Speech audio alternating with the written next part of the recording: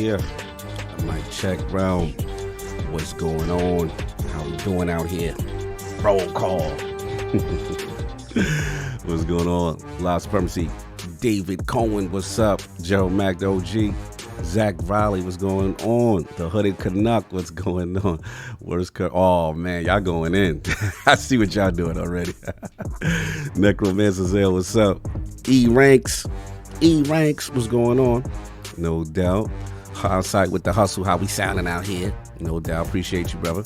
Yeah, we got to get you rocking up in here soon. Oh man, dip down. I saw what you did, man. I saw you put some you put a funny Patreon question. That's gonna be funny. Mason Gaines, what's going on? Astro Parrot King, it's beef. All beef. You a Jaguars fan? It's on site. You my man, but it's on site. Lydia Master, what's going on? Pop now, what's going on? Dr. Strangelove, you better behave, man. You better behave. We was talking about you yesterday. I was hanging out with Saul. We went to the movies. We was talking about the battle for Solve. No doubt. Dante, Craig Hooligan, what's going on? El Unico Cocho, what's going on? Andy Cruz, what's up? Yeah, it's gonna be a fun one. You already know. You're gonna get everybody. I think Attic pulling up a little bit. You gotta take care of some stuff with the family. She's pulling up right at one time after we go live. So Shady, what's going on? Haven't seen you in a minute. No doubt. James Morrison, what up? Isaac Hayes, what's going on? No doubt. So we're going to get everybody up in here. The King, Solve, the usual suspects. And we got some spicy topics, y'all. Got some topics to talk about. But anyway, let me get going. And I hope Saul was talking about how I'm winning the battle. Look, man, y'all battling for that man. We was talking to that man's wife. She was feeling uncomfortable.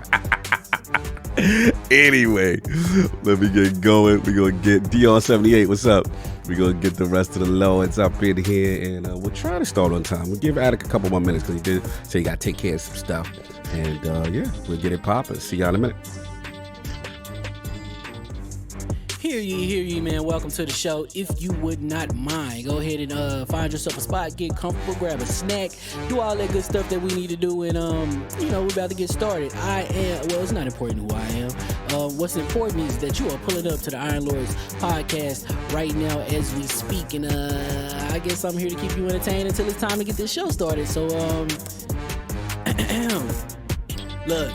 Y'all done messed up and turned me to an animal. And haters be swearing they real, but come to find out that they really mechanical. And yeah, I be eating these rappers, but that's all a part of me being a cannibal. And they say I'm better than money because you can bank on me being accountable. I know a million rappers that don't want to be on a song with me, that's understandable. I kill a beat and they want to compare me to Freddie and Jason. I'd rather be Hannibal. They be like, why use a video game? Just be original, y'all too dramatical. I know it's random, but I am addicted to flipping the sample and making it flammable. This is that yoga, fire, flame. They think it's arson up in the apartment. They call it department and I get the blame. Still I be running, collecting them rings. You just a target when I'm in the range. I was the hardest to start regardless back when you was messaging people on AIM. Check my vocals. All on Twitter, but I'm anti-social. Love my city, but I'm still bi-coastal. Let's switch that up. What is you doing? What I want to do. Don't stop. Nah, that was dope. Keep that going. Look, I guess you could say that I'm very spoiled. Fit on to be your dog, they ain't very loyal. But I ain't gonna hold you, I ain't here to boil you. You ain't gotta say it, I'm embarrassed for you. Always been a nerd, never been a loser. Making Voltron with a gang of cougars. And I'm going places, better tell a Uber. Cause it's pretty hard to sleep on Freddy Krueger. Let's do that again. Hear ye, man. Welcome to the show. If you would not mind, go ahead and find yourself a spot, get comfortable, grab a snack, do all that good stuff that we need to do, and we're about to get started. It's not important who I am. What's important is that you are pulling up to the Iron Lords podcast right now as we speak, and I guess I'm here to keep you entertained until it's time to get this show started. So look. Y'all done messed up and turned me to an animal. And haters be swearing they real, but come to find out that they really mechanical. And yeah, I be eating these rappers, but that's all a part of me being a cannibal. And they say I'm better than money because you can bank on me being accountable. I know a million rappers that don't want to be on a song with me, that's understandable. I kill a beat and they want to compare me to Freddie and Jason. I'd rather be Hannibal. They be like, why use a video game? Just be original, y'all too dramatical. I know it's random, but I am addicted to flipping the sample and making it flammable. This is that yoga, fire, flame. They think it's arson up in the apartment. They call it department and I get the blame. Still I be running, collecting them rings. You just a target when I'm in the range. I was the hardest to start regardless back when you was messaging people on AIM. Check my vocals. All on Twitter, but I'm anti-social. Love my city, but I'm still bi-coastal. I got. Nah, let's switch that up. What is you doing? What I wanna do? Don't stop. Nah, that was dope. I'm just Keep super that going. Keep that going. Nah, go ahead. Look, I guess you could say that I'm very spoiled. Feeling to be your dog thing, very loyal. But I ain't gon' hold ya. I ain't here to boil you. You ain't gotta say it. I'm embarrassed for ya. Always been a nerd, never been a loser. Making Voltron with a gang of cougars, and I'm going places. Better tell a Uber, cause it's pretty hard to sleep on Freddy Krueger. That's. Whew. Let's do that again. Hear ye, man. Welcome to the show. If you would not mind, go ahead and find yourself a spot, get comfortable, grab a snack, do all that good stuff that we need to do, and we're about to get started. It's not important who I am. What's important is that you are pulling up to the Iron Lords podcast right now as we speak, and I guess I'm here to keep you entertained until it's time to get this show started. So look. Y'all done messed up and turned me to an animal. And haters be swearing they real, but come to find out that they really mechanical. And yeah, I be eating these rappers, but that's all a part of me being a cannibal. And they say I'm better than money because you can bank on me being accountable. I know a million rappers that don't wanna be on a song with me, that's understandable. I kill a beat and they wanna compare me to Freddie and Jason. I'd rather be Hannibal. They be like, why use a video game? Just be original, y'all too dramatical. I know it's random, but I'm addicted to flipping the sample and making it flammable. This is that yoga, fire, flame. They think it's arson up in the apartment, they call it department and I get the blame. Still I be running, collecting them rings. You just a target when I'm in the range. I was the hardest to start regardless back when you was messaging people on AIM. Check my vocals. All on Twitter, but I'm anti-social. Love my city, but I'm still bi-coastal. I got. Nah, let's switch that up. What is you doing? What I wanna do? Don't stop. Nah, that was dope. I'm Keep just super that going. Keep that going. Nah, go ahead. Look, I guess you could say that I'm very spoiled. Feeling to be your dog thing, very loyal. But I ain't gon' hold ya. I ain't here to boil you. You ain't gotta say it. I'm embarrassed for ya. Always been a nerd, never been a loser. Making Voltron with a gang of cougars, and I'm going places. Better tell a Uber, cause it's pretty hard to sleep on Freddy Krueger. That's. Whew. Let's do that again.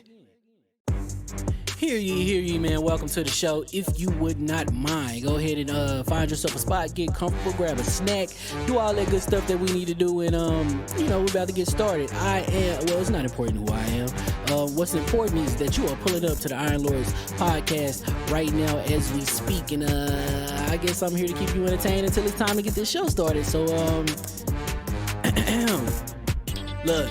Y'all done messed up and turned me to an animal. And haters be swearing they real, but come to find out that they really mechanical. And yeah, I be eating these rappers, but that's all a part of me being a cannibal. And they say I'm better than money because you can bank on me being accountable. I know a million rappers that don't wanna be on a song with me, that's understandable. I kill a beat and they wanna compare me to Freddie and Jason. I'd rather be Hannibal. They be like, why use a video game? Just be original, y'all too dramatical. I know it's random, but I'm addicted to flipping the sample and making it flammable. This is that yoga, fire, flame. They think it's arson up in the apartment, they call it department and I get the blame. Still I be running, collecting them rings. You just a target when I'm in the range. I was the hardest to start regardless back when you was messaging people on AIM. Check my vocals. All on Twitter, but I'm anti-social. Love my city, but I'm still bi-coastal. I got. Nah, let's switch that up. What is you doing? What I wanna do? Don't stop. Nah, that was dope. I'm just Keep super that going. Keep that going. Nah, go ahead. Look, I guess you could say that I'm very spoiled. Feeling to be your dog thing, very loyal. But I ain't gon' hold ya. I ain't here to boil you. You ain't gotta say it. I'm embarrassed for ya. Always been a nerd, never been a loser. Making Voltron with a gang of cougars, and I'm going places. Better tell a Uber, cause it's pretty hard to sleep on Freddy Krueger. That's. Whew. Let's do that again. Hear ye, man. Welcome to the show. If you would not mind, go ahead and find yourself a spot, get comfortable, grab a snack, do all that good stuff that we need to do, and we're about to get started. It's not important who I am. What's important is that you are pulling up to the Iron Lords podcast right now as we speak, and I guess I'm here to keep you entertained until it's time to get this show started. So look. Y'all done messed up and turned me to an animal. And haters be swearing they real, but come to find out that they really mechanical. And yeah, I be eating these rappers, but that's all a part of me being a cannibal. And they say I'm better than money because you can bank on me being accountable. I know a million rappers that don't wanna be on a song with me, that's understandable. I kill a beat and they wanna compare me to Freddie and Jason. I'd rather be Hannibal. They be like, why use a video game? Just be original, y'all too dramatical. I know it's random, but I'm addicted to flipping the sample and making it flammable. This is that yoga, fire, flame. They think it's arson up in the apartment, they call it department and I get the blame. Still I be running, collecting them rings. You just a target when I'm in the range. I was the hardest to start regardless back when you was messaging people on AIM. Check my vocals. All on Twitter, but I'm anti-social. Love my city, but I'm still bi-coastal. I got. Nah, let's switch that up. What is you doing? What I wanna do? Don't stop. Nah, that was dope. I'm just Keep super that going. Keep that going.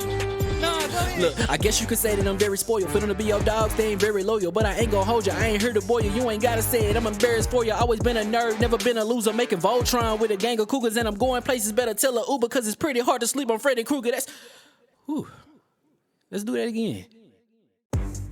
Hear ye, man. Welcome to the show. If you would not mind, go ahead and find yourself a spot, get comfortable, grab a snack, do all that good stuff that we need to do, and we're about to get started. It's not important who I am. What's important is that you are pulling up to the Iron Lords podcast right now as we speak, and I guess I'm here to keep you entertained until it's time to get this show started. So look. Y'all done messed up and turned me to an animal. And haters be swearing they real, but come to find out that they really mechanical. And yeah, I be eating these rappers, but that's all a part of me being a cannibal. And they say I'm better than money because you can bank on me being accountable. I know a million rappers that don't wanna be on a song with me, that's understandable. I kill a beat and they wanna compare me to Freddy and Jason. I'd rather be Hannibal. They be like, why use a video game? Just be original, y'all too dramatical. I know it's random, but I am addicted to flipping the sample and making it flammable. This is that yoga, fire, flame. They think it's arson up in the apartment, they call it department and I get the blame. Still I be running, collecting them rains. You just a target when I'm in the range. I was the hardest to start regardless back when you was messaging people on AIM. Check my vocals, all on Twitter but I'm anti-social. Love my city but I'm still bi-coastal. Let's switch that up. What is you doing? What I wanna do. Don't stop. Nah, that was dope. I'm just Keep that going. Nah, go ahead. Look, I guess you could say that I'm very spoiled. Feeling to be your dog, they ain't very loyal. But I ain't gon' hold ya, I ain't here to boil you. You ain't gotta say it, I'm embarrassed for ya. Always been a nerd, never been a loser. Making Voltron with a gang of cougars. And I'm going places, better tell a Uber. Cause it's pretty hard to sleep on Freddy Krueger. Whew. Let's do that again. Hear ye, man. Welcome to the show. If you would not mind, go ahead and find yourself a spot, get comfortable, grab a snack, do all that good stuff that we need to do, and we're about to get started. It's not important who I am. What's important is that you are pulling up to the Iron Lords podcast right now as we speak, and I guess I'm here to keep you entertained until it's time to get this show started. So look. Y'all done messed up and turned me to an animal. And haters be swearing they real, but come to find out that they really mechanical. And yeah, I be eating these rappers, but that's all a part of me being a cannibal. And they say I'm better than money because you can bank on me being accountable. I know a million rappers that don't wanna be on a song with me, that's understandable. I kill a beat and they wanna compare me to Freddy and Jason. I'd rather be Hannibal. They be like, why use a video game? Just be original, y'all too dramatical. I know it's random, but I am addicted to flipping the sample and making it flammable. This is that yoga, fire, flame. They think it's arson up in the apartment, they call it department and I get the blame. Still I be running, collecting them rains. You just a target when I'm in the range. I was the hardest to start regardless back when you was messaging people on AIM. Check my vocals, all on Twitter but I'm anti-social. Love my city but I'm still bi-coastal. Let's switch that up. What is you doing? What I wanna do. Don't stop. Nah, that was dope. I'm just Keep that going. Nah, go ahead. Look, I guess you could say that I'm very spoiled. Feeling to be your dog, they ain't very loyal. But I ain't gon' hold ya, I ain't here to boil you. You ain't gotta say it, I'm embarrassed for ya. Always been a nerd, never been a loser. Making Voltron with a gang of cougars. And I'm going places, better tell a Uber. Cause it's pretty hard to sleep on Freddy Krueger. Whew. Let's do that again. Hear ye, man. Welcome to the show. If you would not mind, go ahead and find yourself a spot, get comfortable, grab a snack, do all that good stuff that we need to do, and we're about to get started. It's not important who I am. What's important is that you are pulling up to the Iron Lords podcast right now as we speak, and I guess I'm here to keep you entertained until it's time to get this show started. So look.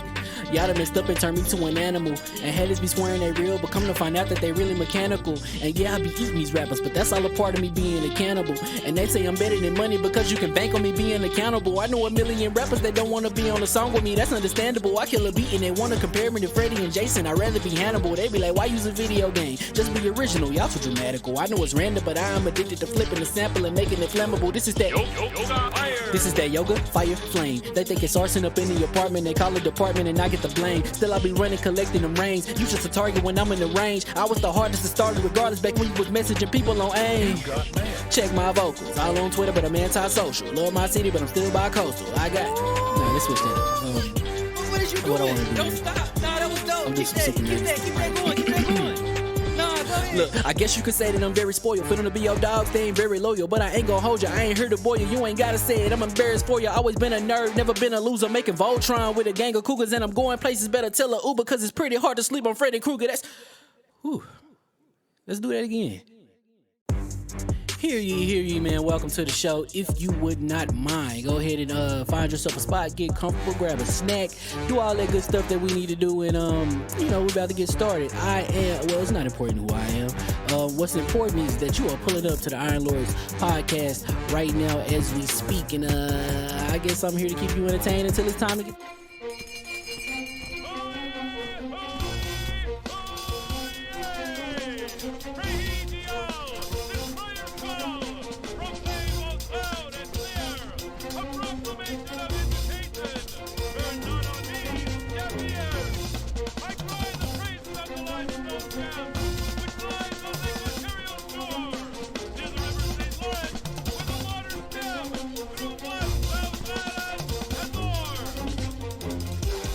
I'ma just chill and watch them and eat snacks in the attic. I wanted to chill with the pack and be like a young whoop, but then they would mistake me for addict. If I can imagine it's cool to give you some advice, then invite your girl to your squadron. Cause if you don't give her that option, you gon' be single player like Sovereign. You gon' get tossed in the bushes by King David. Royalty and not a pretender. Detrimental to an elemental, what's an avatar to a knee bender? I gotta be me though.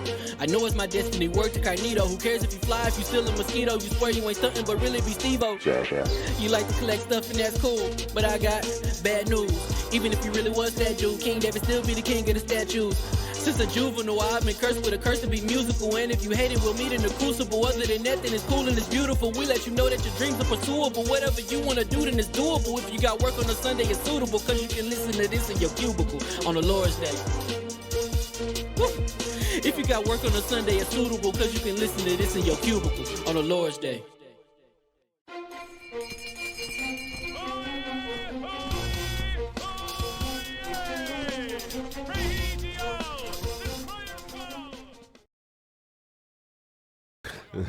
That's the greatest wrestler of all mankind. I've never done this. Mics are scorching. Mics are scorching. Flame on. Flame on with the mics and stuff. Where be the What's wild is, he called me. I should have called him this morning. You just pulled up some water. Yeah, that's what I need right now. I'll be back. We started. He didn't think about this before. He didn't think about this before we went live. Like, what's going on? Yo, I thought about this before we went live. The problem is my behind was doing so much trying to be on time and trying to show my nice music that I have. I'll be right back. Do your thing. Hear ye. And we are somewhat live. And welcome to the Iron Lords Podcast, LLC. And also live on lordsofgaming.net, episode number 330. It's another glorious Sunday. We're back at the round table on the Lord's Day. And today we've got MassEffect N7 Day. Yakuza LikeADragonGaiden. Sony delays games as a service titles.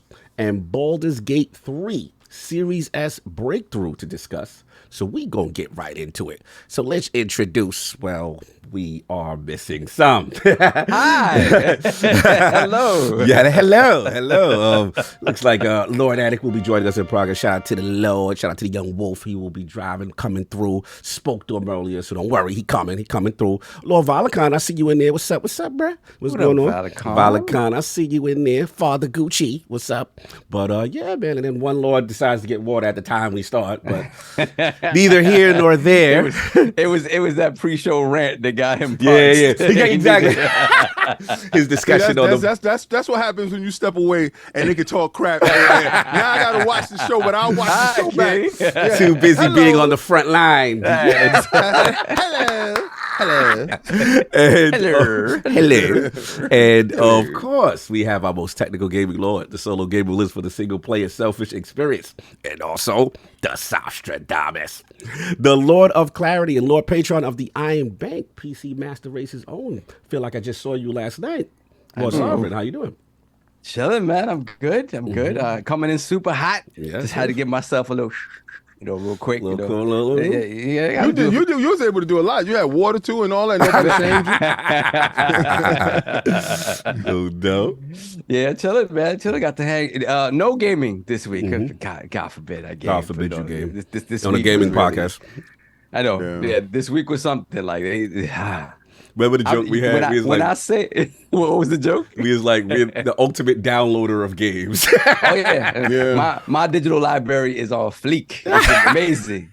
Amazing. It's just I'm a collector of digital wares. That's what I am. What's going on, man? So yeah, no gaming, but got to hang out with the boys a little bit last night. Yes. Lord Cog, Lord Suave, Lord Marlonius, Lord Marlonius. Suave was there?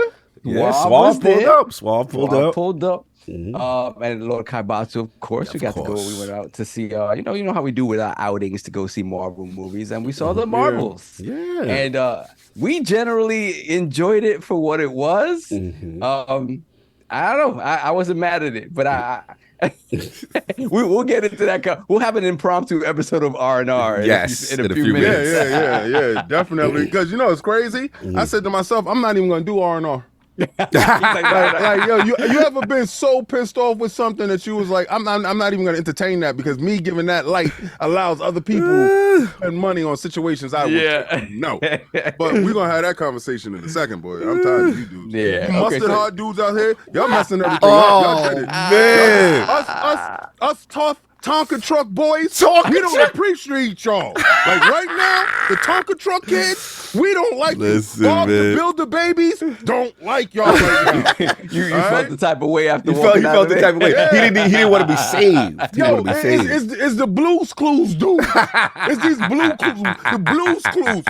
I mean, look, I'm done. I don't have anything else to say, so let's get right into it. You're going to get right into it? We're going to get right into it. When we do an intro, we're going to get into it. Yeah, after we get my intro. Let's get your intro, then we're going to get right into it. You ain't going to get your intro, then be like, nah, don't do that. And of course, we have the Incredible Hulk of this, a.k.a. the XS Gamer. Ooh. The prophet of Xbox. Swami. King of the statues, who demands nothing less than that premium experience. It is the leader of the Xbox Frontline movement. 4,000 subs. Let's get up there, y'all. Lord King, how we doing? Yo, go. Life is crazy. Woo. And I'm okay. So there's a little bit of man talk for you, mustard hard dudes out here. Man, here we go. God forbid, we like the balls a little bit. No, it's not even that. It's just this is mustard hard. It's something else. It's something else. Oh, this is something else. Okay. It's man talk. All right. Yeah, it's man talk for mustard hearts. New mustard hard dudes to step on your boy's neck to get over. You mustard hard dudes don't know how to stand in the trench with your boy self. Y'all embracing rats. I'm looking at the generation how y'all are spineless jellyfish, bro. Y'all stand for nothing and y'all fall for everything. And I heard people in my DMs telling me, "Yo, King, you should do your own show." This that. I was doing my shows on Iron Lord's podcast. Yes, sir. I was doing KOS and I was doing Combat Talk. I was doing whatever I could to contribute. Facts. Whatever I can. Like, you know, Sovereign is very good with money. Very frugal, very intellectual. He said very frugal. Yeah, frugal came out strong. Like he couldn't spend the money he wanted to spend. Frugal came out too strong, King.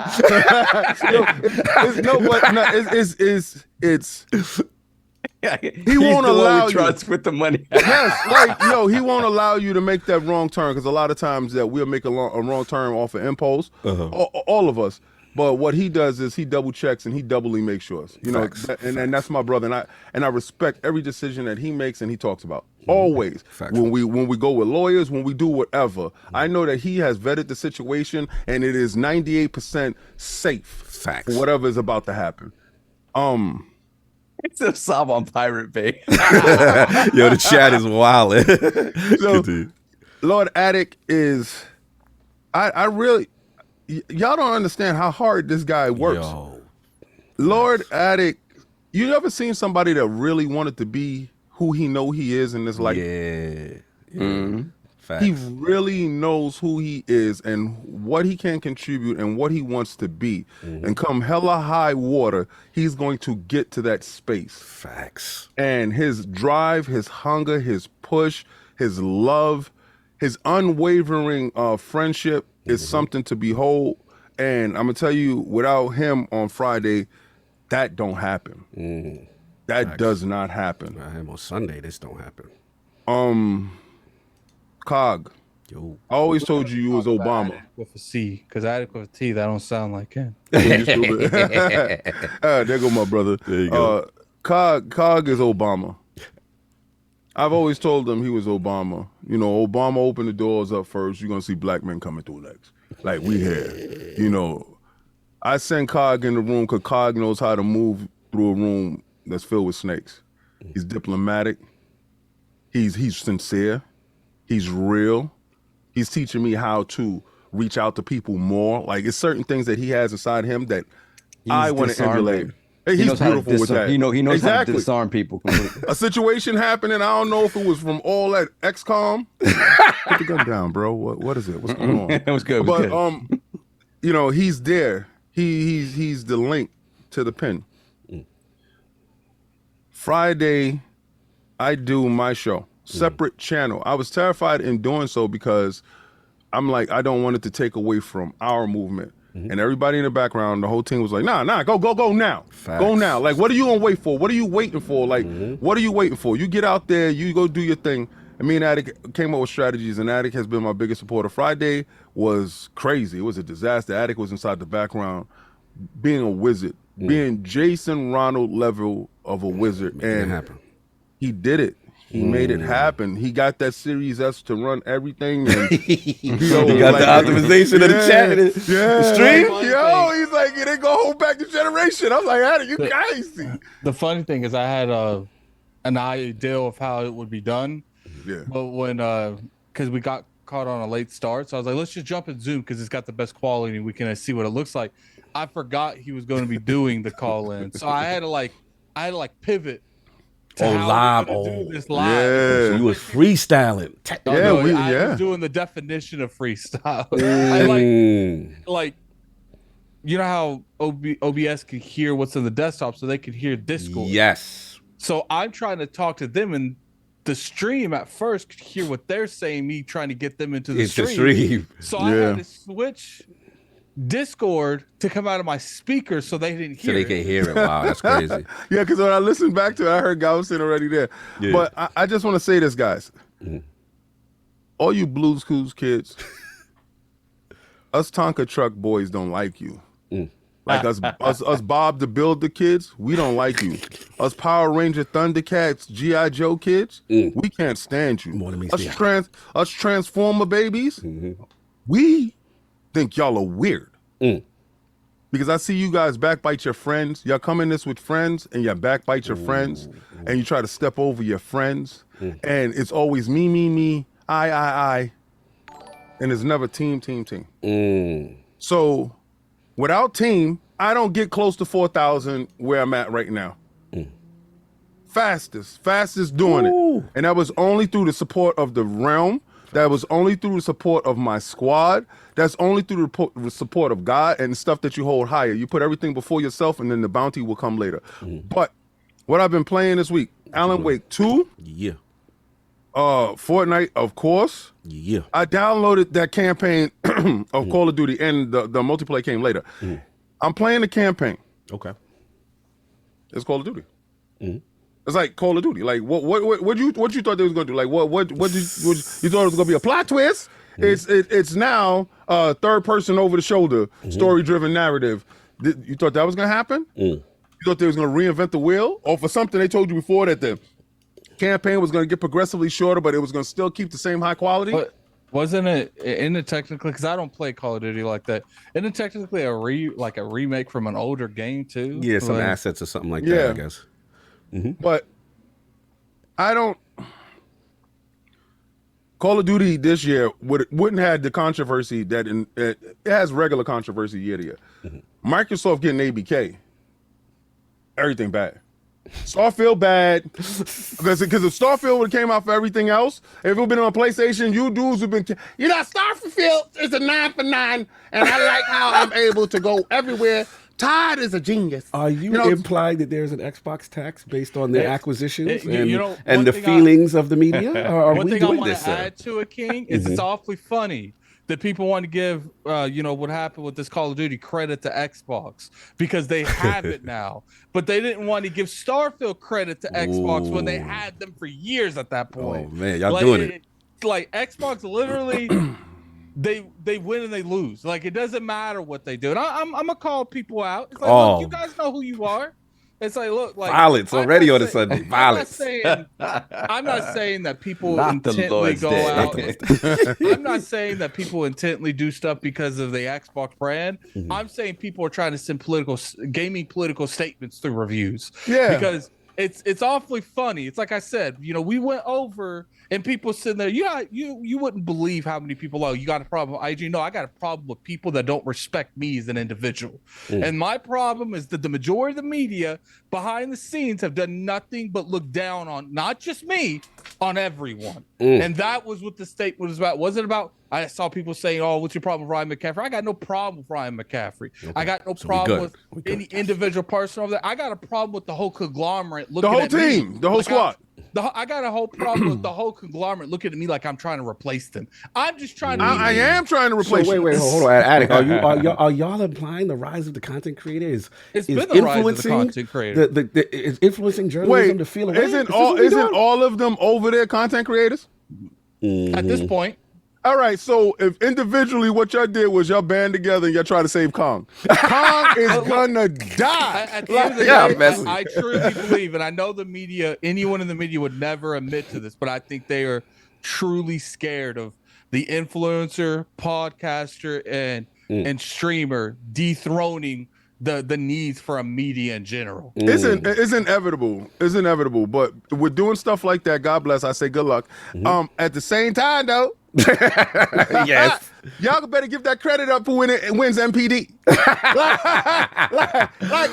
the worst. It's the worst. It's the worst. Fastest selling, most profitable thing Xbox got. So that's what I'm saying. Lawsuits is upset. Let's go. So why don't my brothers take the solace in the fact that you're getting the victory because the people have decided that Starfield is.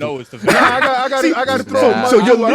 So you're looking for the recognition from the people. Listen, if I'm gonna respect this energy, I'm gonna need y'all to play Call of Duty religiously every year from now on. This ain't religiously. A Call of Duty. I literally just said I don't play Call of Duty 5 minutes ago. This is about the attack of media on influencer and podcasters, and they be acting like they shit don't stink. That's language. This is about the media walking around with the head held high, telling Attic, you shouldn't feel away if you don't get a review code. He back to that. Oh, he back to that. He on that. He ain't gonna let that go. He ain't gonna let that go. He ain't gonna let that go. Was out there a multi-conglomerate such as Eurogamer's out there saying, well, we didn't get a code. So, like, come on, man. It's okay when they do it, but not me. Nah, I just want to say, okay, Addy has his personal agenda. He threw that review code in there early. That joint right there is different. He stopped playing with it. He's tired of it. Even King was like, what? Bang, bang, early. It's early. I'm talking about that. On a Sunday. I'm just tired of a lot of people in the media feeling like when influencers do something, it's bad, but when they do it, it's because they have a degree. They came in here doing this. Yo, Addict, I don't care about that. Y'all can hate my provocateurness all you like. I don't give a damn. My thing is, don't insult my intelligence. Yeah, that's what you know what you're doing, but you're gonna tell me I'm not doing it. I'm looking at you like you literally a child. Keep playing with that socket. Keep going over to the socket with the screwdriver or the fork, and I'm watching you. And I'm telling you something. I'm not doing that. I'm not, and you're gonna get popped one day. One day it's gonna happen, and we're gonna find out the secret emails. We already know about y'all guys. We doing secret emails. Yeah, you know they like to do paper trails. Oh man, if Starfield's not nominated on Monday. I can't wait for that email to come out a year later, and we gonna be like, I told you. Your mic's way too hot right now. You turned it up way too. You boomed it crazy. Okay, try it down. See that when you turn it down a little bit. Is that better? You botting a little bit. Is that better from the beginning, Cog? Is that better? From the you botted a little bit. From the beginning, you botted a little bit. All right, is that better? You sound good. Yeah, you sound good. A little bit. Am I loud? Oh, you're right. Okay. Like my issue with the whole matter And like when it comes to this nomination thing, I told you like this is a stacked year where if Starfield doesn't get nominated, there are certain games I can see. Okay, turn down just a little, just one notch, just a slight notch, and then you're perfect. Slight notch. All right, what about now? Yeah. It's like, you know, when it comes to nomination, like you look at something like, even though I do feel like, you know, Zelda is just more Breath of the Wild, it is still a phenomenal game. Absolutely. So I can understand why that would be put in there. Baldur's Gate 3, Chad knows how I feel about that. I love Baldur's Gate 3. That game deserves to be in there. But I'm going to be real with you. Besides those two games, you can make an argument. Anything else on the list, Starfield could easily dethrone that game from going in there. You know, even Spider-Man 2 to agree. You know, Spider-Man is a fun game, but not with them bugs. but I want it to be Game of the Year. See, but my point is just like, you know, I feel like the only games that you can't fight on if Starfield should go in there over is Tears of the Kingdom and Baldur's Gate 3. Sure, that's all. For sure. You know, I don't think any other game on that list. I told you, I'm only picking up the pitchfork if Final Fantasy 16's in there over it. Okay, so Final Fantasy, you got a problem. If I see 16, like, even Diablo, I can understand why they would pick Diablo. What about Alan Wake over 2? Man, the streets is talking. Say Alan Wake 2 is I'd be surprised if Alan Wake 2's on there. A classic example of did he play it? That's how y'all lose every year. Right? and that's cool. That's cool. I don't care if it's in there, but at the same time, it's like, you know, when even Alan Wake 2, because it's got a lot of things going for it. I do think that type of genres, you know, not necessarily niche, but I don't think it meets the masses like the other games on the list. You know, even something like Diablo 4, I can see why that would go in there over Starfield, even though, you know, how messy that game was in terms of what like the developers did. I could see even Hogwarts Legacy to a point. You know, I would put it in there over Hogwarts Legacy. It's not going to be any one of those addicts. We had this conversation. We solve an argument last night. And it's going to be RE4 that boots it out. I'm telling you right now. RE4 is making it. Here's the thing. I do think there is a discussion to be made that should Baldur's Gate 3 be in there because it was in early access for 2 years? Because I feel like 5 years. Yeah. Actually. So to me, do I think it deserves in the yes? Because this is the year it officially came out. 1.0. But there is an argument to be had that's like, can you have a game in a Game of the Year contender that's been cooking for 5 years openly? Instead of a game cooking behind the scenes for 5 years openly. I think that they're if you can buy it, maybe it shouldn't be in there, but I can understand the other side. I'm on the other side. The game is phenomenal. It deserves to be there. And Resident Evil 4, like, should a game that has just been they tore the whole house down and built a nicer house? That's my thing. I'm like, it existed already. It's not like the game is drastically different or anything like that. They have made improvements. There's no denying it. They have made improvements. It isn't the drastic change that Remake 2 was, right? Remake 2 was like built from the ground up. It feels different. Kind of everything is different about it. Yeah, I agree.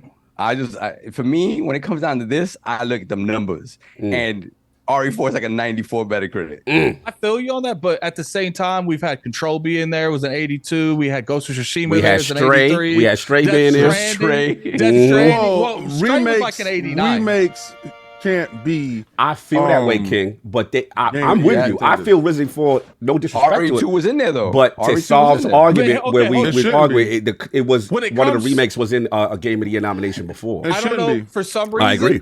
I'm willing to make an exception for RE2 because I feel like that was the one that started it all. I'm not gonna make no exception for it because then you're gonna let more idiots in the door after that. But the thing is, to me, like Resident Evil 2 was the first game that was presented in a way like that was like, okay, these people will buy these games if we drastically remake them. But I think it's long enough to where they did make significant changes to the actual Resident Evil 2 as well. Yeah, Resident Evil 4? But that's like me right now go remixing Ether.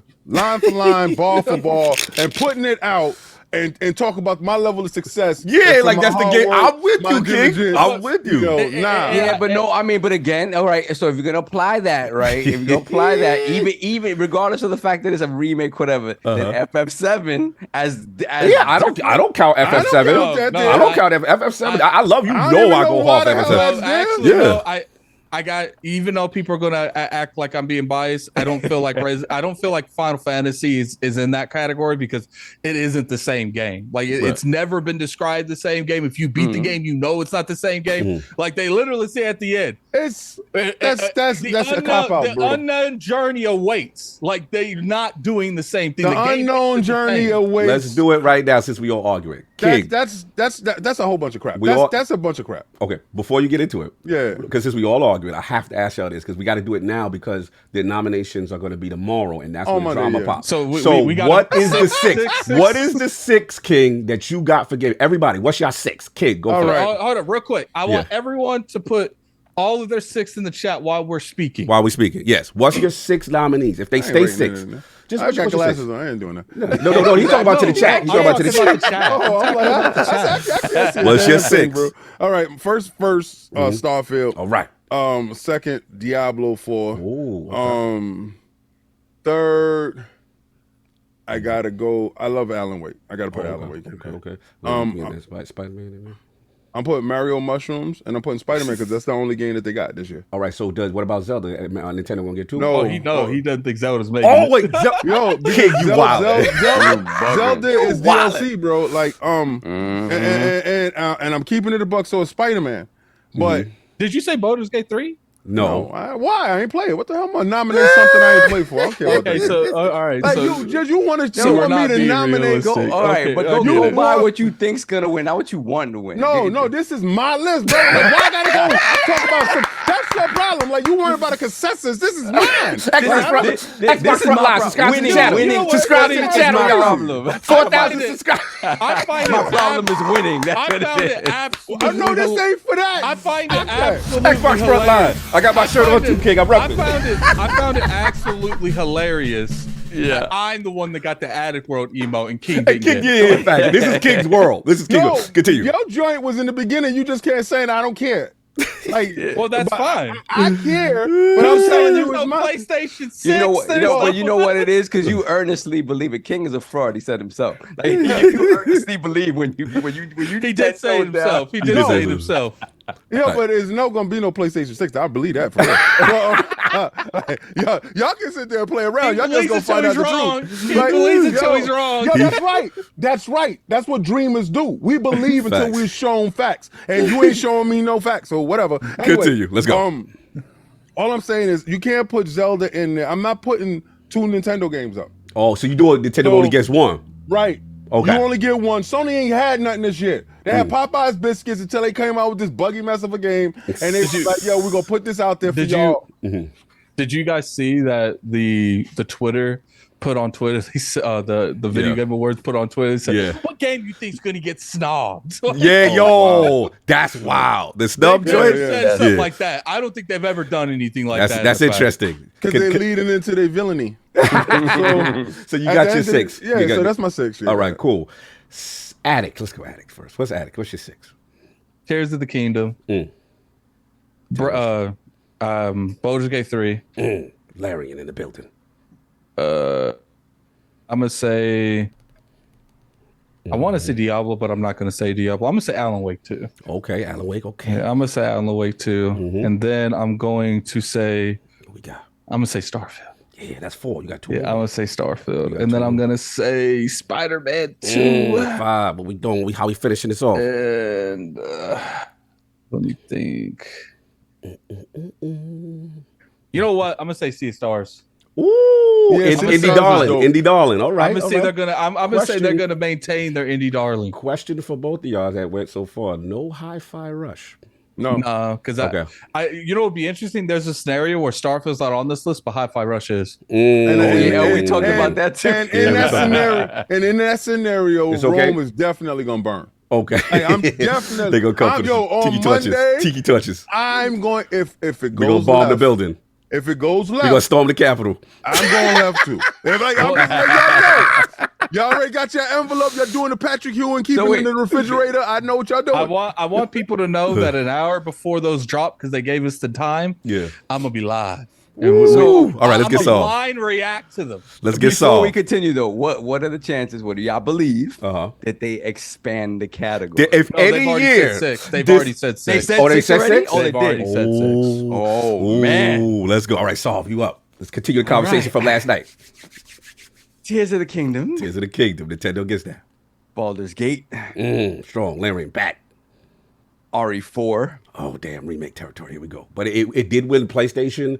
It won Golden Joystick just recently. So your argument looking strong. It just won for a PlayStation Game of the Year. It won RE4. You said what?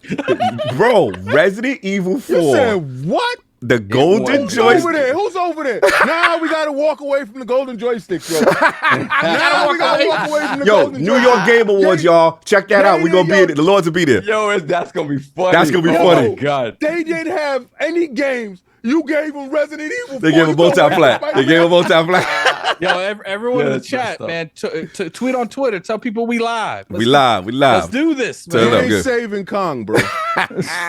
So that's 3. Resident Evil. Let's go. Spider-Man 2. Super Mario Wonder. 2 Nintendo games. Mario Wonder BS right and there. Zelda. That's what I'm talking about. That's right there. Okay. That's the Nintendo gets 2. Did I say No, Alan you Wake didn't already? say it. You didn't say it. No, you did. I think you did. You got 5. We got one more. All right. So I said Alan Wake already. Yeah. One more. It is. That's the Starfield. There it is. Let's go, baby. Say it with your chest. Say it with your chest. Street Fighter 6. Oh, my God. Oh, he going with his heart. He going with his heart. He going with his heart. I respect Yo, that. he's trying to win some fake thing that we didn't even do this yet. I'm going with Metacritic. Hey, do you want to add to this? What? For every point you get a point. for the final. nomination? Look, man. Let's start. So I got caught standing on my square, Starfield. You know what I'm saying? So that's double 1 for me. Of course, Baldur's Gate's in there. Tears of the Kingdom for sure. I'm got to put Alan Wake in there. I'm loving what I'm hearing. I haven't get a chance to rock with it, but everyone you saw, everyone I trust, I will get to it. And Randall Thor It's got recency bias too. Yeah. It just came out. 4, which leaves 2 left. I do see Nintendo, as much as you don't like it, King, I do see Nintendo getting 2 nominations. So that brings the 5. I don't see Diablo for some reason. Spider-Man 2. Yes. Spider-Man 6 hit Raz out 6 because, and this is my logic, and this is why for all the people, because shout out to Randall though, we got to bet $50 tomorrow if Starfield does not get nominated. So me and him is on deck with that. My logic with it is that I think they know. You said who? Me and Rand got a bet. He said Starfield not going to be nominated. What's up with these soft chest dudes? I'm tired. No, it's not that. Maddie also. Everybody's scared. I feel like here's the thing. Like some of this is gaming politics. There you go. And part of me truly feels like Jeff knows he's there you go. a better show. That's what I'm betting my my thing on politics because my thing is they know. I know y'all been beat so bad. Y'all been beat so bad. Who's y'all? I'm picking Starfield. Time out. This is the going out to y'all. Y'all know what I'm talking about. Y'all been beat so bad that y'all don't look forward to nice things. It's not that. You can't have nice because you know they're gonna beat you again. You're gonna have to keep taking the lashings, and you're gonna have to keep saying what your name is, and it's not the name that they gave you. You understand what I'm talking about? I'm telling you right now, it hit different when you do your homework, but I'm telling you, don't bend, don't fold, don't break. No, Starfield gonna be there. Starfield gonna be there. Let them prove you wrong. Listen, because you saying it out your mouth. Let me tell you. Hold on. Oh, let's go. Get it off. You saying it out of your mouth. Is they saying he good with it already because he knows it's gonna happen that way. So he's not gonna fight. He's not. He's already competition. He bent the knee already by saying I don't think it's gonna get nominated. I know it's gonna get nominated. If it's not, it's gonna be hell to pay. And that's how you gotta talk. But what's gonna be hell to pay? What are we gonna do, King? Well, I've been boycotting them dudes forever anyway. So ain't nothing different. Y'all gotta go to LordsCognito.net because those other dudes over there, they fugazi. King gonna be like, Keep like, we're gonna do more than hold the line and advance the line. We gonna kill they line. Yeah, he wildin'. The funny thing is, it could forget about RE4 remaster. You know what other remaster could beat it out to? No. Dead Space. It's Metroid Prime, Dead Space. Oh, I forgot about Dead Space. Dead Space was Bro, lit. I'm telling y'all, see y'all. Listen, Yeah, I trust Jeff to do the right thing. you trust Jeff to do. I trust Jeff to do the right thing. I'm thinking Listen. Starfield because I don't like. Part of me doesn't think it's gonna be there, but I'm like I'm gonna put my footprint on it. It's like I want it to be there. Listen, I'm gonna make it exist. Is the game good? Yes. Is it a contender? Yes. That's it. It's very simple for me. Is it a contender? Is it a contender? Any year except this one, yes. Moving on. Anyway, Saul be a mess. I hate him. I adore hate that him. game. And then King is so done with us. No, you know what it is? Because Solve right now is being fake Solve. What do you mean fake? I'm telling you right now. No, this ain't real Solve. This is fake Solve. And let me tell you why. Solve is playing the game. Right? He think right now we're going to hold him to some mythical crap. This was just your consensus. The hard Solve, real Solve. But not Metacritic Solve. Oh, no, but y'all didn't say that. What do I think is going to be nominated? No, you said that. No, but this is why. Yeah. What do we think is going to be nominated? Yeah. No, this is where he do beat us. So, he understands the game. how it goes. This is why he wins. When we do Crown Your Lord. Yeah. Is Starfield in my top 6 of the year? Of course. Now that we did 6, now let's go back around and just do our personal 6 that you would want there to be. What I just said was mine. Pretty much mine. Yeah, pretty much mine too. Is literally what I just said. No, I would actually say I would probably remove. I would remove Mario though. You only get one. They only get one from me. If it was my personal, I'd remove Zelda off of mine. I would probably replace it with something else. I don't know what it would be at this exact moment. Okay, but I would remove my particular one. Spider-Man 2 is definitely deserves to be up there. I do think Baldur's Gate and Starfield deserve to be up there. It's definitely. I don't know. I played so much stuff this year. It's like blanking so much. Like Sea of Stars would definitely be up there. That was a phenomenal game. Dope and probably game. Hi-Fi Rush. Hi-Fi Rush. That's what I was going to. Hi-Fi Rush. I really enjoyed Hi-Fi Rush. It's going to be too. criminal that Hi-Fi Rush it should be best new indie game. But they're not indie. They're not indie. See, that's the problem because this is not a AAA banger. This is not a AA. This is it had a stealth drop. It was a game that came on the horizon. It was dope. But is it game of the year? They should have. But some people maybe. They don't have a best new IP category, right? They don't, right? They should. Yeah. They should. So anyway, anything for you, Saul, before we move on? That you my personal list was dope. Liza P, everybody loved. Yeah. I mean, I didn't finish or play most of this. Like I can't honestly put Zelda on it. I didn't. Let me see. Resident Evil 4 I played and I liked, but like I was telling you last night, Cog, I played it over the course of 6 months. Right. By the time I finished it, I was like, how do I really feel about this game? Like it was in broken up pieces. I enjoyed it, but I didn't feel it was like wow, next level. They fixed everything that I wanted them to fix with RE4 for a game that's that old, right? Mario Wonder I love. And I've been playing that. Spider-Man again. I haven't had too many crazy bugs. I'm really enjoying. And to me, it's still Street Fighter for me. Street Fighter 6 to me. You're standing on it. I respect that. From the jump. I respect that. And Sea of Stars. Sea of Stars is fire. I played about 10 hours of Sea of Stars and I fell off again. But that game, oh man. Yeah, that game's amazing. Yeah, I go back and forth with it. I love playing it on my rock. Yeah, perfect. And Sovereign hates that. Like we're at the airport and I'm playing this old 32-bit. No, that was me that was hating. That was clowning on you. No, he was next to me. He was right next to me. My thing was because we had when I played Sea of Stars, I didn't have. I think we didn't have Starfield, right? Yeah, we got Starfield available right then and there for the trip. So the thing is, I played Sea of Stars on my way to PAX, right? And then we got the patch while at PAX. Yes. So the patch was running crazy on that rock coming back. I was like, "You're not playing Starfield?" He was like, "Nah, I don't want that."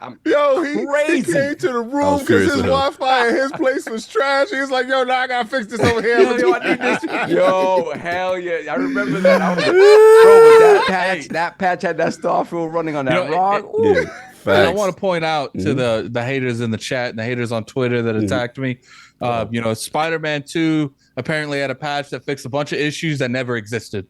So I just want to point that out there. Just want to point out. They fixed nothing. It was literally, it was perfect. It was a patch that you open it was just blank. It said this game runs perfectly, flawlessly. Shout out to Mexican Zoidberg. It took Sop 3 months to beat a 10-hour game. It took me 6 months to beat a 10-hour game. Thank you. Shout out. Get it correct. Get it right. And of course, we have the gaming ninja himself, the Shinobi, LordCognito's Red That Rose to the Roman ILP. Not telling you what you want to hear, what you need to hear. Shout out to Finally Duke. Shout out to Matty Plays. Talk about Blizzard's future. I had the hoodie on. They was calling me Hove. We was talking about what was going on outside. You know what I'm saying? It was funny. And then shout out to The Last Word. Shout out to Box Time. Got Travis hold it down. We started a little late, so I couldn't make the episode, but I'll be back next week to talk about everything that's going on there. And then, yeah, it's just been, I finished Season of the Witch, the conclusion. Still been doing my Tekken 7 dojo and a little Modern Warfare. Shout out to the good friends at Xbox. Got a chance to fire that bad boy up. We'll make more definitive conclusions once it is beat, and then the Lords, we all got to get our multiplayer on, and zombies. We got to get. Oh, so wait a second. Yes. Last year when we spent over $200, and I had it played campaign, sitting up in the multiplayer. We go do community day. Dude shunned me, threw me down the steps. Ooh, no. One Lord threw you down the steps. Microsoft purchases these dudes. Key codes go out. Dudes is like, we got to get together, guys. Why you trying to? You know, guys. Hey, guys. Hey, guys. Yo, don't hey, guys, me. I'm like, I was yelling that a year ago.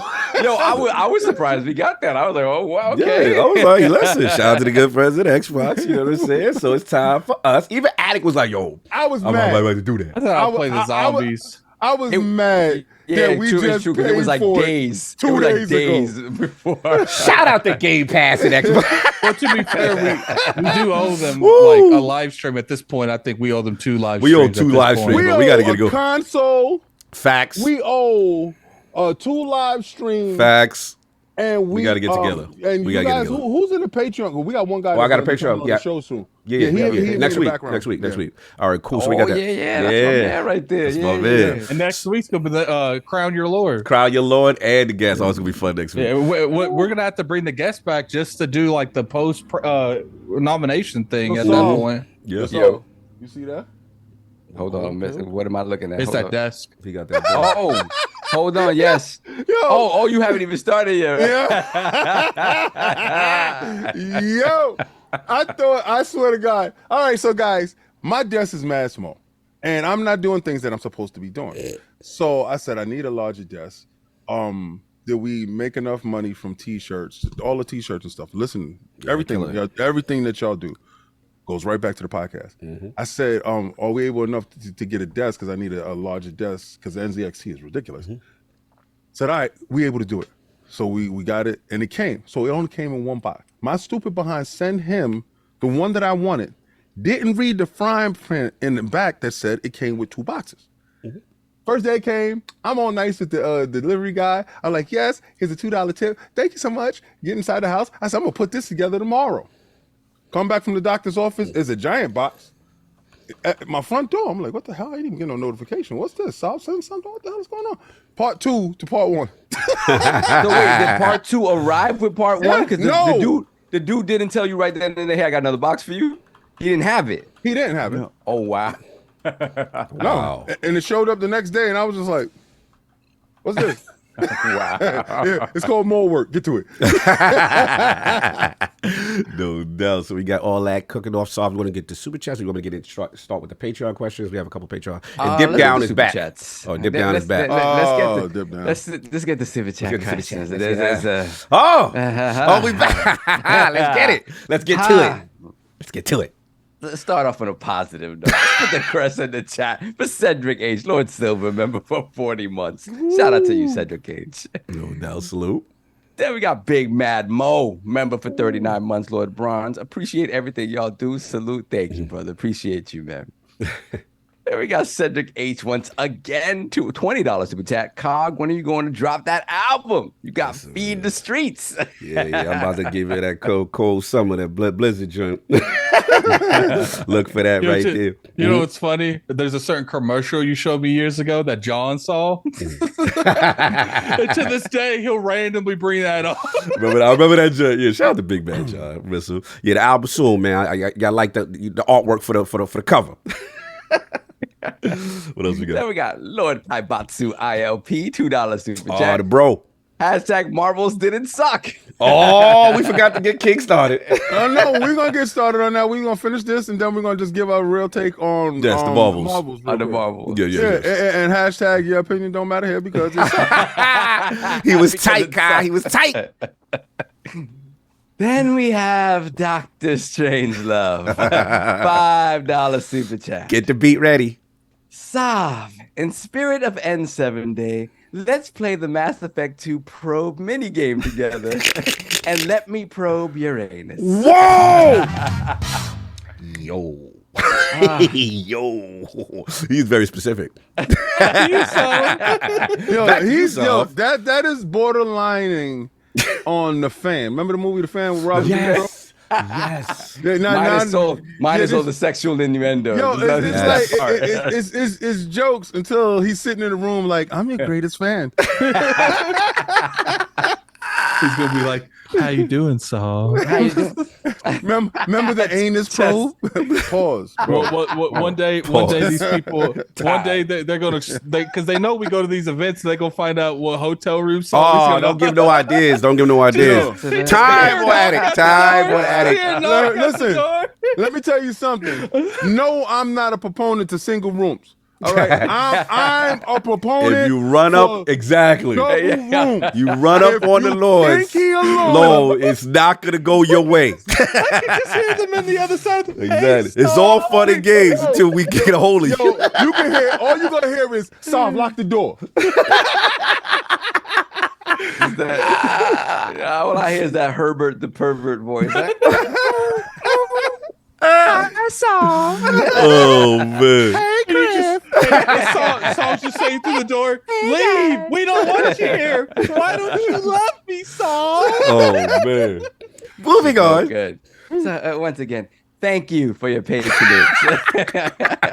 Yo, nobody brought up Hogwarts. To our endeavor. Yeah, nobody brought up Hogwarts. That is true. And no one brought up Jedi Survivor. Another yeah, one. yo, listen, I'm in my DMs right now. So me and True Gamer 79, we talking. So he be like, yo, King, you missed this. You missed this. He like the voice on my shoulder. That's what's up. That's what's up. So then let's put the crest in the chat for Diogo Padrao, Lord Bronze, aka Lord Snail Killer. Snail Killer, what up? Snail Killer building. Blessings, Thank you, brother. bro. We got BT Maverick 707, $5 super chat. Any thoughts on the new Steam Deck OLED? And would any of you guys be making the upgrade or sticking with your micro SD burning Roger allies? Roger ally? Yeah. They're staying with those allies. I'm staying with my ally. Yeah, I mean, it's the power difference. To me, it's like if there was no Ally or Lenovo Legion Pro to think about, then yes, I'd make the upgrade. I definitely would. But that means I would still be playing. Like since the ROG Ally came into this house, I'm gonna tell you right now that the Steam Deck has not gotten turned. I don't know how many updates it needs because I haven't turned it on. Yeah, and then the multiple storefronts, multiple storefronts, native Game Pass still. Yeah, it can't be beaten on that. So shout out to the Steam Deck and the OLED. You know, the screen will be better, but not the innards. That's what I'm concerned. Not the innards. Yeah. So. Then we got Dr. Strangelove, $5 super chat. Okay, this is a regular chat. We talking goes back and forth.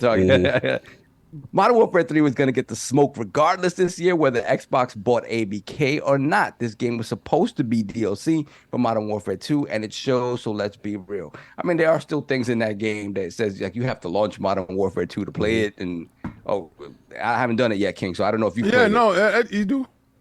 Like you do. My thing is does it take away from what the story campaign is? No. Story campaign is Call of Duty.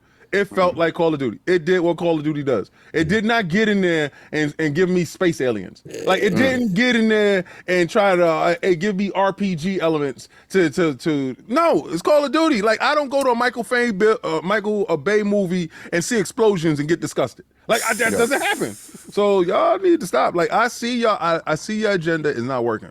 That's what happens when your third eye is open. When your third eye is open, you see all the BS. And I'm looking at y'all and I'm like, I'm seeing what you're doing. And they're like, I'm not doing that. Like, yes, you are. You're ridiculous. Anyway, continue, on. What we got? Okay, then we have Danny Passion Official. $5 super chat. I don't know why I like that name. I like it's official. That's what I like. The fact that he had to let y'all know, like, this is not them other dudes. It's the trademark version. You know, remind me of B-boys back in the days when they pull up and they yeah. Members only. Sick. Crazy legs in them. He said a $5 super chat. I disagree with King. Modern Warfare 3 campaign is trash. If someone never played Warzone, may like Modern Warfare campaign because the game is Warzone with cutscenes and a $70 price tag. Nah. So again, people who do play Warzone normally will look at this and they say it's a worse version. A lot of the stuff is extracted from that. Right. Good. Like, good. Like, you know why I never understand your take? You are Modern Warfare Warzone dude. You'll never catch me dead over there, Fred. But what you do is you'll catch me over here in the campaign. So you know what they said? Why the hell I'm going to waste assets on this idiot that's never coming over here? He'll never be able to say he know that this came from that. And Spider-Man is reused assets. Like, I'm not gonna use the stuff that I got. I'm gonna make new stuff to charge more money because let's get a bigger budget. No, who the hell works harder and not smarter? That don't make no sense. What you just said. It's assets over here, so we can't use them. You are messy. You go hard for this 4 out of 10. You go hard. You're not about this 4 out of 10. I don't care about his 4. Like it's just I see what y'all doing. Just say y'all doing it.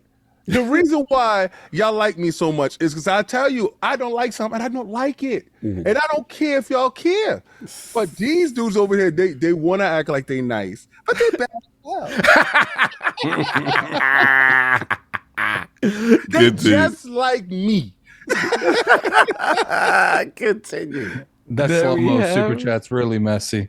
Oh yeah. Oh, he up to something. There we have Wavy Kosher, member for 6 months, Lord Braun. Shout out to King and Addict for launching Xbox Frontline. Good job, fellas. Yeah. The Lords have inspired me to get back to creating my own pod, only up from here. Shout out to you. Blessings. Appreciate you, brother. We got Gerald Mack, $5 super chat. The gaming media is scared of content creators because they've sacrificed their integrity. That decision is biting them in the arse right now. Hashtag XWO. Xbox World Order. Xbox World Order. They going. Shout out to Joe back. Let's put the crest in the chat for Lord Bronze, Kenneth Williams. Shout out to Kenneth. Blessings. And we got Danny Passion Official once again. $10 super chat. I'm 298 hours on Modern Warfare 2, over 200 hours on Modern Warfare 2019, almost 300 hours on 2020 Black Ops. Okay. I guess I'm a hardcore COD player now. I need to open Modern Warfare 3 in order to play I think he meant Modern Warfare 2 in order to play Modern Warfare 3. Right. And I don't own Modern Warfare 3. How about that? Okay. Okay. No, I'm trying to get what the point was, but all right. No, I was a rant. It was just like my credentials is lit. Respect that. Respect he my said, I know what I'm saying, but I need to do this to get to that. Okay. Got got it. Danny Passion Official with the follow-up, $2 super chat. I was dealing with a lot of crash on my Modern Warfare 2 due to Modern Warfare 3.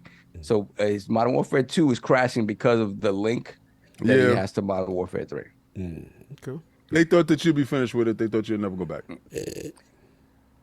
Then we got Dr. Strangelove, $2 super chat. This is his list for the year. Alan Wake. This is their list for the year. I don't know who they are. Alan Wake, Tears of the Kingdom, Mario, Baldur's Gate 3, Spider-Man, FF16 game of the Does he mean FF16 is his game of the year, or that's just the list of game of the year? I don't know, but he does have FF16 there. Okay. Then we have Jeesh, $2 he's wrong. chat. You know what console he has? Oh man. Then we got Jeesh, $2 super chat. Jeesh. Why are these fakes putting games they ain't played? Because what does it if you tell me what do I think is gonna be there, they're gonna be games I probably haven't played.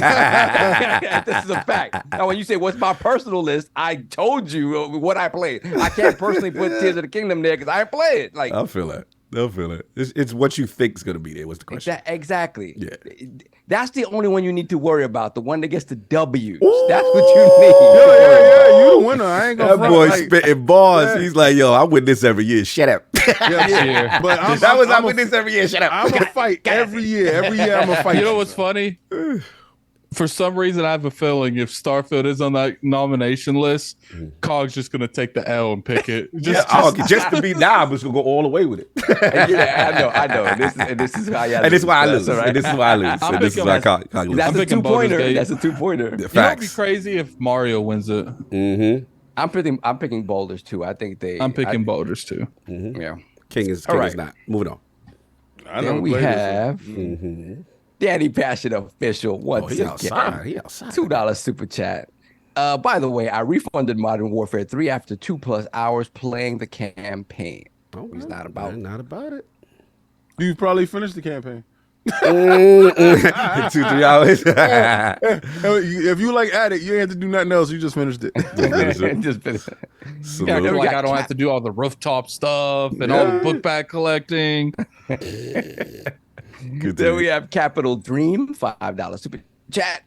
Did Mr. Booty officially reveal Hellblade 2 for next year? Yes, I think he did. It's basically end of the year, right? That's what he said. Back half of the year. Basically implied it's coming next year.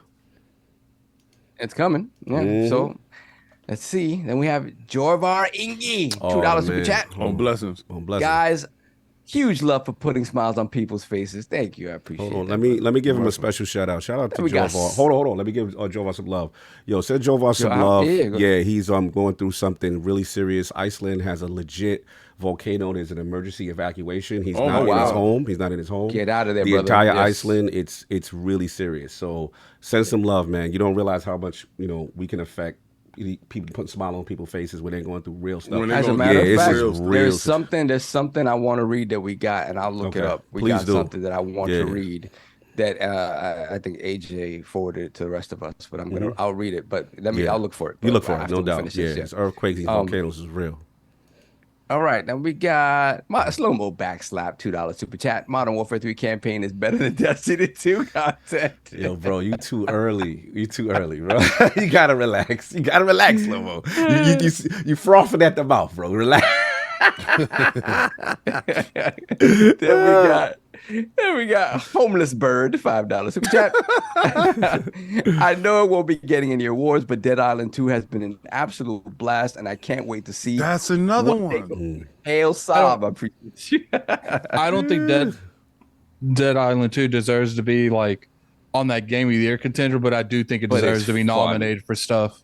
It was better than than Dying Light 2.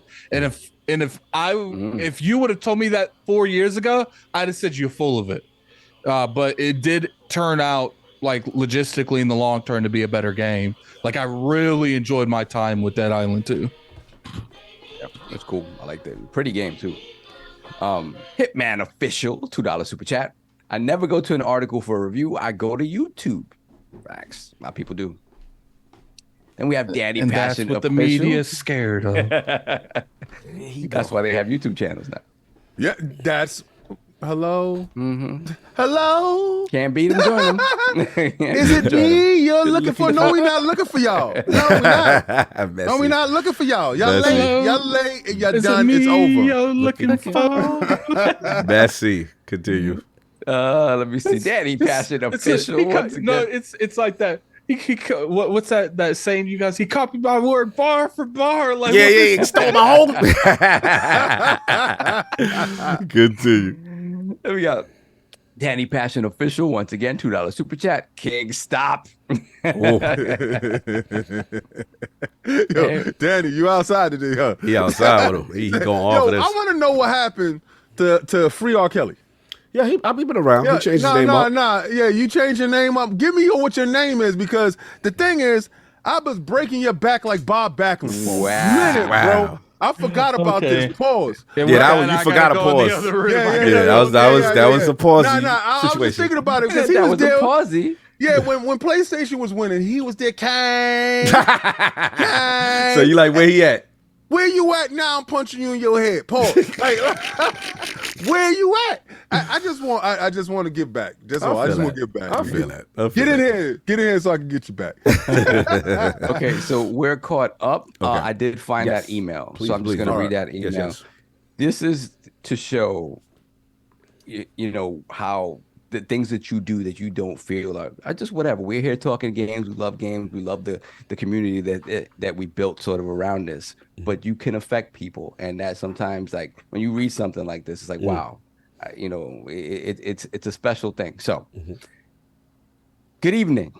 I'm not sure who will read this, but I'm hoping it's someone from the show, and I would like to personally say thank you for all that you do. This isn't a request to read during your show or anything like that. That I'll leave up to you. I just personally wanted to reach out to you. I'm 37 years old and was diagnosed with stage 4 colon cancer at the age of 35. The cancer originated in my colon and metastasized to my liver. I've had numerous surgeries, procedures, and have been on chemotherapy for 2.5 years now, and I'm still fighting. Let's go. Due to my health conditions, I spend a lot of time in bed or in the hospital. The one thing I look forward to is seeing a video almost every day from Lord Addict. I watch all the updates, the Addict Show, the new Saturday stream, and ILP on Sundays. Just listening to you guys talk and joke around helps me make it through my day. It relieves a lot of depression and anxiety being able to just break from reality and listen to one of your podcasts. I never seem to catch you guys live due to just crazy life and catching you guys on replay later, so I'm not able to chat live with you guys. Well, that's enough. I just personally wanted to reach out and say thank you for everything that you do. You may think it's nothing, but talking with some friends about games, however, it helps me so much more than you could imagine. By the way, I still think the Saturday show should be called Addict Strips for the Super Chat. We are not engaging in that conversation. Get the pepperonis out. Yeah, get the pepperonis out. And this is from Sean Thompson. So Sean, wherever you are, if you're live in the chat, if you're listening later, thank you so much for this. We're with you. We're thinking about you. Keep fighting, brother. We're behind you. Facts. And thank you so much for this, because sometimes it's easy to forget sometimes that you just being here laughing, just laughter alone, just hearing group people laughing is enough to lift someone's spirits. So thank you for this. I really, really appreciate this. I appreciate and I hope you're doing better every single day. Yeah, you don't realize. Yeah, you don't realize it. I appreciate what he said about Addict. And Addict show really meant a lot to him. That's dope. That's super dope, man. Salute to you. Yeah. The Lord's got your back, man. We're going to fight, brother. We're going to fight together and hopefully provide a lot of joy and laughter during the difficult times. Salute. That's right. We go quite especially the king losing bending to the knees. I'm sure that's so entertaining. That helps him through his tough time.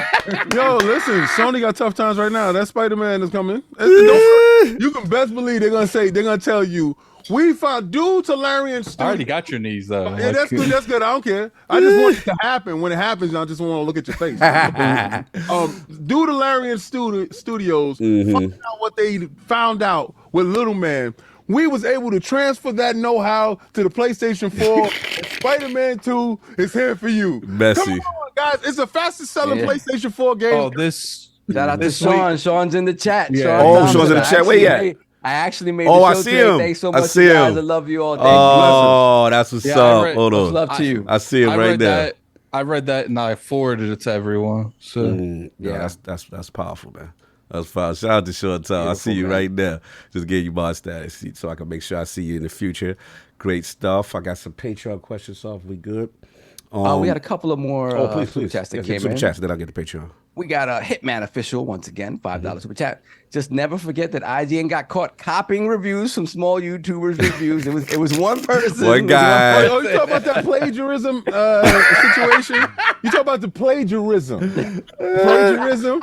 A kid. How can a company get hit with the plagiarism. I think that's supposed to be integrity. We shouldn't have known from that. Like, it's right. Oh, we should have known. That can't happen to nobody else. Yeah, it could. Chatbots and all that. You know, we AI, the rise of AI. You know, it's crazy. Continue, though. Then we have Rambling Entertained, $5 super chat. Buy a PlayStation for the interactive movies. Stay for Xbox games. If you can't beat them, monetize them. PlayStation funding Game Pass from now on. Let's see. Then we got one more that just came in. We got Zach Riley, member for 5 months, Lord Bronze. We talked Game of the Year, so let's talk future. What 2024 confirmed games are you most excited for aside from GTA? Which I don't know if they confirmed it for 2024. You know how these guys do it. That might be a spring 2025 game. Aside from GTA, I'm looking forward to Avowed and Towerborn. For me, Infinite Wealth and Tekken 8, Infinite Wealth, Hellblade. I want something that hasn't even been announced. I want DLC for Elden Ring. Okay. They announced that already. I want it. Like, I mean, has it been announced when it's coming out? Not announced? When it's coming out. Oh, no, they haven't said yet. They ain't tell you when it's coming out? Did they announce that to you yet? Because if you laughing that they announced it to you. Announced wasn't a game is actually announced. Oh, so I'm talking about announcement when it come out. Let me be clear for you. There you go. Because apparently you got a date that I have no idea. Continue. I want to get hyped like you. For me, it's Rise of the Ronin. And Tekken. I'm excited for Tekken. I'm so excited. Yeah, we gonna have fun with that. Yes. Yeah, we gonna have fun. Yo, we got to get Fight Night Friday. Facts. Yeah, the dojo. Yeah. Bring the dojo back. Yeah. The dojo podcast. Yeah, let's beat up on the realm or get beat up by the realm. By the realm. These kids are no joke, bro. At this stage in our careers, I don't know. Yeah, I keep it a buck. Anyway, the dude start talking. Range 0, and what I was doing. I was +5 on frame after for the love of God, King, don't have another hip hop game rap. Jesus. Yo, we gotta bring that up. You always gotta bring that up. Yo, I like the fact that I'm able to lose and still be me. Like, you know what it is? Like you lost me in Naruto? Yeah, I beat the brakes off you. But Dragon Ball Fighters. I beat you in Fighters too. Yeah, you did. And I love the fact that you engaged. See, because in life, you're going to have to learn how to get up. You're going to have to learn how to get up and hold your head up high because at least you fought. I didn't run from you. And I don't care what the outcome is. Because if I get that one whim, understand what it smells like. Which is why I don't buy this. I don't play fighting games things, Addict. I don't know. We need you in this. You know what? No, what he don't like is that L ridiculing him. Yeah, that's all. Take the ridicule, bro. You scared to step in the ring? Yeah, you live to fight another day. I've never liked fighting games. That's cool. Now I respect that. What else we got, Saul? We good? All right, we got one more. We got Dr. Strangelove, $5 super chat. Did y'all had Cog here? Cog got booked as a mocap actor for the Krogan of the new Mass Effect. He was the only one beefy enough to fit the mocap suit. I always said there's a YouTube channel called Tipsy Bartender or something like that. Yeah, I like him. Looks just like that black dude. Man. See, there we go. Now I gotta look like everybody. Time out. Now it's gotta be a beefy situation. All the beefy black guys look like Cog. Yo, Cog. That one right there was all black guys looking the same. Oh my god! I know. He hit me with the. It's another beefy black guy. Look just like you. Remind me just of you. Yo, he's a West Indian dark skinned dude. And he looks just like Cognito. Oh my god! Yo, and look at Mayor Evans. That look like Cog. Oh, see, I'm more handsome. Nah. I'm more handsome, bro. Don't do that. Don't do that. Shoes right now. I'm more handsome. I ain't saying you wasn't. FBI is on the lurch. Oh, fact. Do not associate me with. That might be a RICO or something going on over there. Moving on. We good? One more. We got Robert Kelly. So someone's calling me out in the chat. They said, "Didn't you love Mortal Kombat this year?" I was forced to play that, but I always said I did not play against anybody else either. Yeah, I was forced to play that, but I said from the start, I've always been intrigued by the Mortal Kombat franchise and the story. It's just I don't. If I could have got the story I guess I could have watched a YouTube video, but y'all ain't gonna tell me that these two individuals. Nah, you're not doing that. That's a downgrade. You see I ain't say that you That's wasn't a downgrade. I ain't say that you wasn't the better dude. Bro, you nerfed me. You nerfed me with that.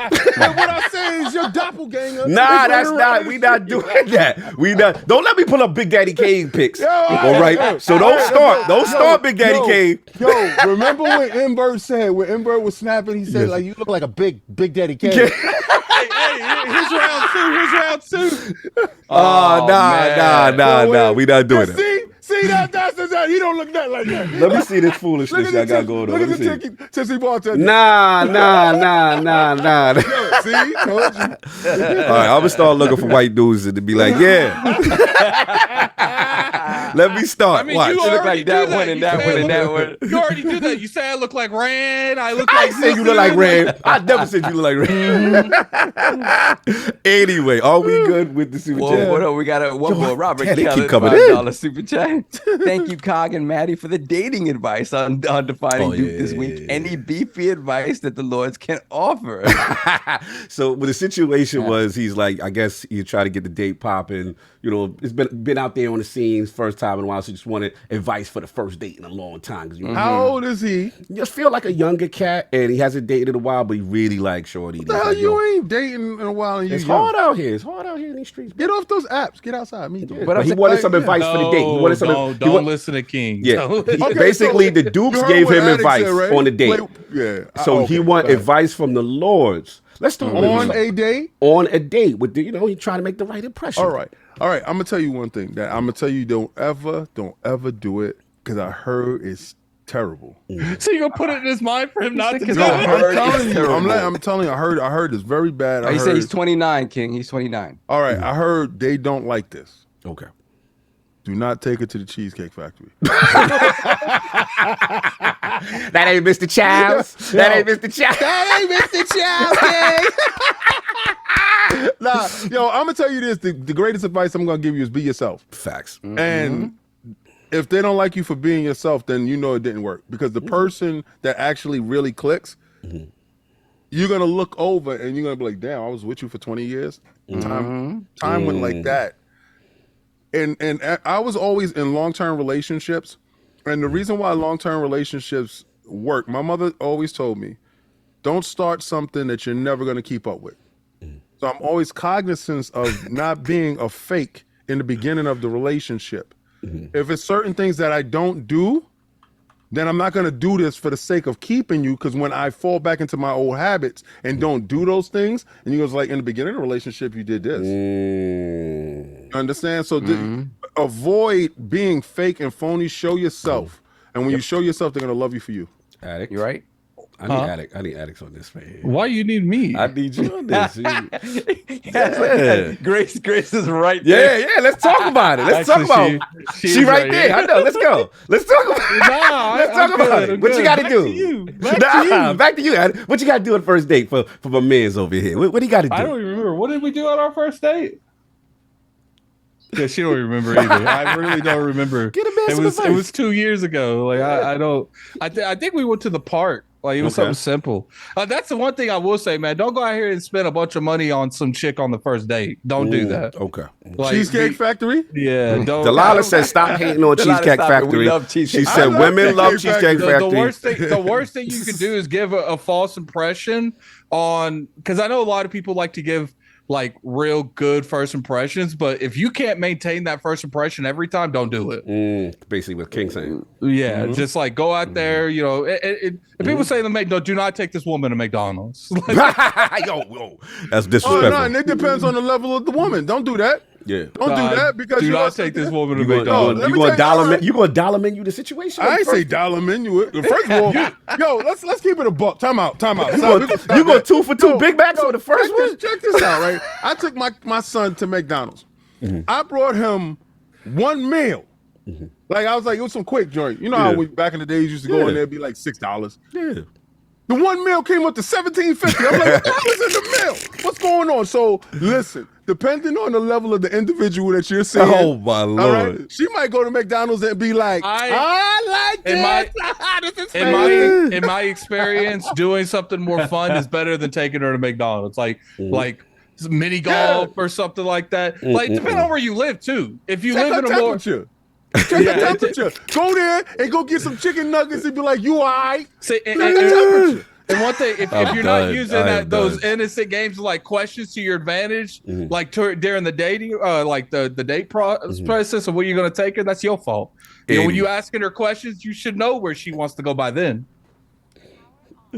Get you some nuggets, you'll be all right. Soft, our relationship. Everyone loves soft. We need we need some smooth WBLS. I think King said it perfectly. Be yourself, because if they're gonna love you, they're gonna love you. If they're not gonna like you, you're gonna see it immediately, and you can move on and not convince yourself that this is going somewhere that it's not. I notoriously don't have game. I have no game. I'm not talking to you sweet nothings. I'm not doing that. I'm gonna talk to you normally. Most of the time, normal conversation will get you more way than because if you're trying to speak that game stuff, they've heard that like 80 times that day. So women tend to like game from people that want. All right? Right. So they want you to spit game from people that they want. They don't like you. They don't care what game you're spitting. The thing is, Sovereign is just a man that knows his worth. Yeah, I don't do that. I cringe at when I hear guys doing that. So don't do that. Just be yourself. There is definitely cringeworthy and there's not cringeworthy. Game in general is just cringeworthy. To me, it's like you could just be normal and I like my favorite line, bro. Excuse me, miss. Are you okay? Are you okay? They go, wow, what happened? Because when you fell out the sky, you was like, oh no. Does it get me someplace? No, it don't. That's it. Ain't get me no place. And are you tired from running around my mind all day? Oh no. Shut this man up. See, that's the thing though. If there's a woman that falls for that, right? Yep, she love you. Nah. She love you. Like, I love this corny dude. He corny. He's so corny. But I love him though. I love his corny. If she appreciates that corniness and you continue along that route, cool. If she appreciates that and y'all in bed later that night, I would say nah. Oh, you talking about the first date? Smash? Yeah, that's what I'm saying. Like if that let me ask you a question. If that type of talk lets you get in bed that same night, so let me ask you a question. Say, nah, let me ask you a question. So if you smash on the first date, is it bad? I think this is going left. I think ultimately, long term, it proves to be bad. Okay. All right. Yeah, I think it proves to be bad ultimately. Yeah, he out of pocket. In my experience. Hey, it was just a question. I just needed to know. Yo, what was the homie name again? That we forgot his name already. But he took us here. Yeah, that took us left. That was Robert Keller. Robert Keller. Yeah. So again, you got it from the Lords, and I already told you the advice I gave you: be yourself. Trying to minimize not talking about past relationships. Also focus on listening to what they say. Unless they actively hunting you. Yeah, unless they. But then you got to disclose, right? But don't go out and talk about all the bad things that happened in the past relationship and all that. Cog makes a good point, man. Listen to what they say. Listen. You'd be surprised at how many red flags you can catch. Listen. And also, make sure it's some listening on the opposite reciprocated, because if it's all about you talking about them and there's no interest in and they're you, looking at the phone, then that's always a bad sign. So that's what I got for you. If a chick pulls out her phone within 2-3 minutes of sitting down, I'm walking out. Like there ain't no continuing that. Yeah, I love it.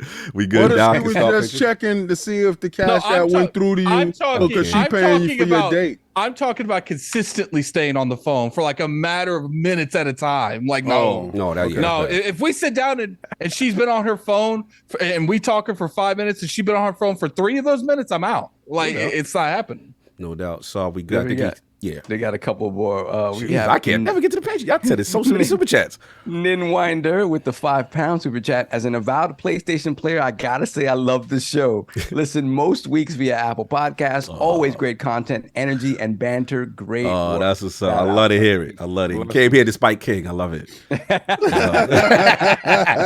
That means he came for us, y'all. Exactly. Yeah. Them other dudes. Yo, shout out to the Jackson 4. Salute. Salute. What else we got? Then we got Jeesh, $2 super chat. Addict thinks this is personal. Persona. That's right. Persona. That's oh, right, yeah, the Persona, the dating the joint. double exclamation. No offense, but the women on Persona, they easy. So.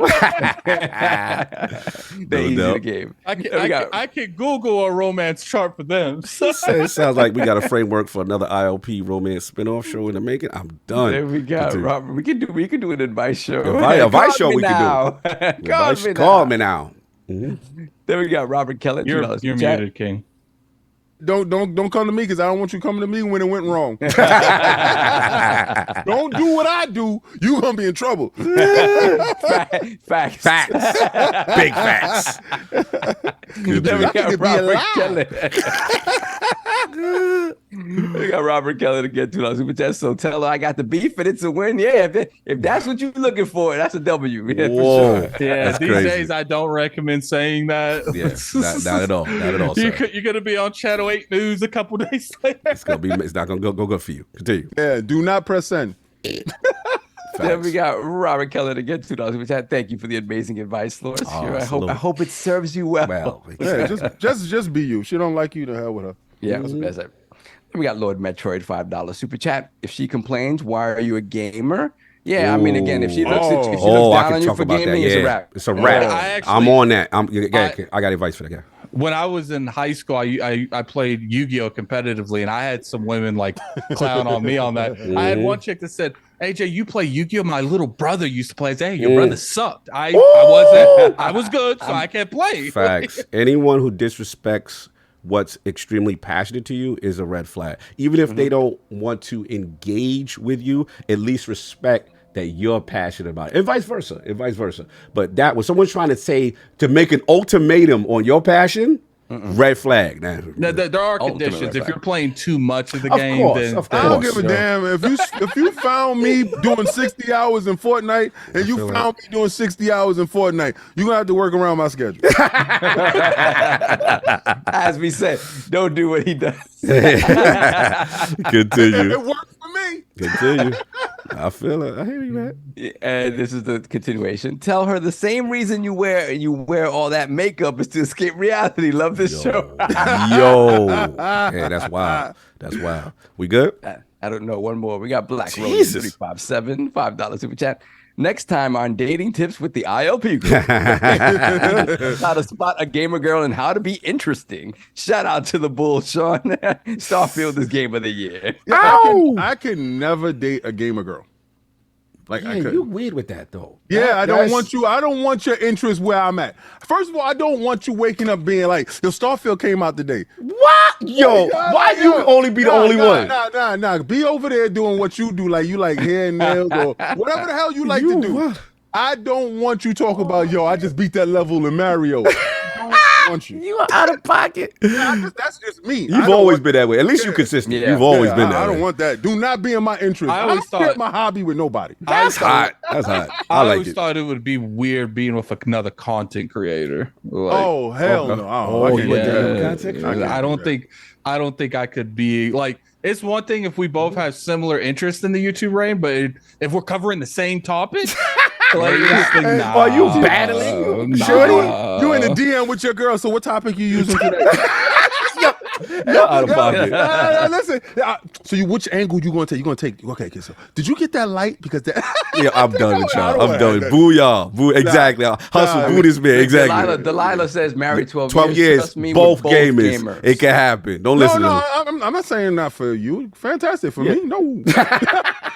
All we caught up. I think King's thing is like gaming is his own personal thing, and he don't want to like share that with his significant other. So, I share that with the homies. I don't share that. You're not the homies. Like you're not the homies. Wow. Because what I do with the homies is homie stuff. What we do, I don't want you saying, "Hold on, let me finish this level in Fortnite." Pass out. No, I don't. Yo, Saul, could you imagine you coming in the room, you're like, all right, baby, let's go. Hold on, I just gotta finish this board of Mario real quick. Yeah, that's hot. No, that's not hot. That's not hot at all. I don't want to hear nothing about that. No, not for me. About that? All right, that's for me. Not for me. I've never had that, so I don't. I think I would that. like it. I think I would like it, but you think I've never had that. You think? But I do have like until it's on your neck. Like, really? You like PlayStation? But I've always. I've always had significant others that like just they were fine with it, right? They were fine with it, and then they would kind of be like, "Oh, that's cool," or whatever, but not really be. Not really. Like, imagine you with someone that's better than you at every game. Like, did you imagine? Imagine that. That's crazy. Hey, compete you in Tekken? King, yeah, imagine you with someone that is just mopping the floor with you in fight. No, it can affect things. No, that's how throwing the controller. Get out my house. Yo, my wife is crazy because my wife is not a gamer or whatever, right? But there was a very specific gaming reference that she made that was like, "Oh, I love you." She's like, oh, I never really played Mario or nothing like that, but do you have Astro Warrior on the Sega Master System? Yo, like, oh my god, that's mad specific. Yeah, specific. She's like, I love Astro Warrior. Wow. And she started humming the music. I was like, oh, that's wife that. Every time that we had the potential to leave early, we never do. We never do. This was the show to do it, to be early. But we want to do relationship advice. We want to do fighting. We want to do all this. What's crazy is we still got to talk about that thing that happened. Yeah. Oh, God. Yeah. Okay. So let me see real quick. We got let's put the crest in the chat for Craig Hooligan gifting 1 ILP membership. Thank you, brother. Appreciate that. Blessing. Robert Kelly once again, $2 super chat. If she loves Sega like I do, I'll get the ring. Yes. Ow. Cool. Yeah, good. All right, let me hurry up before the shit. Wait, time out. We got 300 and some odd likes and over 900 people here. We gotta step that up. Come on. We out here doing let's go. relationship advice. We giving you the full gamut out here. Come on now, stop. What podcast tell you what to do relationship wise? Exactly. Gaming Patreon podcast. questions are here. Dip Down Games and Anime is back. All right. Man. So no allies or weapons for the lords. This final battle isn't looking good for y'all. There's one last hope though. The Dimensional Dragon, it's always the Dimensional Dragon, appears to grant you whatever superpower you like from gaming history. Example, freezing like Sub-Zero, but also no anime powers. That's for you, Addict. The 4 of you have to agree on the first, second, and third best gaming movies of all time. This is your final chance to prep for the battle of the universe. Can I go first? Oh man. Gaming movies. Gaming movies. Can I go first? Super Mario. Yep, I'm with you. Super Mario. Okay. Sonic. Okay. Sonic. Yes, I'm with you. I'm with you. Super Mario, Sonic. We good. One more. And Final Fantasy. Have our M- children. Yeah. Wait. Final Fantasy. I smell like you smell something bad in the room. I thought you were gonna say Spirits Within. Having children. Yeah, I thought that was phenomenal. Is it just 3? Mortal Kombat. Yeah, just 3. No more. Yeah, Mortal Kombat is The dope. original Mortal The original Mortal Kombat. If that's the consensus, I will go with the original Mortal Kombat with y'all. I think this is the first one we ever I've seen. agreed. Yeah. All 3 of us. But now, so what's the power you gonna get at it? It has to be video game powers. Yes, no anime. He said no anime. I want Whisker's abilities, but not what happened with the end of Resident Evil 5. I don't want some Claire and Chris injecting me with more of the serum. Okay, I'm gonna stay away from them, but I want those abilities. Okay. Test your might. Because I don't what think you want, Cod? there hasn't been think. real quick. There hasn't been too many people, I believe, that's been more dominant in like antagonists besides Wesker. Like that dude, especially in 5 where they're shooting him point blank and he's just dodging and fighting like 8 people at once. Yeah, Wesker was video game power. Y'all gotta come back. So many video game powers. Okay, Sam, what about you? Damn. This is the first time we save it because we ain't never think we gonna get to this. We ain't never think we was gonna agree this quick. Yeah, I know. Let me see. You can pick any of the more combat abilities. Yeah, but it's like, all right. To save the world, though. To save the You ain't world. saving the world with an ice lot. You're not. I mean, I Save would the say world. like being like a necromancer, like bringing things back from the dead. That's dope. You talk about Diablo 4? I'm simple. I'm going with Destiny. I'm going with Destiny powers. I'm gonna be a well of radiance. we gonna jump in the well. Jump in the well. We gonna beat the boss. All right, so my power will be Ultron from that Avengers Infinity game. That they dropped. Yeah. When he had all the Infinity gems. There we go. Yeah, I'll be There we Ultron. go. All right, cool. Attic, did we miss what your power was? No, I said Wesker. Oh, Yeah, Wesker. Wesker, Gotcha. yeah. So everybody's good. Yeah, All right, We cool. we saved it. We did it. We saved the my world. God. Dip down. Yeah, There we go. You found the dip Dimensional down. dragon has been felled. It's been felled. No doubt. All right, last Patreon question. J Boogie 327. This is a funny one. Word to the Lords. Hope everyone is doing well and in good spirits. So after watching Xbox Frontline videos all week, was King David the dude who rocked the velour Sean outfit to the club? 100%. And what was the outfit or brand of choice for Cog and Sov back in the day? Sov seems like the Anichi polo type, and Cog, I don't know, maybe the swishy Adidas tracksuit.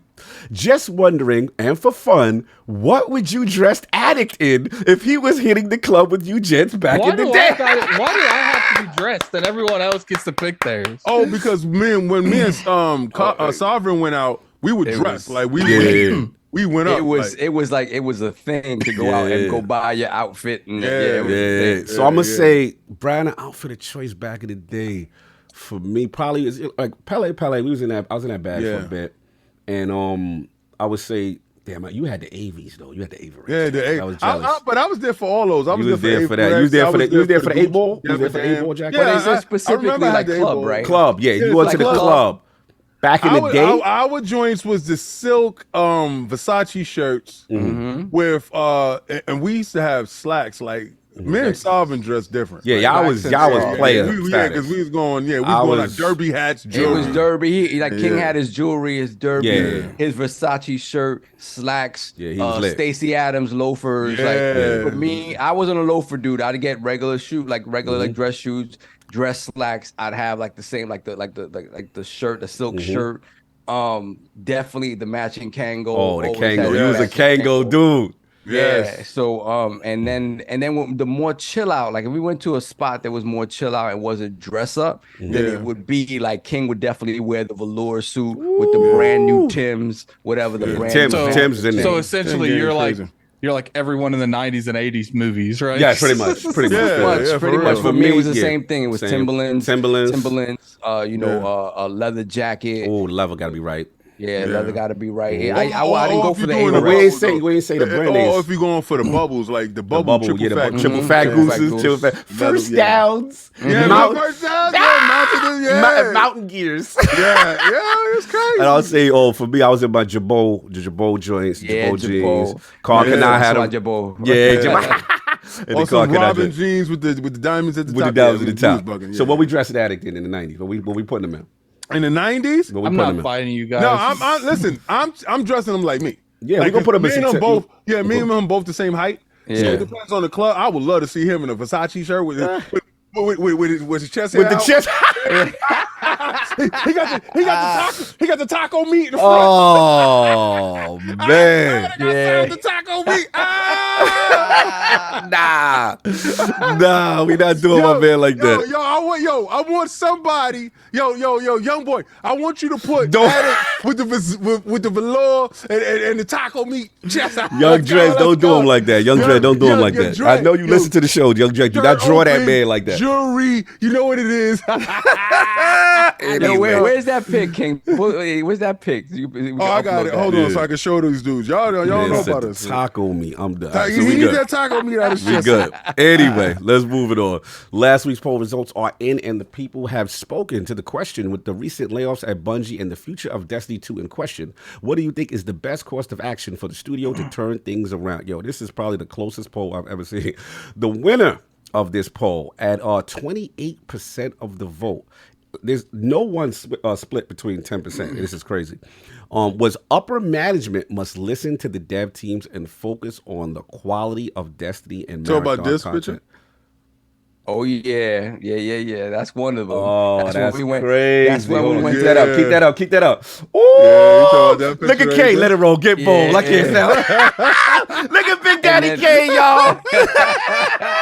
That was the night that we went to Shaq's birthday party. Yeah. Yeah. So we had Shaq's birthday party, and me and Salvage chilling. I'm at the table. I'm drunk as hell. A lot of cask and cream and I had some Incredible Hulks that night. Pause. And I look up. Shaq is at my table. I'm like, why you here? Yeah, yo, I see y'all having fun over here, so I was just going. Yeah, man. I was like, yeah, all right. Big Shaq Diesel. That's salute. Because that was at Studio 50. That was, no, that wasn't at Studio. That was Limelight. That was at Palladium. That was Palladium. No, Palladium. Palladium. Palladium. Yeah. He said King and Saul look like Big Meech in the crew. Yeah, we was out of control. Yeah, we was Out of control. We was Salute. out of control. And then there's another one with us more front of like with King got the velour suit on, I got the leather on, and it's you in there, Cog. Yeah, you talking about the one with Chris was in it. Chris was in it. Yeah. But I think that I was driving. I was at the spot at 6. That's when I had on that Nietzsche suit. Yeah. No doubt. Drip was immaculate. No doubt. Coming in at second place. Razor Cloaks 26% You talking of about the this vote. one? No, I can't show that picture. I would show it, but I don't like how dudes do. Okay. So yeah. They go there. You know what's gonna happen. First I'm gonna send it so I don't lose it to you. Yeah, please. And then I'm gonna crop you out. Thank you, sir. Anyway, come in second place, Razor Cloaks 26% of the vote. Chocolate. The hot chocolate. It should scale back. Bungie should scale back Sony's Games as a Service help to focus on its own survival group. In third place at 25% of the vote was Bungie should separate from PlayStation as the relationship isn't working out for both parties. And in last place at a close 19% was I don't care. The real Destiny killer was Bungie all along. Shout out to the Lords who participated. Lord Sav, they basically are saying that they need to listen to the devs and focus on the quality instead of letting them go and upper management not getting fired. Picture first. Yeah, go ahead. Yeah, go ahead. Oh, hold on, let me pin that.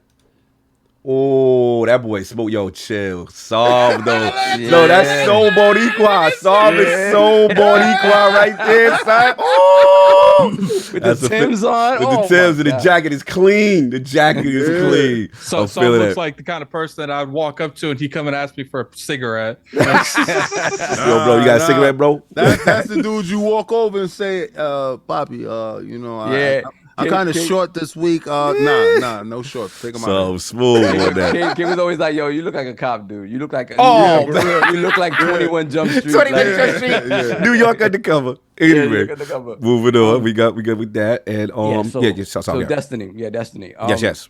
Yeah, like just listen to the fans. Listen, I'm never one to be like, hey, listen, do what the fans tell you to do. This is your product, whatever, do it. But in terms of this game, the fans know what they want. Obviously, surprise them with great narratives, these great set pieces that they've been accustomed to. Continue to surprise them with that. But in general, when they tell you that there's problems with certain things, address that first and foremost so they know you're listening to them. And then they'll be receptive to whatever you give them. This other stuff that's been going on, like, I don't understand. Like, this is really why I do feel that these hills and valleys are built into the development of this game, because they know from here to here we're gonna disappoint you, and we know that we're gonna beat that. And it's just like, I don't understand it. Like, when you know that the people in the community are telling you constantly what it is that they want and what needs to be fixed, right? So I don't know. Hopefully they listen. We'll see. Yo, he said your pick looked like some terror squash. That dude look like that. Like Tony Sunshine. Tony Sunshine and them. Someone in the chat said he looked like the kind of dude that wear the whole cologne bottle. Yo, nah. Gray flannel. Yo, tell him what it was. What was it? Gray flannel. It was gray flannel. Was Fahrenheit. And Impulse, and it was one more. It was something else. I forget. It was, but now, and listen, a little bit on the fingertips, a little bit behind the ears, a little bit right on here on the wrist. Why you did it with your pow? You know what's going on, Bobby? Pow! I gotta say, I gotta put a flag on the field though. There's people today, bro. Oh no. People today. I was on the train on the way they going to meet y'all. letting the funk Nah, flow? it's too much. People. Oh, it's too I don't know much. who told y'all that bathing in cologne is what you do. Like they. Yeah, they doing too much. They doing too much. The dudes well dressed, whatever. And I'm like, okay, cool. Why must the entire train fit? Like I don't understand that now. So you stop that. Listen, man, a little bit Just goes a long way. Long way. Goes a Moderation, long way. moderation, fellas, moderation. You already know. So we're gonna get on to the topics. Looks like we back to the topics now. 2 hours in. Let's 2 go. hours in. Just time to get we gotta do one Oh, more we gotta do. Oh, Hold God. on, Yes, real let's quick. go. We had a couple of super chats real quick. This is the first time I've been mad at the super chat. I'm like, yo, I can't start the show. Hitman official $2 super chat. More importantly, what's the indie game of the year? For me, it's probably Sea of Stars. Although they got bags Sea of everywhere, Stars. but they definitely Sea of indie. Stars, yeah. Sea of Stars by far. Yeah, a lot of people like Dave the Diver too. Maybe that's Oh yeah, that's another one. Mm-hmm. I never played it. yeah, me neither. People love it. A lot of people love it. Robert Jr. $2 super chat. What's up, Lords? Iron Lords. What did I miss? Apparently, 2 hours of 2 show. hours so of far. nothing. Nothing You know, yet. it's funny. Just- People showing up now. We haven't even started the Started show. the show. Yeah, you're lucky. You're lucky. We did this for you. Yes. Then we got Corey Tidwell, $2 super chat. King looks like an extra from How to Be a Player. Yeah. That dude. Wait till you read the book. For real. We are caught up. We're good. All right. Let's get into the topics. This is me. New Mass Effect 5 trailer, y'all. Teases the original trilogy Andromeda. What's up? Oh, sorry. I mean, Yeah, King. Go ahead, King. Set it off since you want to set it off, King. All right. So Before the R&R topic, y'all. Yes. R&R with the Lords is usually done on Addict and I and Ty show, and we do that and we put that information out there at the Patreon. I thought that this movie needed to be talked about because the group saw it. I don't know if Addict saw it. No. So we're not going I to go gotta into drive any. 45 minutes before I could see it. Okay. That's why I think we should just do it on R&R at that point. Like, Listen, it's not worth 45 seconds. oh, okay. All right. So But I feel you- like it's not going to be 45 seconds because they seem to disagree with you. well, Yes. no, I'm talking about you driving.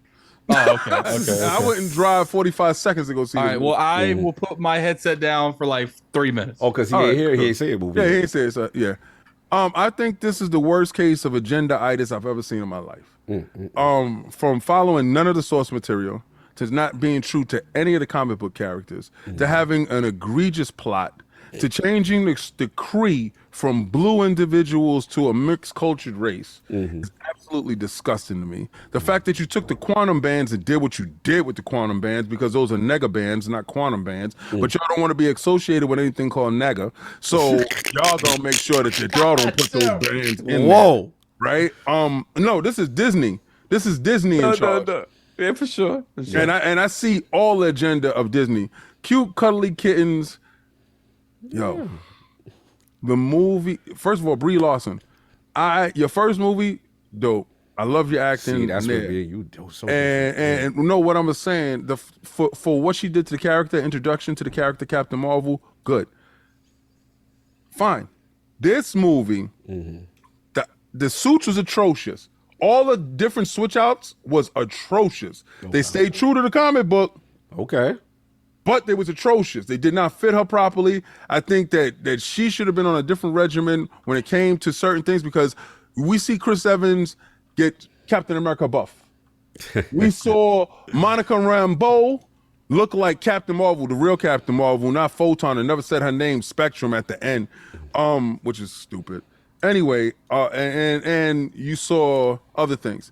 Me personally, don't push your agendas in comic book movies. Stick close to the source material, change it up, vary it up a little bit. The acting was bad, the plot was terrible, gender swapping of certain characters to make your point and to steer your point in the direction that you want to do it is not necessary. Stuff that you made didn't make any sense. It was a movie checking boxes to get individuals that don't care about your movies anyway. Right? It's just like, here, I made this for y'all. Would y'all like me now? They still don't like you. They never gonna like you. And you changing yourself to fit their program is destroying you. This is by far gonna be rated the worst Disney movie. This is going to be their complete bomb in the movie theater. This is for what was that? It's called Wave 4 or Series 4. Phase 4. Phase 4 was a flop. Whoever was in charge fired them immediately and start from scratch. And get rid of what you're trying to do. What I see what you trying to do, get rid of it. It will not work. Hey, King is spoken. So, Sam, me and you went to the movie theater yesterday, and we seem to have a different opinion. But, I mean, I want you to respond to King, and obviously your thoughts on the Marvels, y'all, for those who don't know. See, we didn't know what his take on it was, right? I thought that once you started singing and dancing, you were like, I'm done. And that's it. This is it. That's some other one. So hearing your points on it, because again, I didn't see it from that point of view at all. I see and I understand your points. For me, I don't have that affinity for the source material, so I don't get offended when they change something up so much. I can definitely see the agenda stuff where it's like, okay, like, and I said this way back in Endgame when they had that moment where all the female characters got together and they're like, oh, she's got help, and I'm like, that felt forced. That's a great moment in and of itself, but it felt forced in that moment. Black girl magic, right? And it's stuff like that where it's like, it does feel sort of forced, and I get it. I don't like when it's forced. I like when it feels organic. And that said, the chemistry between the three main characters I thought was great. I thought I really enjoyed that. I like the fact that they didn't take themselves too seriously. I kind of laughed out loud when they started doing when they did the singing thing, and then when they did peed on myself with the singing. When they did the singing, and then when they did the Andrew Lloyd Webber part, I was like, you know me, I'm a Broadway dude. So I was like, oh no, they're doing this, and I laughed at that and I enjoyed it. So for me, the fact that it didn't take itself too seriously, I enjoyed that aspect of it. Where I felt the first one, though, it had its comedic moments, was more serious. A lot of people's criticism of her in the first movie of Brie Larson was that she was too stiff and she looked a little angry. I didn't really necessarily feel that way. I liked her performance, but I get how in this movie it felt like she just felt more rounded, like she had feelings or whatever, and the chemistry between the characters helped sort of flesh her out a little bit. Another thing I did feel, and I agree with you, King, on this, I did not like the outfits. This did not feel like a feature-length movie so much as it did like it felt like a 2-hour extended Disney Plus episode. Like the special effects were a little the choreography was trash. The choreography for fights was not great, right? Overall, those set pieces were not great. But for what it was, I enjoyed it. I did not feel offended by it. And that may also be due to the fact that I've kind of given up on what they were trying to do with Phase 4. Like to me, Phase 4 is a lost phase to me. Yeah, I feel Phase 4 is the weakest. It is a lost phase. Like they tried to transition in a way that it kind of feels like I don't see where the direction is. Obviously, there are things that happened at the end that maybe show where the direction is, and hallelujah. But not like this though. Yeah, but this. For what it was, I didn't walk out. I've walked out of movies mad. Like I wasn't mad at this. I enjoyed my time with it. I enjoyed my time with it, and then we went and had dinner and ate and laughed or whatever. So absolutely. It was cool. Yeah, look, I came into it because obviously we saw the DM from King like it is the worst movie. Refund your money. Do not go see this. Do not go. And I'm like, bro, so I've already bought the tickets. We in. So in my mind, I'm like, all right, if it's trash, I'm just gonna get my laugh on, and we're gonna have dinner with the homies afterwards. You know what I'm saying? So that's just how I came into it. But for me, I just didn't see it that way. Like it was like this movie was for I'm not the target audience. The target audience is for a little girl who's going to watch a Marvel movie, right? So to me, the Kamala Khan character was who this was for. Like, I'm a fangirl and I'm having fun and like the comedic relief. The reason why I like this one way better than the first. I cannot stand Brie Larson in the first one. Too stiff, too angry for no reason, too forced. And I just wasn't feeling the way she was introduced. The first one, it may have stayed truer to the source material, like you said, King, but she herself was whack to me. Like, I did not. This one, they humanized her. She needed these two to flesh out her damn character. And I felt she opened up. For me. I mean, they showed a lot of things. I'm saying that from every metric that you gauge movies, right. It's not doing good. No, I heard that it's not doing good. But I'm just talking about my personal experience. No, you had a good time. And I'm a cosmic dude, right? So I understood what you're saying from the exact source material. There was stuff that they definitely did, and there was some gender swaps on certain things for sure. And obviously, there's characters that I know about, and obviously the Quantum Mans and all that stuff I know about. And I understood that was a deviation for sure. If you're a purist on that, I could get it. I just have to think, for me, we have to be honest, Cosmic is not that interesting to the layman casual fan. So this is the choice they've made. I get it. The purist is not going to like it. But I thought it was like, you know, a fun little movie. This is what it was. It was a 6 into the end. And I saw that post credit, and it's a 7. All I cared was the post. I was like, oh, they doing this? That's all I cared about. So me so I was good. Just tweet out the post credit, tell everybody stay home. Because I'm serious, man. Yeah. Don't, please, if y'all in the earshot of this, do not go see this. Save your money. Oh my Lord! Don't take your daughter to see this. It's better than the first one. It's better than the first one. Arguably, that's his opinion. But I guarantee you, this one won't make the money the first one made. Oh, probably not. Yeah, and money is the moving motor factor when it comes to movies. So nobody like this. Nobody like this. All right, let's move on. These guys just like hanging out with each other. That's all. Nah, King, but see, this was not fraud alert on King. Nah. This the same dude that when dudes follow the source material and everybody tell him it's whack. Nah, it was good. It was official. This man was capping for Iron Fist. You disqualified. You was capping for Iron Fist. You are disqualified from rational discussion. He right there. You right. Right. So they made a boring character. They made boring characters interesting. That's all I'm saying. I'm not here for it, but I understand your point. They canceled Iron Fist too. Yeah, facts. Right, they listen to me. As much as I liked it, they said, get that crap out of here. Shout out to Kai Bonds in the chat laughing. No, this is good. But go see it for yourself. See who right. Say it like, yo. Y'all gonna be mad at me. No, I'm telling you. But if King is right, I want y'all to be like, yo, King was right, yo. I want y'all to tell me. But do y'all think they're diluting all of these movies by having so much? It's too many TV shows. content? It's too many shows. Too many. And I heard the Loki thing is great, but it's like now you're beholden to all this other stuff. That and maybe not a lot of people aren't. Not a lot of people. Not everyone's watching. Right, and that's why I think the issues come down to. But no, I feel go see it. If y'all don't, if not, it's all good. Anyway, let me move on because we got to get to the first topic. This topic. Jesus, first topic. Yeah, first topic. Yo, Lord Metro, do not listen to Cog. Save your cash. Let me read these super chats real quick. Yeah, super chats real good. We got 3. We got Reggie Mobile 9, $5 super chat. Shout out to the Lords and the trip down memory lane, fam. Yes, always know that. No doubt. Salute. We got Boss Red 77, $5 super chat. Nah, man, heard that Blade was going to be rated MA. Disney getting tired of us on their neck. Yes, Blade is rated mature, but it is also going to be made for less than $100 million. So we'll see. We'll see how the special effects look. Another failure. Get those guys out of there. No. And we got Brendan with the $5 super chat. Is it just lip service when Phil mentions StarCraft, or do we think we'll actually get a game? Oh, and speaking of lip service, hi, Sop. Oh. Yo. Hey, yo, they put Attic in a velour? Hold on. Let me pin that. Hold up. Yo, look at 90s Attic. Yo, they disrespectful. They wildin' for that one. They wild. Continue. Yo, I like that. They quick, bro. Thank you for your patronage. I appreciate you. to our endeavor. I appreciate that. Yes, what is it in college? Thank you for your kind patronage. No doubt.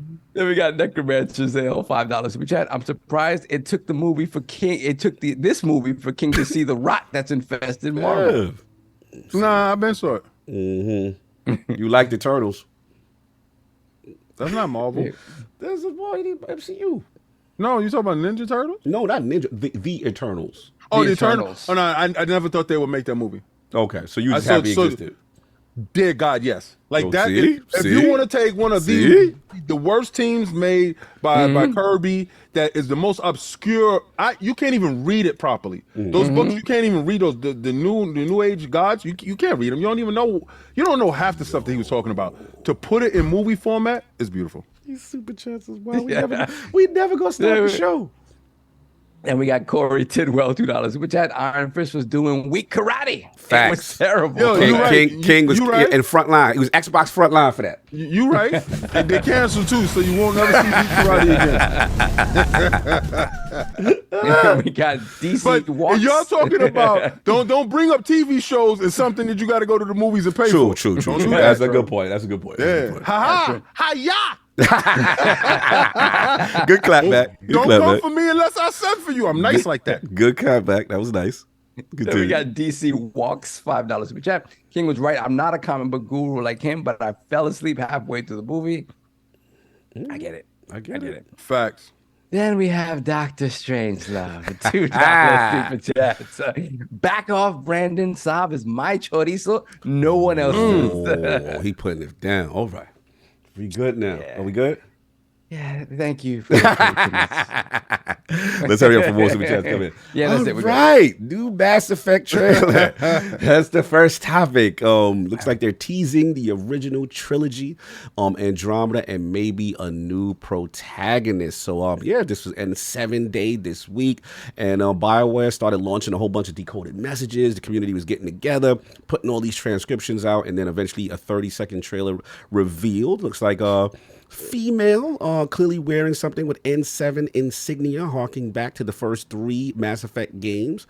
And then, pretty much people were trying to put together what else they could come up with. There was, before that, at the Game Awards, there was the 2020 teaser where it looks like Liara was going over a mountain that appeared to be buried or dead Reaper, and then picking up like an N7 message. Some people thought maybe Shepard, maybe not. So the questions now is like this female that we just seen in this trailer for the new Mass Effect. Who could it be? Wow.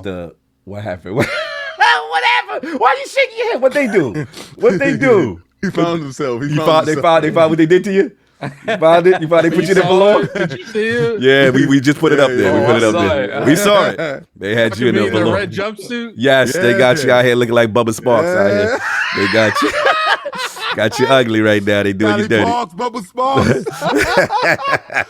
Booty everywhere. Miss New Booty. Salute. But so this was out there. I just want to know if anybody got a chance to see it. Addict turns his camera off in embarrassment. And I guess we'll start with Saul first. Saul, did you get a chance to see any of the Mass Effect N7? Oh, Addict's back. Addict, did you get a chance to watch any of the Mass Effect BioWare N7 spoilery hype trailer stuff? No, part of me feels like they should just move on, do something different. I feel like one of the issues that BioWare's having is they're, besides the Anthem, they keep trying to relive the glory days. I think, a new IP that's not Anthem, that is done like how they used to do games, would do better than just trying to recapture, BioWare, but not BioShock, Mass Effect. But part of me is like, the first trilogy was probably some of the best gaming you can have in games, period. So proud of you. So it's just like maybe you do one like a couple thousand years in the future, and it would be cool if they take your save file from the Legendary Edition and they carry that over to the newer trilogy, and the decisions you made back then will change the game dramatically. And imagine, I can't remember the place. What was the big station called in Mass Citadel? The Citadel. Imagine like a ruined Citadel. Like no one goes there anymore. Completely new structured and government. I mean, the bad guys, maybe they just have a certain section of the whole galaxy to themselves now, and they took over the Citadel. Like, there's so much stuff they can do, but once again, it just, one, is EA going to leave them alone and actually let them make a game? Are they going to whisper behind in their ear? Charge for that. No, charge for that too. Oh, well, you can't fit this in the game? Microtransaction. Cosmetic, charge for that. Like, are they going to be able to actually make a story? And is there enough talent left after Anthem to finish that story? So I still got faith that BioWare could turn this around. I do. It sounds like you have faith after all that. No, but I think if you allow them to make a game and you don't try to butt in to make a games as a service or to make some microtransaction, if you allow them to make the games they used to make in the senior vets that are still there from the old days, which I don't even know if there's any left. That's a good point. And you get the correct leadership in there. I think BioWare could be one of the best studios out in the market right now. But the problem is, you know, when you got leadership that wants to take your development studio into something like Anthem, which is something you don't normally do, how did you expect that to end? Right. So my question, what was shown with the trailer, you didn't see the 30-second trailer at all? No, I didn't. I'm sending it to you while you're talking. But because I do want your opinion on that. I'm gonna send that to you right now. But Saul, while I send put it in that the chat. yeah, I'm put it in the chat. Put it in the chat because I had something months ago. No, you good. All right, so I'll put the thing. The trailer is in this link. But Saul, from what you saw, what are your thoughts about this? How excited are you? What are your predictions? Where you at with this? I'm glad that they're figuring out what their true next steps are after, you know, the original trilogy. Obviously, you know, Andromeda went how it did. Andromeda this point in time, Andromeda as a game and how it plays or whatever is good. It's just that the characters were boring, the story was boring, nobody gravitated to it. Nobody gravitated to it. Nobody gravitated to it the way that they did the original trilogy. So it's exciting to see that they're going back to that in some way, shape, or form. But like to Addict's point, I am afraid that this new BioWare is not old BioWare. I said old BioWare. The moment the two doctors left, I think old BioWare began to change. They got the chick though that, just to cut you for a quick second.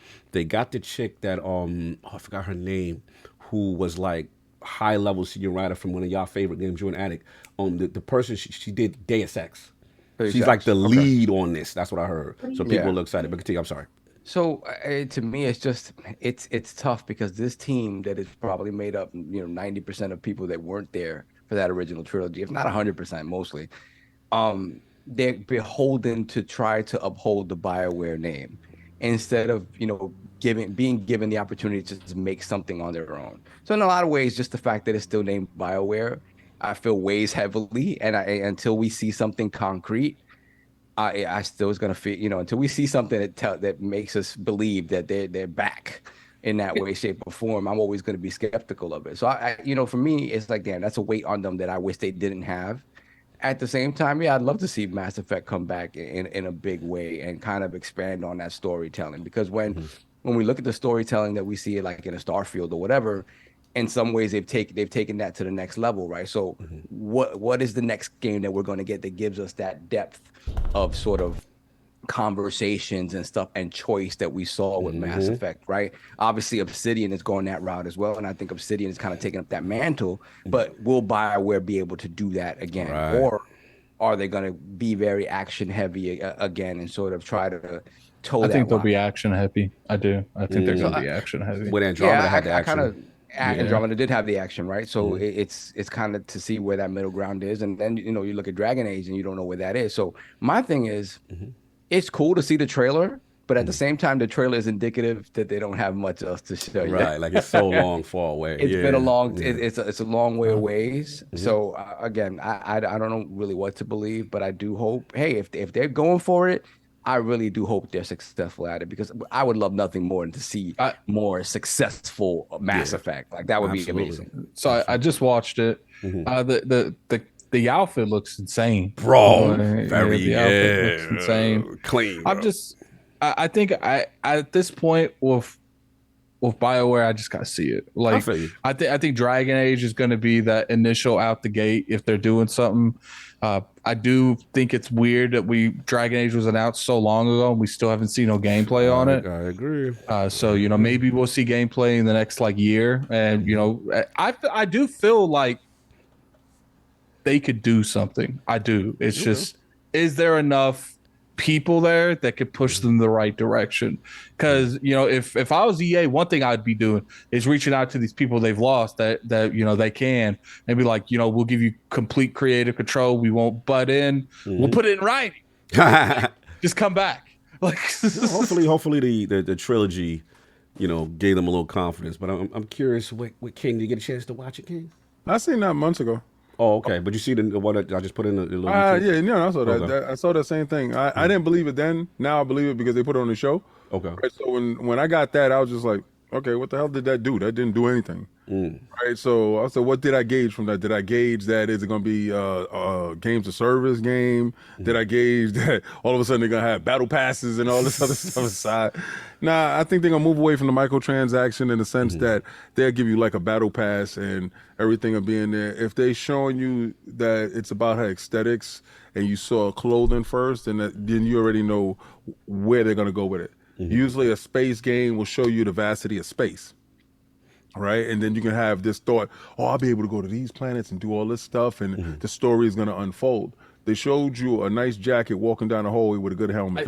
But in fairness, I think it was they were going towards more of an iconic thing than anything else. I'm sorry, I got to interrupt both of y'all just for a second because this was like a period of secret reveals, almost Destiny style. One was recording, one was they showed the rebuilding imagery of the mass relays. Right. Another one was a show of like that looked like, you know how the Citadel looked with the city and the flying little mini ships and stuff like that. Like they go. Basically, what I'm trying to say is they're showing imagery that's going for like the first Mass Effect trilogy energy, and they're hinting that like things are like 1,000 years or whatever it is past that, and potential merging of the glass. There's one thing I want to say in the character art in our thumbnail where you see her with the suit, the main protagonist.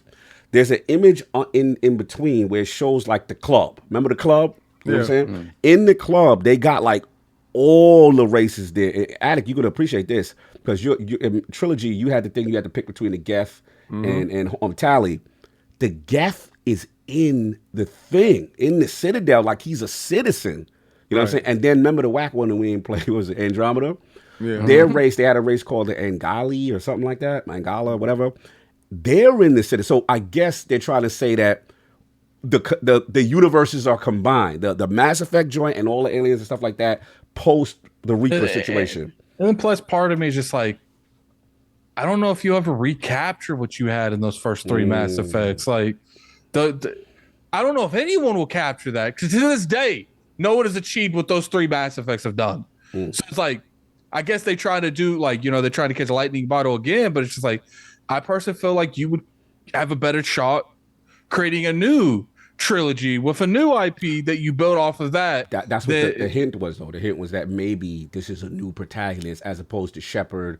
There's the rumor that it could. The rumor is this: it's probably a new protagonist or maybe Liara or somebody. But the vibe is that we don't want it think to be anyone we know. The only people I want to be in this game that we know is. I want this to be thousands and thousands of years. That's what they're doing. That's what it seems like they're doing.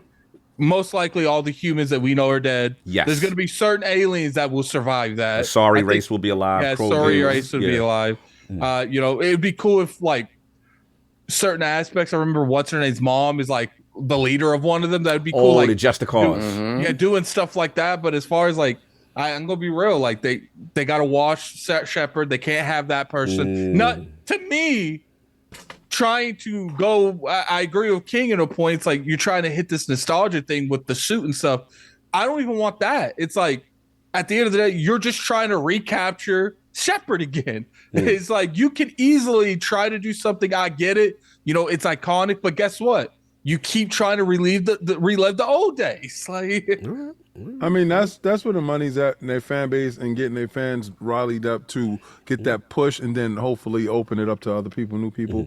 I'm not the biggest Mass Effect dude. Yeah, you never been. All right, and I do respect them for the games. It's great, cool.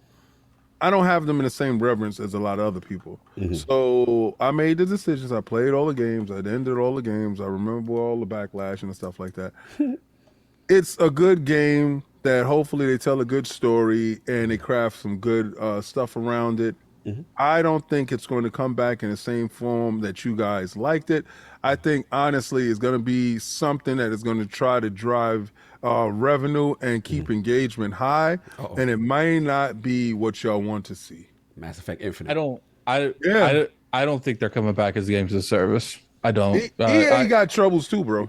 But EA's been rapidly changing the past few years. Like they let someone do Jedi Survivor. Like I personally feel like they are starting to get to the point as a company they see that we can still have these type of games like Mass Effect because they doing what Sony desperately wants right now. Like they got the Apex Legends, they got the Madden, whatever they call their stuff. Like they do have those games as a service, but I don't think EA is going to try to make everything a games as a service anymore. I see them being gun shy specifically with BioWare because of Anthem. Like it's like Anthem to me, because there's a lot of issues on Mass Effect on BioWare's side, but I do think, if I remember correctly, Jason said there was pushing a little bit on the upper management of EA too.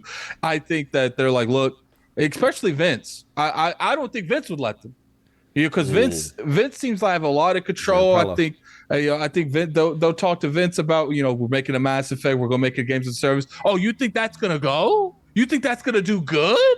Like, and especially Anthem. Anthem was like probably one of the biggest financial disasters in gaming history. And it's just like, I don't think that they're going to risk BioWare doing another game like that.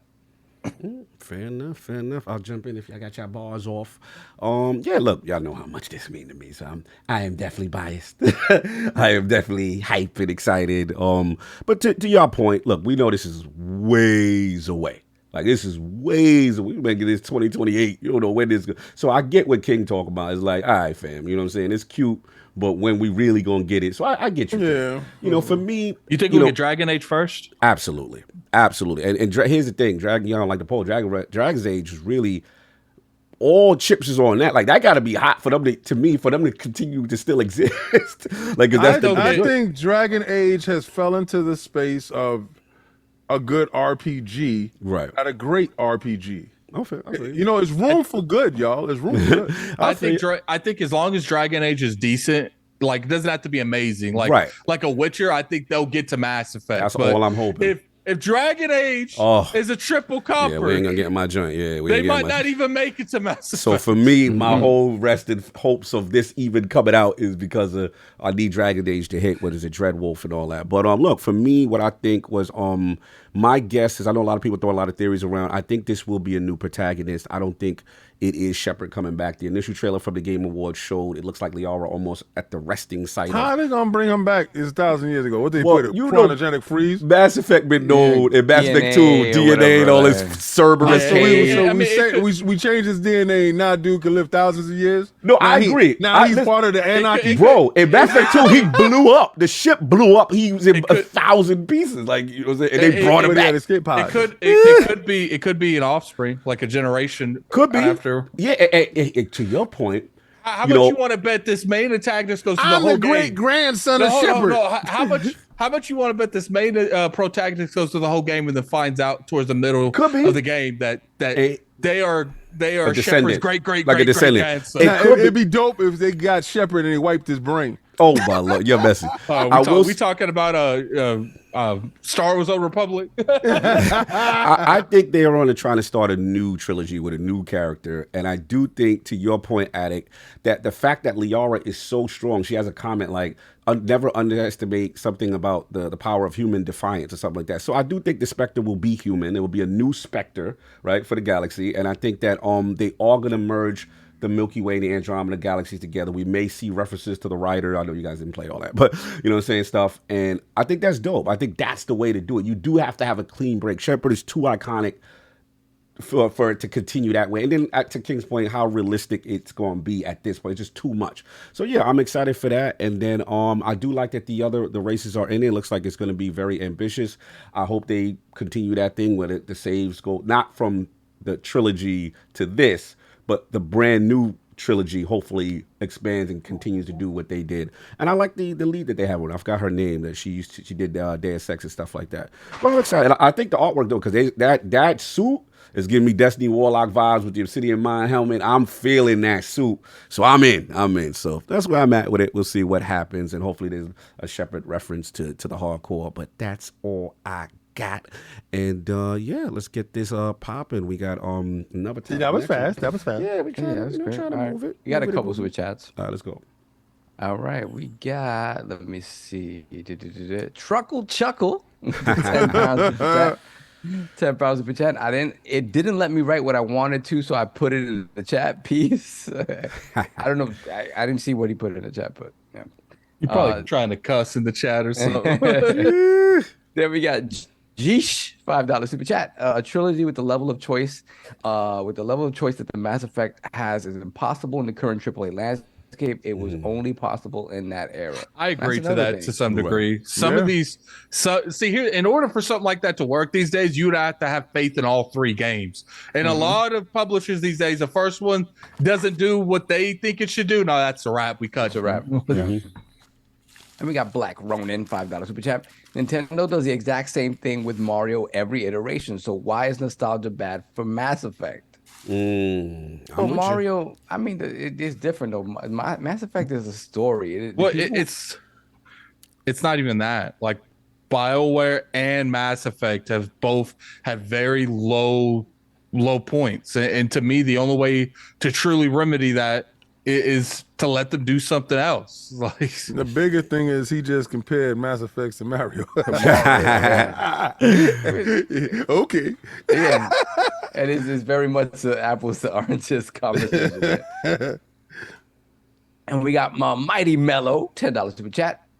After making a deal with in-world AI and getting sued again by parents over video game addiction, quote unquote, on kids, should Xbox make AI educational AAA games to appease parents while helping Game Pass Mobile grow?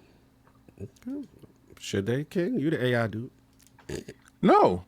I'm opposed to AI on all levels. Oh, okay. All right. I'm terribly opposed to AI on all levels.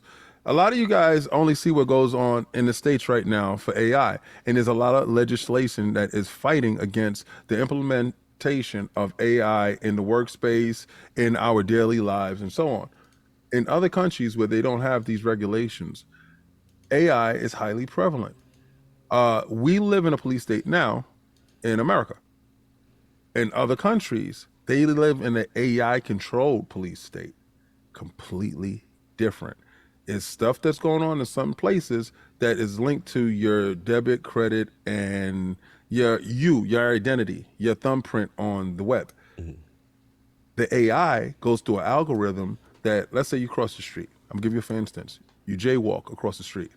You get hit with a fine and a demerit against your credit score.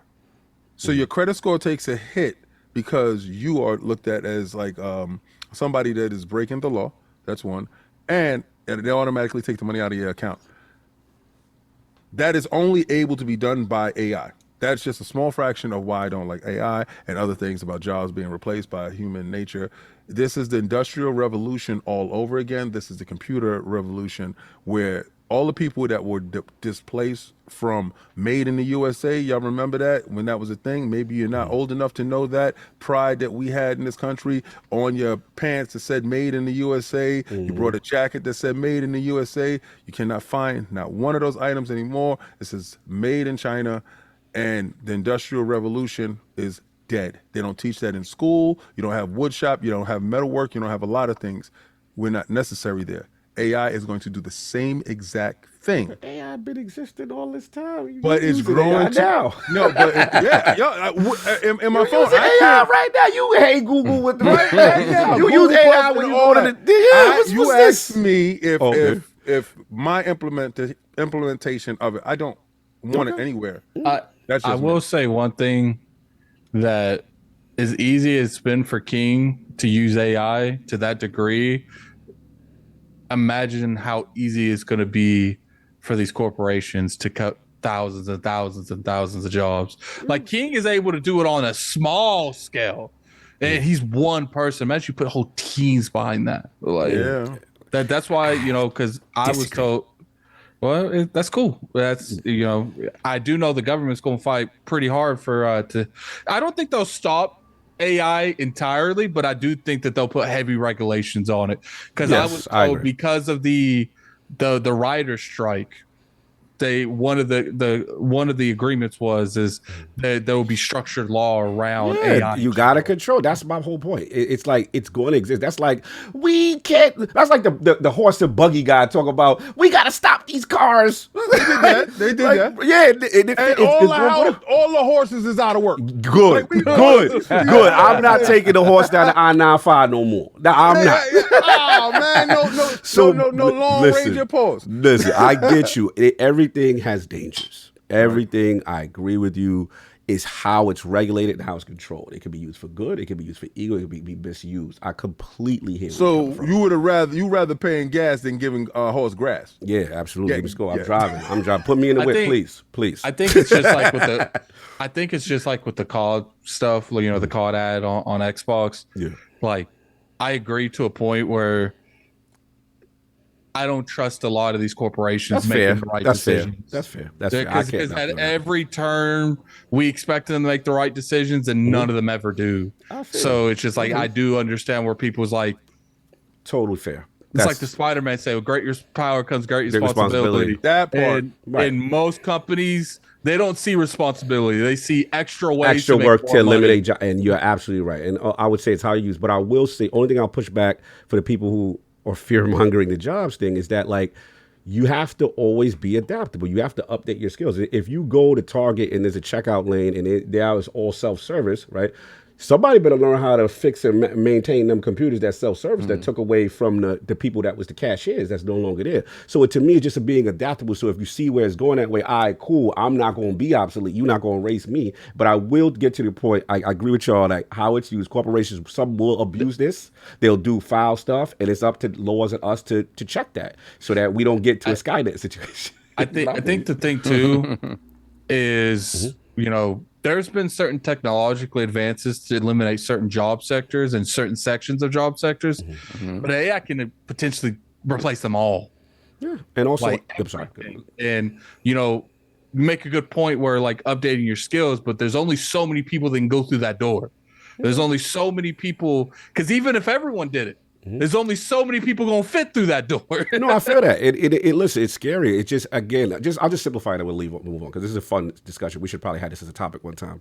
That I just look at it like, if we really look at it as a game is, people were saying, yo, Xbox One, what the hell? You're listening, you spy camera, digital, what? We doing all of that right now. Hey, Alexa, do da-da-da-da. Hey, I'm not going to the midnight launch. I'm downloading the preload game. We doing all this stuff. So I get the fear-monger because we're afraid of change, but it's how it's controlled. It's how it's utilized. That's where we got to hold their feet to the fire. Otherwise, to your point, yes, people will abuse it. Yes, jobs will be taken, but it's up to us. So, I mean, that's just where I'm at. It's a good discussion, though. Fair discussion, because it is something that is going on right now. But moving on, because we're going to go too long. Yeah.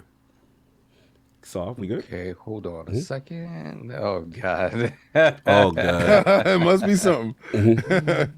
Martin 661 $2 super chat. Why can't it be EDI and AI being an N7? It could be. There's a rumor. There's a rumor that she's in that picture of the Citadel. Let some of these games come out made strictly by AI sell well and do well and review well. You know what's then it's a wrap. You know what's the scary part? It's over. If it's whack, we'll call it out. But if we get caught out there and they be like, yo, this game, the characters, the NPC, the storylines was all made by AI, someone who programmed it, and it was fire, we can all get caught out. You know why I'm going to say y'all are in trouble? Like, I just heard AI generated song that I thought was real. Yeah, bro, I heard Pusha T verse that I thought came out this Jim Jones, and I thought it was real. Yo, I heard this 50 Cent, Method Man, and some other joints. Yes. I'm not going to. I know we're going to talk about the whole YongYea thing in the next topic. Yeah. So I was watching Alex's video where he was talking about that subject, and YongYea was reading the tweets. and I thought YongYea did a video reading his own tweets. Yeah, it was AI. Alex is like, I made AI read your tweets. I was mind blown. Bro, I thought that was literally YongYea reading it. Facts. I watched that video. Yes, that was crazy. Bro, we did. Skynet, King. Skynet. I'm telling you, y'all guys be like, yeah, I want AI to do this. Yeah, I want AI to do that. Come on, King. You swipe in and your card don't work because AI did that. But let's make it sentient. Come on. Yo, I can't wait till it wake up. I can't wait till it wake Judgment up. Day. I'm Miles Dyson. I made the chip. I'm Miles Dyson, baby. Yo, you sitting there with the ball? Y'all gonna have to kill me. I made the chip to advance civilization. This is a good time. We'll bring this topic back. This is a good one. We'll bring it back. All right, let's play with each other's joysticks. Oh, man. $5 super chat. All these clones and fakes wishing they could do it as good as the OG.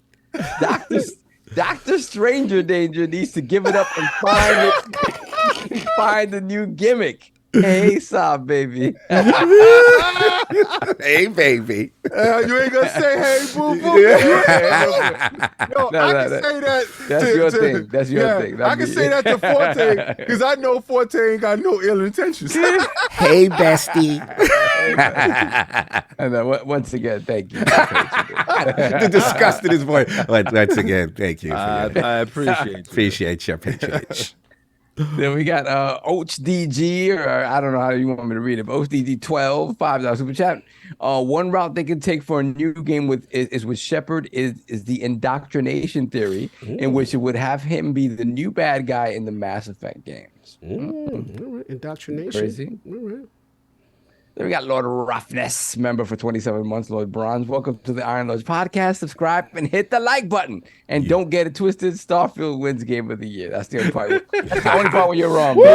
Yo, King. He would never do that. King. Look. I just put a link in the in our chat. It's where Kojima watched another movie in Marvels, has this long description of what he liked about the other movie, to talk about who's in it, where it came from, sources, and then he just said, I watched Marvel. I watched the Marvels. Kojima went in. Okay. Continue. Then we got Alvin, $5 super chat, worrying about AI taking your job. Easy fix. Don't be expendable. In the services, we learn to adapt. Funny concept, huh? Exactly. Step your game up. Be a Terminator. Let's go. I do agree to you guys to a point, but I do feel like there is certain technology jumps. There ain't nothing you can do to stop that.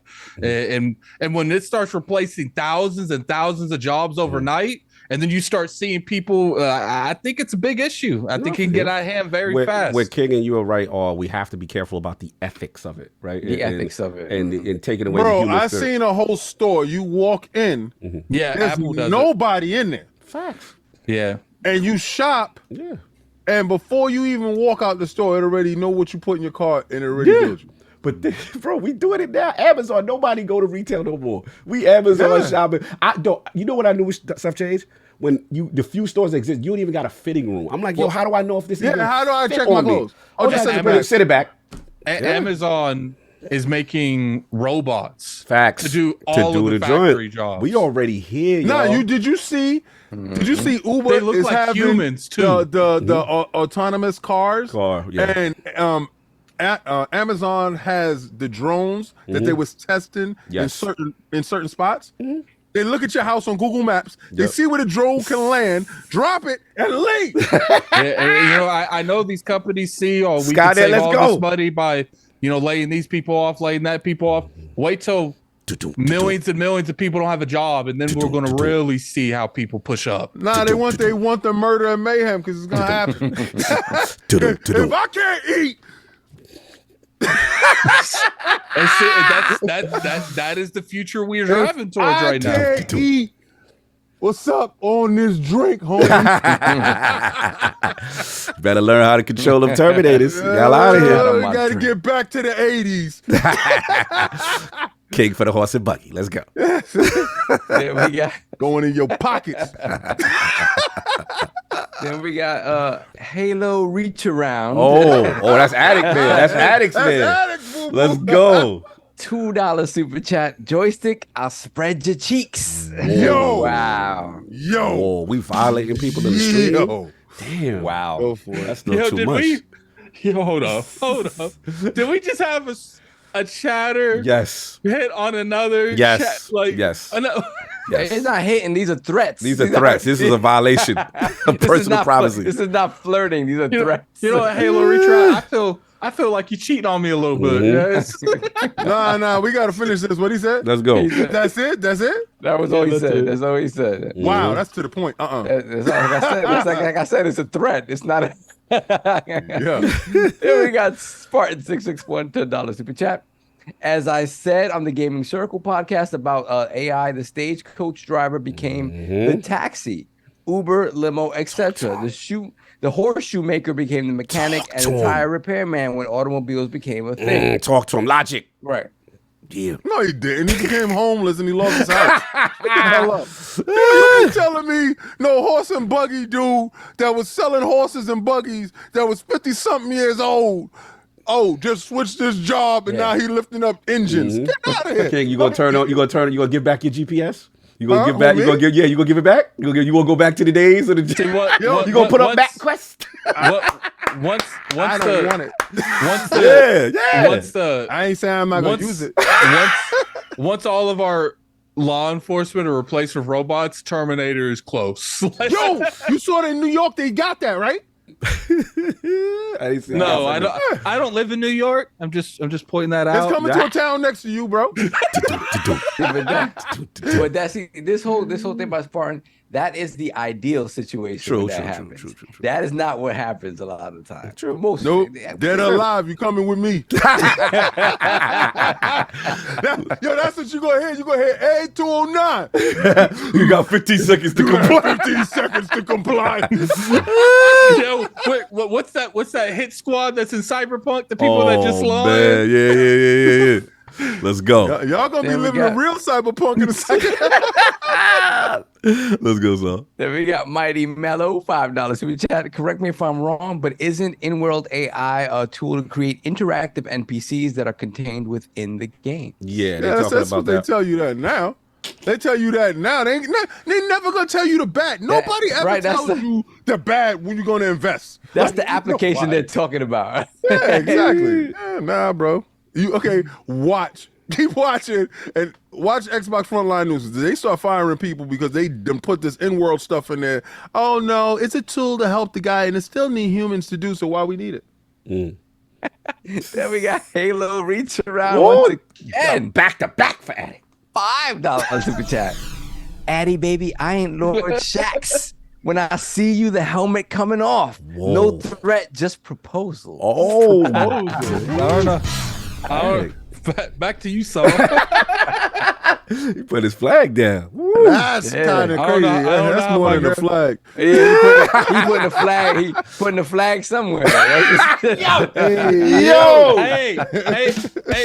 Hey, Grace, go and read the chat on ILP. Your girl can't save you now. Lock Get the him, door, babe. addict. Get him, babe. Lock the door, addict. That's it. We are caught up. Oh, wow. All right. Good, let's go. All right. So this is Addict topic. I don't know if you want me to set him up. Yeah, you can set this me up. one. So yeah, shout out to IGM. Yakuza fans divided over Kiryu's new voice actor, especially his karaoke performance. And this is Like a Dragon, not Infinite Wealth, but Like a Dragon Gaiden, the man who erased his name. Shout out to YongYea. We had him on ILP before, but yeah, there's a bit of controversy. While YongYea himself posted a clip of the English voice acting performance alongside the original Japanese version, it was a karaoke clip that really blew up in the Yakuza community. Many fans have shared their less than enthusiastic response to the performance, while others have rushed to defend YongYea, and some have even called out developer RGG, I'm just going to say, I always butcher it, for not bringing in professional singers. So this has gone extremely viral. People are, I'm not going to read all the negative tweets, it's a lot, but basically, I want to get YongYea's response. And he put out a series of tweets in reference to this. He said, I appreciate all those reaching out. with kind words on Kiryu. Always knew some toxicity was coming, or that not everyone would be on board. But I'm glad to see more people are warming up to my version, and I'm excited for people to see Kiryu's full journey. Wish I could show more. He goes on, I get the apprehension. You've been listening to an iconic voice for almost 20 years and have a very clear idea of how he should sound. My voice is not 100% matched, and it's not supposed to be. Similarly to how, say, English and Japanese versions of Snake sound vocally distinct. But hopefully, Kiryu's aura and vibe for the English version will come across as you hang out and become more familiar with him. I hope you warm up to it like I did. There's a lot that hasn't been shown, and I'd show more if it wasn't for me. He said there's obviously the option for you to pick your preferred language. He goes on because he's a long. He talks about the new particular one, and then I believe someone, because the toxic portion of his message some people had an issue with, and someone said to him, not all criticism is toxic. You need to learn how to take it on the chin and move on.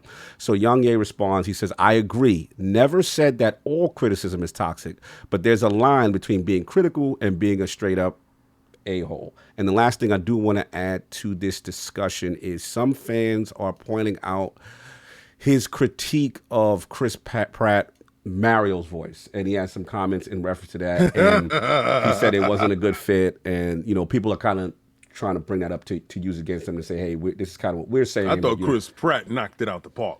I thought you did a good job too. Fair enough. So look, this is the big one. This Addict's topic. I know you're passionate about it, bro. Let's get to it.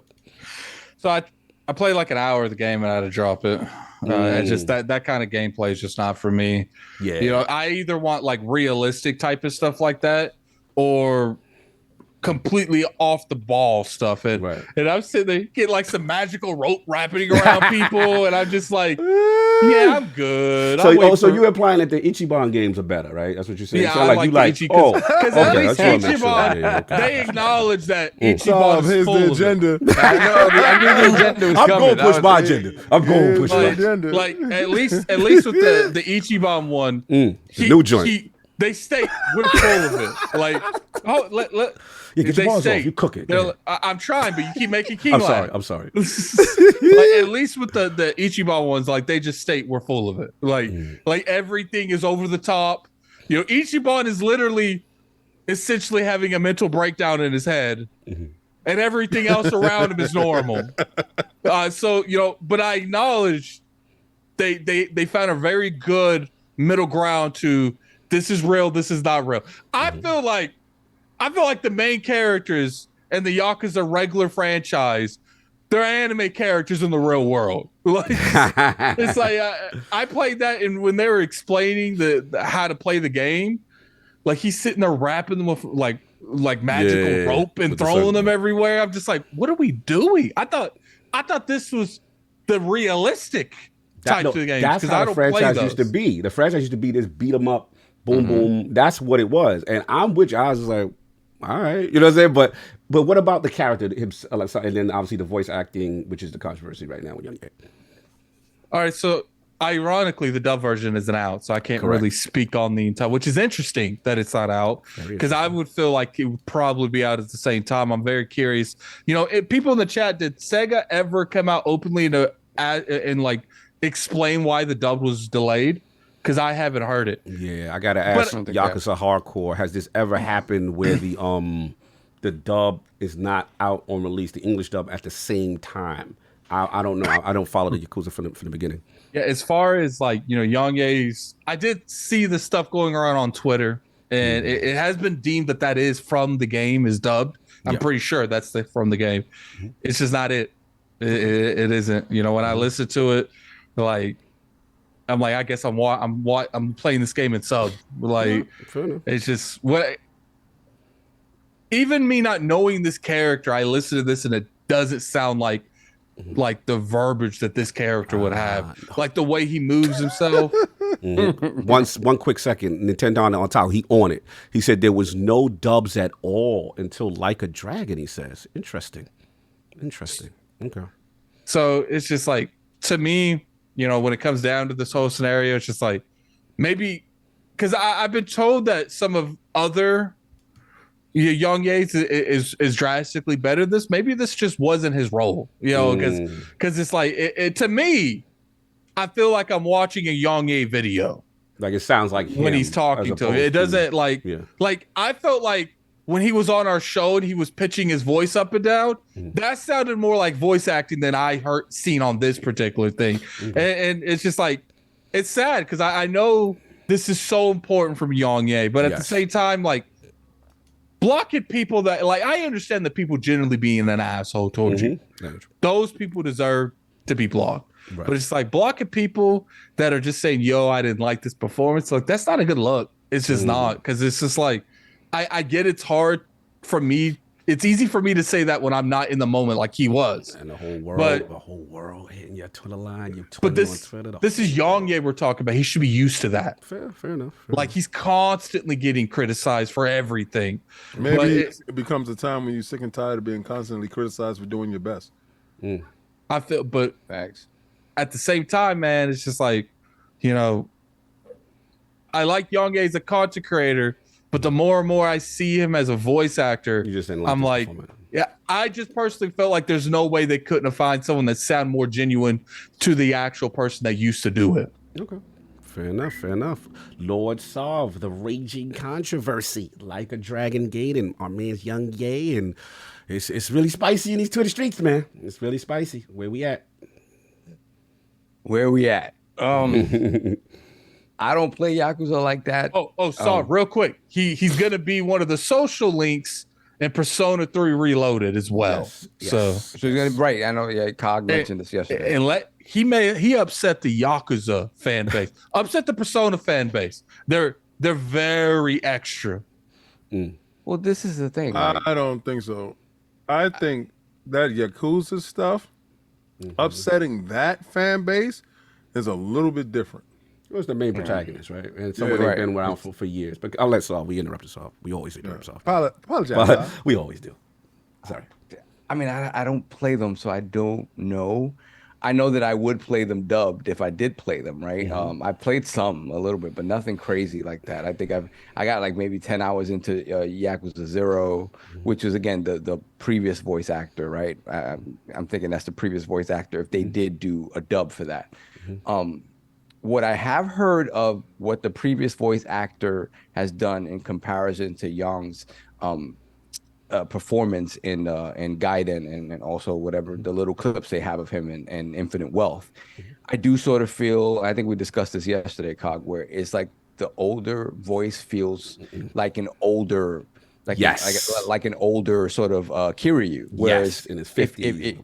If you're thinking about this guy that's reached the end of his journey, kind of, or he's an older protagonist, Young's voice doesn't match that. Young's voice sounds like a younger version. That's fair. Right? That's fair. Whereas that the older voice actor has more sort of deep gravitas in his voice that sort of fits an older version of that. That's all I would say about that. I just think, for me, what bothered me about this whole situation is that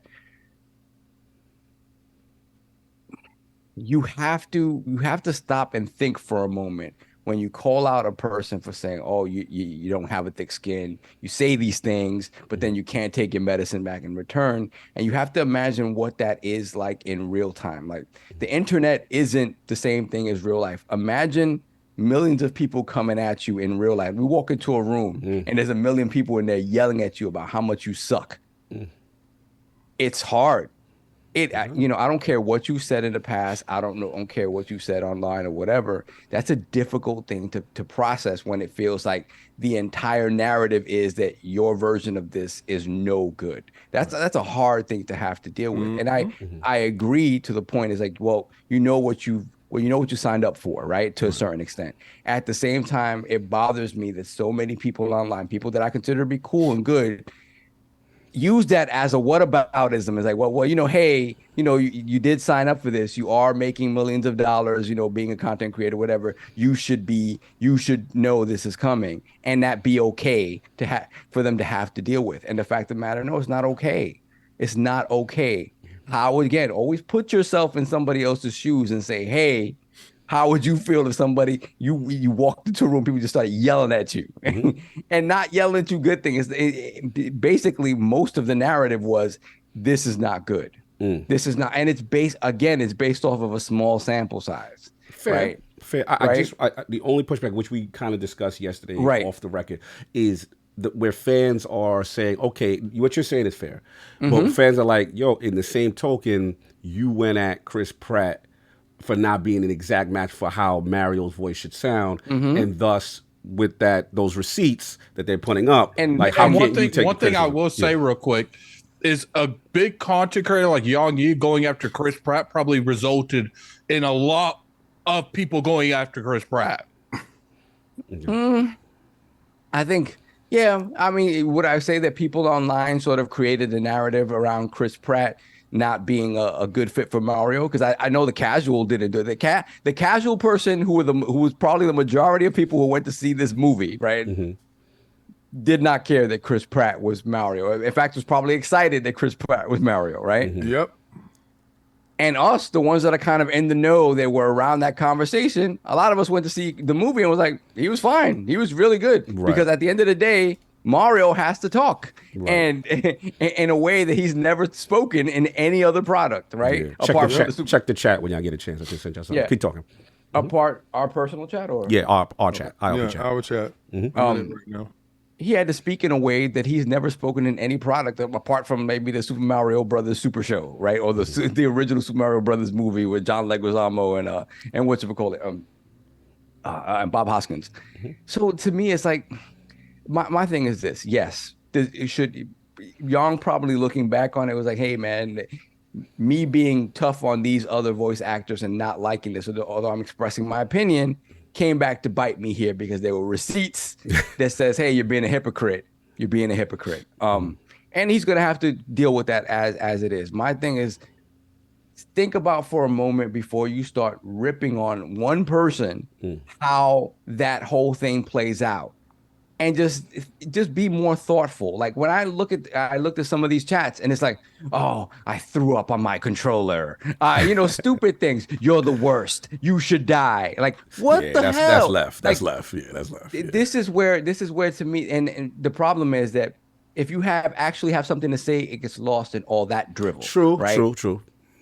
And so when I can see somebody looking at that and be like, I don't want to listen to any of it because all of it feels like it's just negative, even the stuff that feels constructive or even the stuff that isn't mean-spirited, it's still something you got to deal with. So again, for me, at the end of the day, there's choice. And from what I've heard, most people just play this with the Japanese voices and the subtitles anyway. So if it's not for you, hey, I will say this though. He has gotten other jobs. Sega obviously feels he's the man for it, and if they feel after this and Infinite Wealth that he's not, they'll change him, right? Do you think there's any truth to the suspicions of delaying the English dub based on any type of reaction that they're getting right now, or you think that's just gonna be coincidental? Well, I mean, that was again the delay of the English dub. I heard about that a while back that it wasn't ready, right? So okay. I don't know what the specific circumstances behind that was, but it could be. I mean, now could be after this reaction, right? Because after this reaction, maybe there's something that says, "Hey, I don't know what we can do, clean this up a little bit or whatever." To a specific point about the karaoke. Again, that goes back to Sega and RGG. Like, good point. So, like, good point. Like you picked him, right?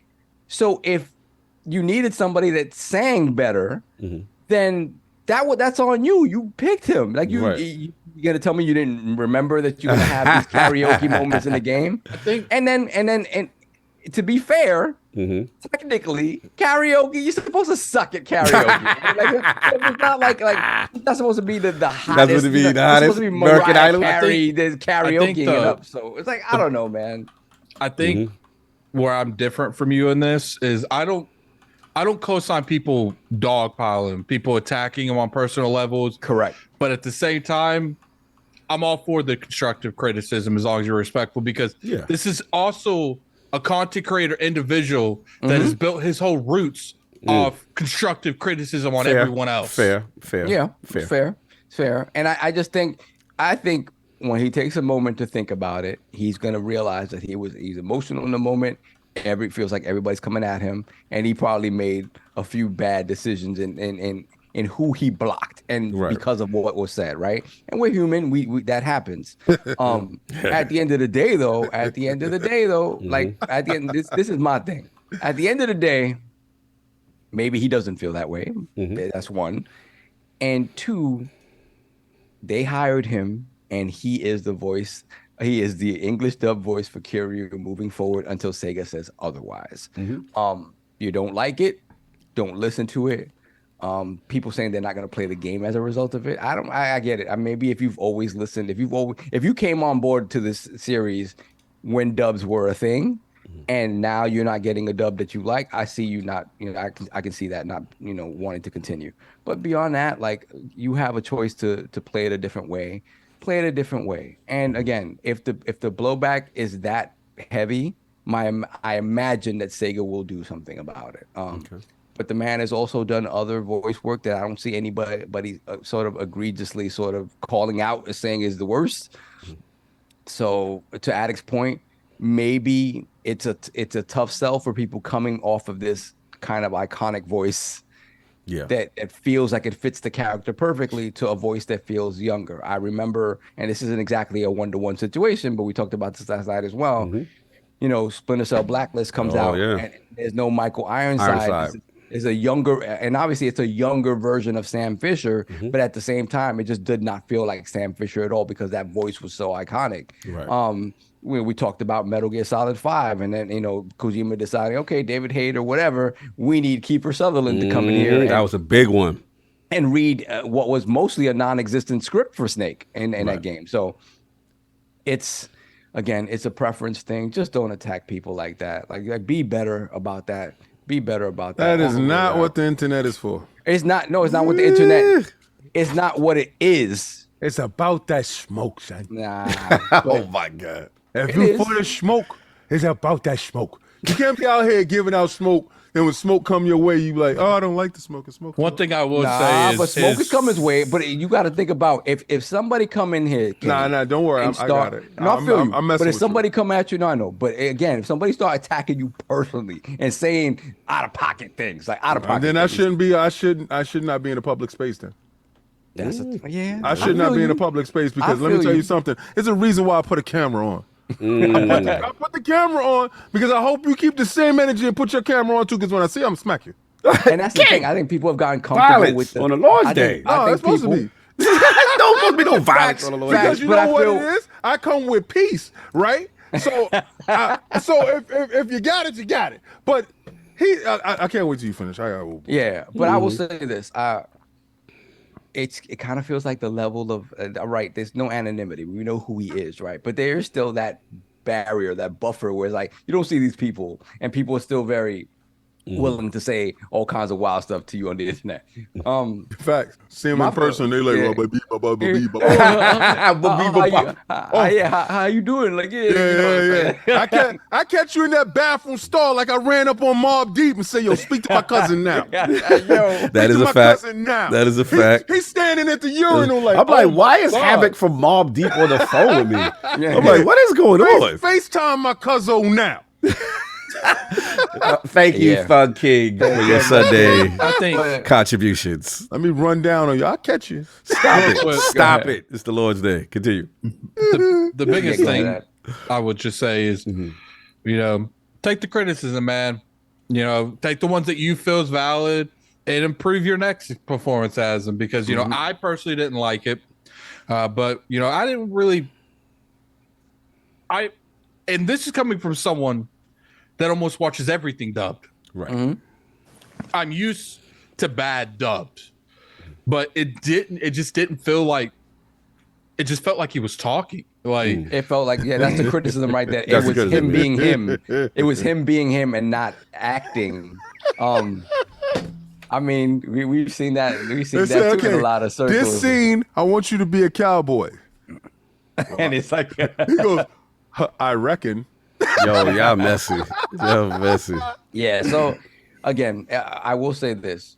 If it's constructive criticism, also don't, you have to also look in the mirror and be like, hey, where can I improve, right? Where can I improve? Instead of taking the other route and being like super defensive about it and staying that way, that's not a positive thing either. The the moment he started blocking people consistently, and he would like apparently Alex said he did the research. He was searching his name on Twitter, Alex thinks, and just proactively blocking people that were negatively speaking. And it's just like the moment you do stuff like that, you got to pre-block. No, but if he went on a blocking spree. If he was truly doing that, he used AI. If he was truly doing that, all he did was make it worse. Because now you're going to get also people criticizing you. You're also going to now get people criticizing you for blocking people without even really having an interaction with them. You're going to get the people that are like, yo, why are you being like this considering you do nothing your entire time you've been on YouTube criticizing people? So I feel like he opened he only had one door hitting him. And then when he started blocking people proactively like that, he opened up like another 4 or 5 doors hitting them. Yeah, I would say it's not a good thing if you start seeking out the negative content about you. You use the AI algorithm. Say, listen, anybody brought up my name, I want you to block them. Say, you see Kid Smooth blocking theme song in the background the whole time he's doing block him. Yeah, so let's all be better. Let's be better. Let's attempt to be better. King, I assume you have something different to say, so we're gonna bring it to you. I saw the video. I listened to it. I don't play the games. I haven't played the games. I'm a fraud. So like when it came in Game Pass, I was capping for like day one. Yo, ain't played none of them. Fraud alert. Game Pass. Yeah, they just dropped another one right now. So I ain't played. But I heard it and I was just like, oh, it sounds like YongYea. So what? Obviously Sega wanted YongYea. Are y'all upset because they wanted YongYea, or y'all upset because he dissed Chris Pratt? Like, hey, somebody, well, you was talking bad about Chris Pratt. Like, I mean, but this is a beloved character. Stop snitching, bro. Beloved character. Yo, that guy needed to get blocked. But let me. I'm gonna give a word of advice. Yeah. Give a word of advice. Let's go. When you mute them, they can't see it.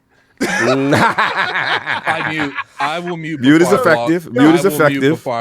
Mute is definitely the hell out of Mute him. is effective. Because he was on the show. Yes. And I see mute as like a giant mute in real life. Like I mute them. They're screaming on Twitter, and I can't hear them. I'm telling you, he was on the show. He's super proud of what he's super proud. Right. That's why I hate this happened to him the most. This is I don't care what happens to anybody. You got to get what you're gonna get. Whatever lesson you need to learn, you got to learn it. So this is a learning lesson from him. He didn't lose. He just heard a fans base criticism of how they felt about a character that he portrayed. Now, this is what happens when you dance to your own music. You come outside and you take your dance moves to the club. You thought you killing it, and you thought everybody cheering you on, but they was laughing at you.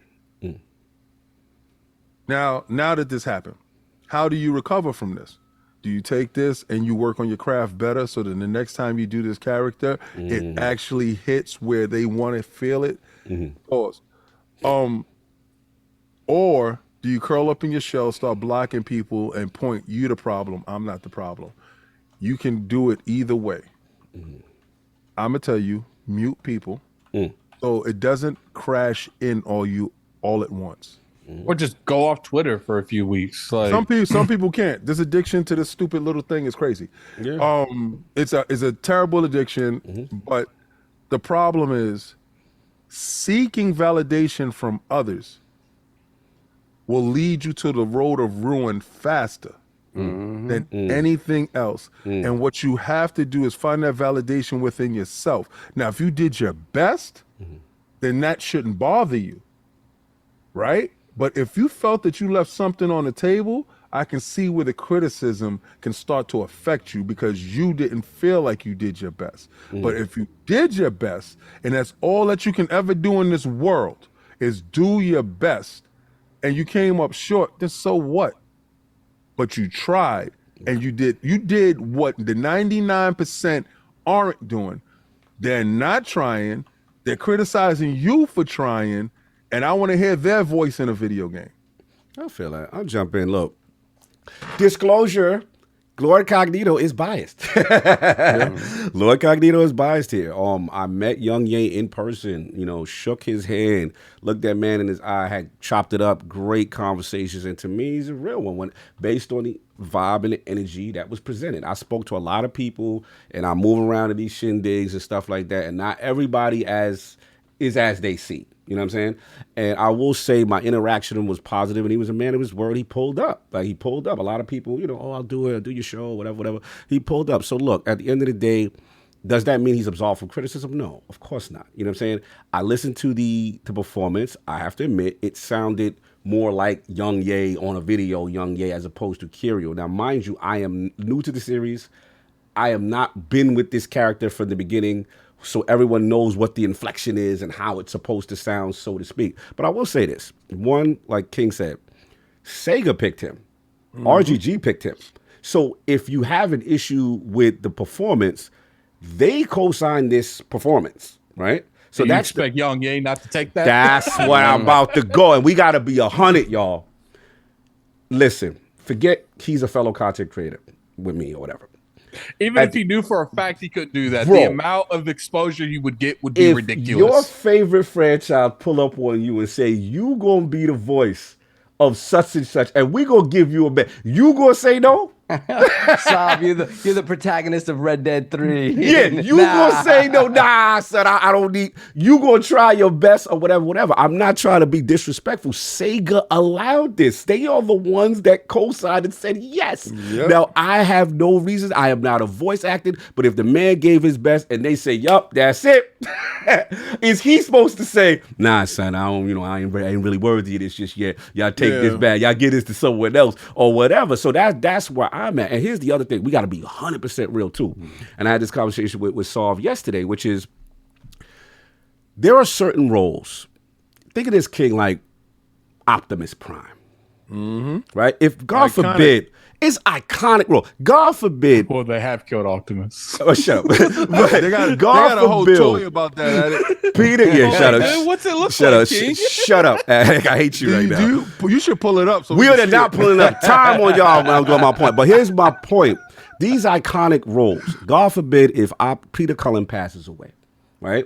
There's a replacement role up for the famous Optimus Prime. And some dude come out with Optimus, yes, y'all, let's roll out, y'all, right? Y'all gonna throw tomatoes at the screen. they got Red Man as Optimus. Red Man is Optimus, right? So if Red Man come out Optimus, he go Autobots to the streets. Right. You gonna be like, yo, this is the worst. Unless you get him out of copy. Work your magic, Autobot. Do that thing. Unless you do the black girl thing. Hey, Black Autobot's magic. Jazz and Blaster, the homies.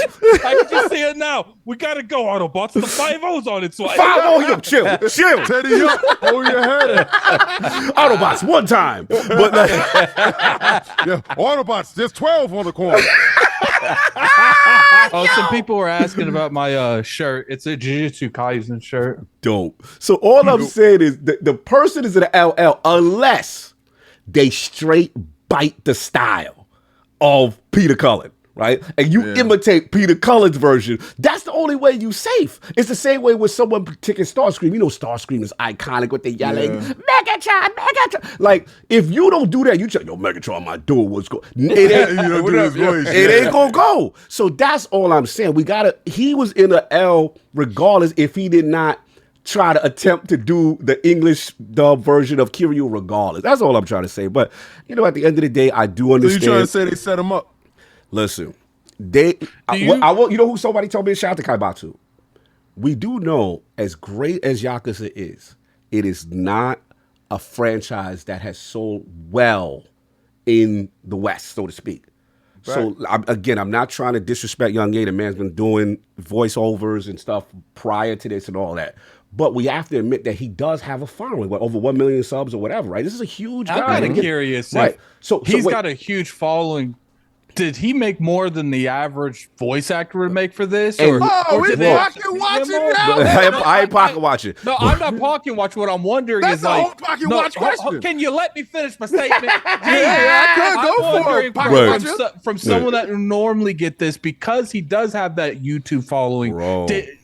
Is he allowed to ask for more? I'm kind of curious. I I'm don't- like, yeah, yeah. I don't know how that goes. I don't know how the I've bag never been works. a All voice I'm trying to actor. say is we I have can tell you how it goes. how we go. I Ken. can tell you, I got 1 million subscribers, and you try to give me the check that the dude that got 10,000 subscribers got. We ain't doing that, bro. I got 1 million subscribers. My people don't like what you just said to me. But and they go, what if they give you 1 million subscriber bread? You taking it?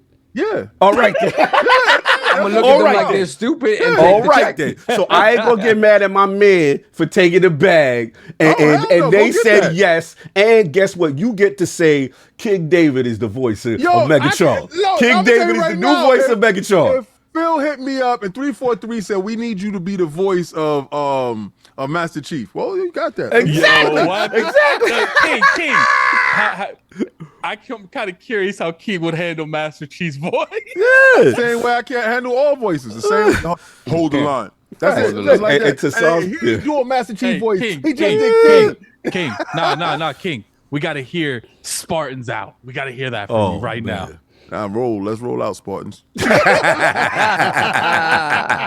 At the end of the day, look, I get it. If you don't like it, bro, just switch the joint. Switch the joint, put your dub on, and that's it. But I understand the criticism. I understand it. And hopefully, like I said, it's a learning experience from him with this whole situation and how to handle it. But I do understand the whole world coming at you, too. It's kind of crazy. So it is what it is. Wow. You know, I have a very small following. I couldn't imagine what it's like to have, Bro, like, imagine you wake up to millions your of phone people. and you got 1 million.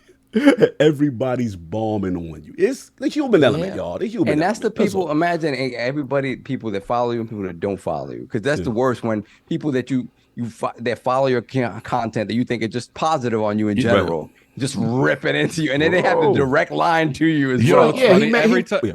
Yeah. Every time someone speaks to like negative about an opinion or something I had on Twitter, first thing I do is see if you follow me on Twitter. Yeah, like, I'm not gonna lie, like I have a very more chance of me responding to you if you follow me, because then I feel like you can comment on my opinion because you actually see my opinion. Nah, I feel you. But anyway, that's all I got. It's a fun topic. Let's move on. Soft some chats. Yeah, going on a second. We got a Hargeet Chani, $5 super chat. Did YouTube disrupt TV? Streaming came around, some friends got together and create ILP. Just saying, tech moves forward, industries change. Ooh, talk that Terminator talk, Skynet. Let's go. We just had the entire we just had the entire industry stop making content because of that change this entire year. So like, we can't act like that didn't happen. RUCD. Literally, we had a not just a writer strike or an actor strike, pretty much an industry strike over the change in the streaming outlets from one set to another. Facts. Without like redefining the terms. Look, see, I pushed Judgment Day back just 1 year. Judgment Day.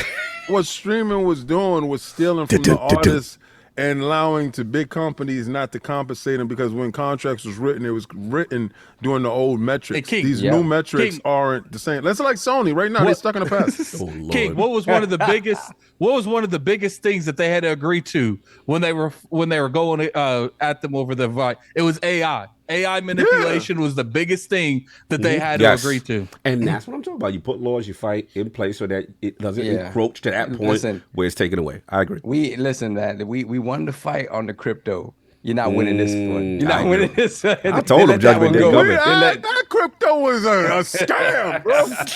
I'm gonna give you money, and all our computers is linked up together, so your computer know what my computer did and my transaction, and all the eyes can see what's. I don't trust you. You didn't buy your bespoke monkey emoji. Shout out to gorilla emoji that they were shout selling. out to everybody that thought them NFTs was gonna hit.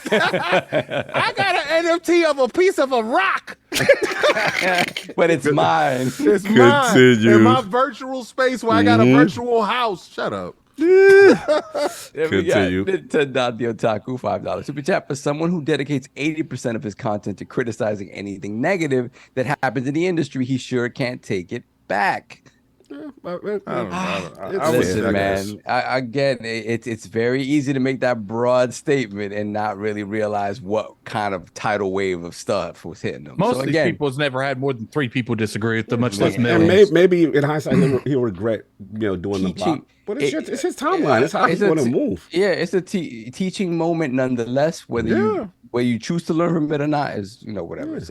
I know some people going to block spree like it's a shootout. Yep, straight up. And we got. I block them when they curse me. Like when you use foul language for no reason and I don't. He did say I don't have a problem with the criticism. Just when you be an a-hole and maybe you go across the line, then he gonna get you. You're gonna catch these hands. That's how he moved. That's his timeline. That's what he would. And he been studying Yakuza, so he gonna put that mix on you. I'm done with you. Keep on playing with YongYea like he don't get busy. He gets in the street. He active. He in traffic. He will catch you in traffic. He's in traffic. That's a fact. For real. He's outside. Then we got Nintendo the Otaku, $5 super chat again. Just look at his recent content. He will always choose a negative topic, even in the same week as positive news. He's not the little guy being bullied. Again, blanket statement. Like that. So that means it's okay to just. We gotta be jump honest. on This is an opportunity for for people who are like, yo, I ain't like so he used to go ask. So now it's on. This is payback for some people. I get it. They waited for this. They waited for this. They waited for this. I get it. For this for their whole life. So it's again nights like this. I wish. I used to pray for a night like this. Who's that? There's many more people. Who's typing? I used to pray for nights like this. Not the big Billy. Look what I sent. Let's go. Then we got Combo with the $7 super chat. I never get a chance to catch y'all.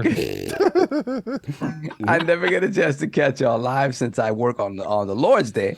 But I just want to say, keep up the great work, stay beefy, and advance the line. Ow! Lessons. Down, stay beefy, and we advancing. Then we have Lord Barley. Barley. He said, "What? Stay beefy." You don't want to stay beefy in advance with me?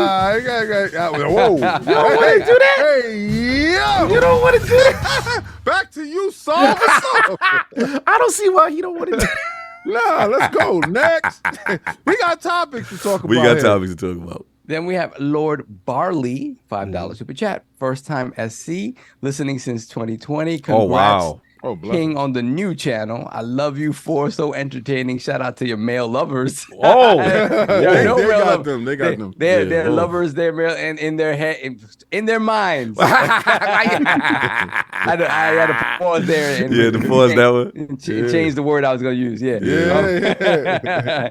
I'm coming from Long Island, New York. Shout out to Long Island. LI in the building. Salute. Funny, me and King, we did our Spider-Man spoiler cast, and when we were talking about like the sections they added to Spider-Man, I said I see them all as New York. Hey, yo, they updated the attic. What they do with the taco meat out, yo, Young Dreads got him. I'm gonna send it to him. Oh, he got you, bro. You gonna have to change my lips, man. Why my lips so black? Hey, yo. They got him. They got him. You know who he look like? Who he look like? Seth Rogen. Yes, little Seth. Yeah. Hold on, I need to see this. I put it in chat. I need this T-shirt. I got it. Yo, look at the ice. Look at the ice. Look at the ice, y'all. Young Dreads is quick. What's funny is he gave me rings. I don't wear rings. Yeah, he put you in the 90s. That day you would. Yeah, he put you in the 90s, bro. Oh, man. King would have had you and all that stuff. It's like, has that changed or did I spill mustard on my shirt? Taco meat, baby. It's taco meat. Look at that taco meat. My man out here, son. Facts. He woke up and be like, let's go. No conversation. No, what's your name? No, can I get your number? Let's go. Yeah, let's go. You coming with me? Back to yourself. Back to you. There we have 80s cartoon villain, $2 super chat. Optimus, Autobots, exit stage right. Exit stage right. Then we have, let me see. Then we have Nintendo the Otaku, $2 super chat. And I don't think Young is a bad voice actor, just miscasted. Take it up a second. Yeah, I do agree with that. Then we got Lord Kaibatsu, ILP, Oh, $5 coming for super Adam. chat. Let me hear this. My point, Yakuza wasn't selling. What's off? Stop interrupted. Then we got my point. Yakuza wasn't selling. YongYea voice acting was a gimmick to promote discussion. Can't interrupt this, AJ. I totally interrupted it. Wow, you said my man was a magic trick. And for my next trick, Messy. Continue. I can't believe it. Chains on AZ and everything. Yeah, they did it crazy. pictures look dope. He do good work. There we are. And the reason why your lips is black because you were smoking blunts. Yeah, in the 90s, you definitely be doing that. Yeah, you was in New York drinking 40s and smoking blunts. For the people that don't know what we're talking about, I'll put it in the chat. Yeah, I put it in the chat already. Then we have Lieutenant Hulk, $2 super chat. Nah, King, crypto is king. Look into XRP. I ain't looking into nothing y'all doing. I'm not doing that. If you would have gotten into Bitcoin early, you would have been. All I hear is the stories of if I would have got her. Nah. Exactly. Then we got Hargit Chani, once again, $10 super chat. The Yang thing is overblown. This is the first time since the first game to have an English dub of Kiryu. If Master Chief is dubbed in Japanese with someone other than Steve Downs, it will also sound odd. Yeah, I agree. Listen, you got an iconic character for that long that has that distinctive voice. It doesn't matter. They're gonna come for you unless you bite 100%. There was zero he could do to get out of that. He could add the perfect performance, and people still would have an issue. Yeah. I would have just took myself to Mr. Childs. Continue. That's it. We're all right. You are up, Saul. What is going on with Sony and live services? What's happening? Yes, apparently there's been a bit of a rollback over on PlayStation. Backing up the truck. Shout out to. There's a number of different articles on this. I'll go back. We're backing up, Autobots. We're under construction. Constructicons. Build a better format going forward. Man. Bessie. Oh, wow. So shout out to GameSpot for this article, although there's many articles written on this. But Sony has announced its plans to reevaluate its big push into live service gaming, reducing the number of games that it originally planned to release over the next couple of years. The original goal was to have 12 live service games going by the end of 2025 financial year, which would have been around the end of March of 2026. And now they've cut that number in half in order to ensure the highest quality for these games. Now, they haven't specifically said that these games have been shelved indefinitely, but they've kind of indicated they've been shelved indefinitely. I kind of believe that, but they have said that they're going to take more time with these games to ensure the highest level of quality. This is coming from the CFO, the COO and CFO Hiroki Totoki, who will be taking over for Jim Ryan, according to them, on a temporary basis. Where does he come from in Sony? He is the COO. He's the chief. What does that do? He's the CFO overall of Sony. Right. Of Sony. Right. So if he becomes, being the head of PlayStation, yes, it can be deemed. I know you're going, King. Can be deemed as a demotion, but when you think about PlayStation and its position within Sony proper, it is kind of their biggest thing. So we'll see what this entails. I wasn't going where you thought I was going, but okay. Yeah. So it brings down the total number of live service games to 6 to come out by 2026. So what do you guys think? We talked about, I think just last week, right? Yeah, just last week. Just last week we talked about what's the pivot? Is it a hard pivot? Is it a soft pivot? Pause. And now it feels like it's a rather screeching halt pivot to a lot of what they were planning to do by March of 2026. So, I told you. Last week I said they were going to cancel a bunch of them. So yeah, what do you guys think? Which ones do you think obviously survived? Which ones do you think of the ones that have been rumored or that we might have heard something about? Or do you think are on ice, so to speak? It's the term that's been used a lot in the PlayStation vernacular, which is on ice. So what do you guys think? This is interesting to me because, again, we talked about how, was Jim pushed out the door instead of retiring, right? And if that is the case, does that mean that they're whatever his idea for the future was, are they putting that on hold and kind of pivoting and reversing course? Right. So what do you guys see this as being indicative of? Start with Addict. I think there's going to be 7 in general. I think they're going to have 7 because I think they're eventually going to have to do the factions. That's an odd number.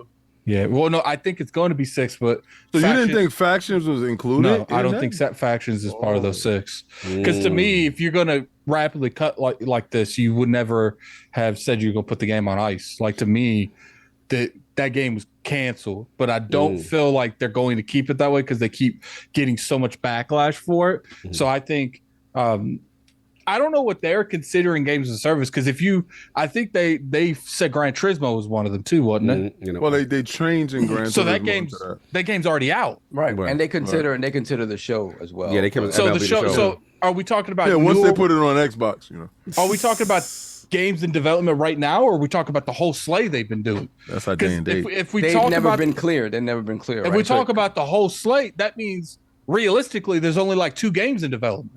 because you have the Drive Club, you have Gran Turismo. I know what you're seeing, King. Twisted Metal is supposed to be one, if I remember correctly, isn't it?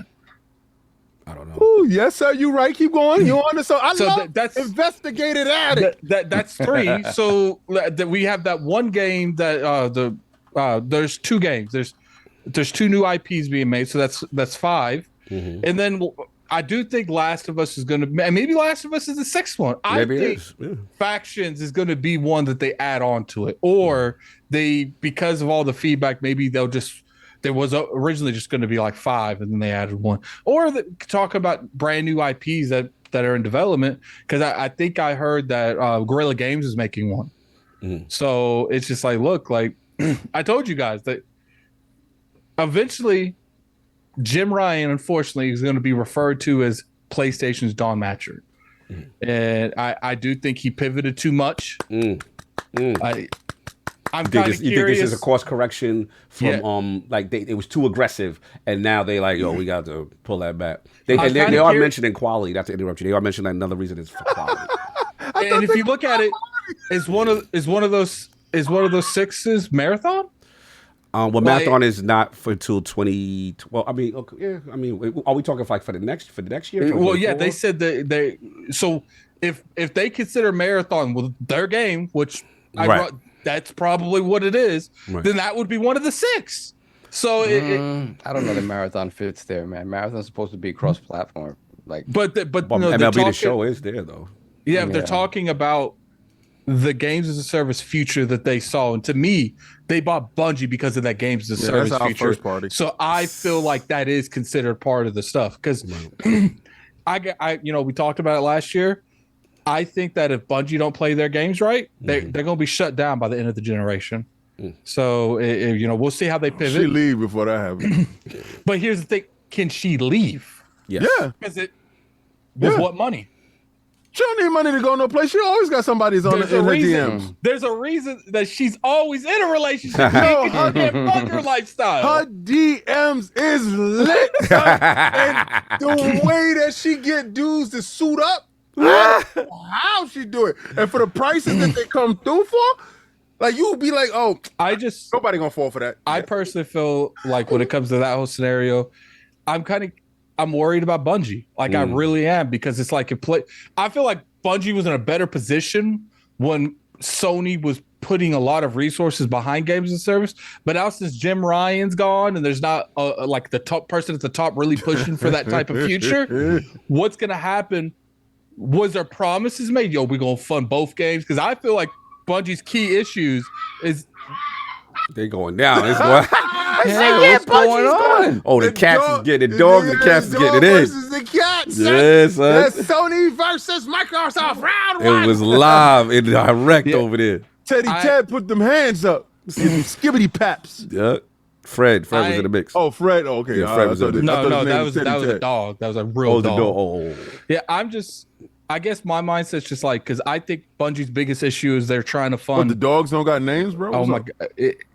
Can I continue? Yeah, but I want to know the dog that interrupted the show. That is my brother's girlfriend's dog. Her name is What's- Sweetie. Thank you. Sweetie. Sweetie, Okay, good Sweetie. looking. Welcome to the realm, That's Sweetie. right. Put So- some respect on her name. I'll go get her in a second after I say. But like my thing is just like I've always felt like Bungie's biggest problem is they were funding multiple games off the income of making one game, and I felt like Sony would help offset that. You know, it's like, look, you worry about Destiny, we'll fund Marathon, or vice versa. But now I'm worried because it's like if they're pivoting this hard, what to say if Marathon doesn't hit right out the gate, which Bungie's known not to do, hit right out the gate. What to say that Sony like go out on your own and just close them down entirely? So it's just like, I'm worried. Like at the end of the day, I think PlayStation saw that money Fortnite was making, or the return money that they were getting paid off the Fortnite shares they have off of Epic, and they're like, we're gonna get that money. That money's ours. And I think Jim Ryan, because here's the thing, Jim Ryan was a money dude, and all he saw was the best games in the industry making money. So he tried to mimic that. Try to make multiple games like that, and it might turn out. But to me, if you had 10 games that was coming out the gate with triple platinum, you wouldn't be cutting half of the midway in development. So it's just like I think that there was some internal quality assurance going around. They were going all the studios. They say, let me see your build. And they saw the build. They saw the build, and they're like, they said, "IO, that ain't it. That ain't it." Like, and I feel like a lot of those games just wasn't going to push the narrative that Sony wanted, and they kept the ones that they felt can actually give them some form of profit. And then we got to worry about if these games don't come out and hit out the gate. What does that look like for PlayStation? Because I think in PlayStation's mind, hopefully They look like an app. I think in PlayStation's mind, they're thinking hopefully one or two of these being mildly successful can recover us the budget for all of them. Facts. And if none of them hit out like that, and especially if Marathon don't hit out like that, what does that mean for PlayStation? Because we're seeing a pivot off of leadership. No, we're seeing a pivot off of leadership. We're not seeing a pivot. We're seeing a pivot off of leadership. We're not seeing one off of failure. What happens if it's a failure? Wait, so you didn't think a lot of stuff failed? What? Wait until I show up. King, go. King definitely. Clearly, he wants to go. Clearly, wants to go. Well, okay, so we all know that the C, what is he? The CFO, the COO, Hiroki Totoki. Yeah. What is? That's I like that name too. Like, all right, so Hiroki Totoki had to come down, and he was overseeing Sony proper, like the big, he in charge of the big joint, right? And your bread maker, your money maker, your golden child is PlayStation. Yes, PlayStation actually helps you guys. So they saw in their fiscal joint that Sony proper as a whole, because I saw a lot of dudes improperly bringing this up, talking about Sony lost 29%, in this fiscal period. No, it was Sony as a whole. And a lot of that stuff had to do with transistors or whatever the hell that they was putting up. But a lot of their products, because the marketplace is so vast now, it's not just, Panasonic, Sony, whatever, as the high mark brands. LG has made its way in there. And then you got to see a lot of TCLs and stuff like that. For you cheap dudes, it's way, and it's eating into Sony's pockets and, other companies' pockets. So their revenue shares was down. So now they look over at the turmoil, and you got to look at the verbiage that's inside the documents. The verbiage that's inside the documents, they told you that we're scaling back from 12 because the quality is an issue. You see when y'all lie and y'all say there's nothing wrong with certain games, and then the top dude that has to look down and say, I got to protect this golden goose because I seen some stuff internally and stuff that we release, quality is not there. So you can't sit there and tell me Spider-Man didn't raise certain flags to tell you, okay, hold on. We can study this, but this, what we do, we're suffering. You two talk about Allen Iverson can't do a proper crossover no more? No, you gotta get back in the gym, Papa. You gotta get back in the gym. We gotta fix this. This cannot keep going on. So I told you Jim was fired. Y'all was like, nah, it doesn't mean that, situations happen. Looks suspicious. Shut up, he was fired. Anytime they didn't have a replacement for your shift at work, bro, you was fired. Anytime they got sick and tired of you and it was like, yo, get out of here, we're done with you. It's more stuff going on in there.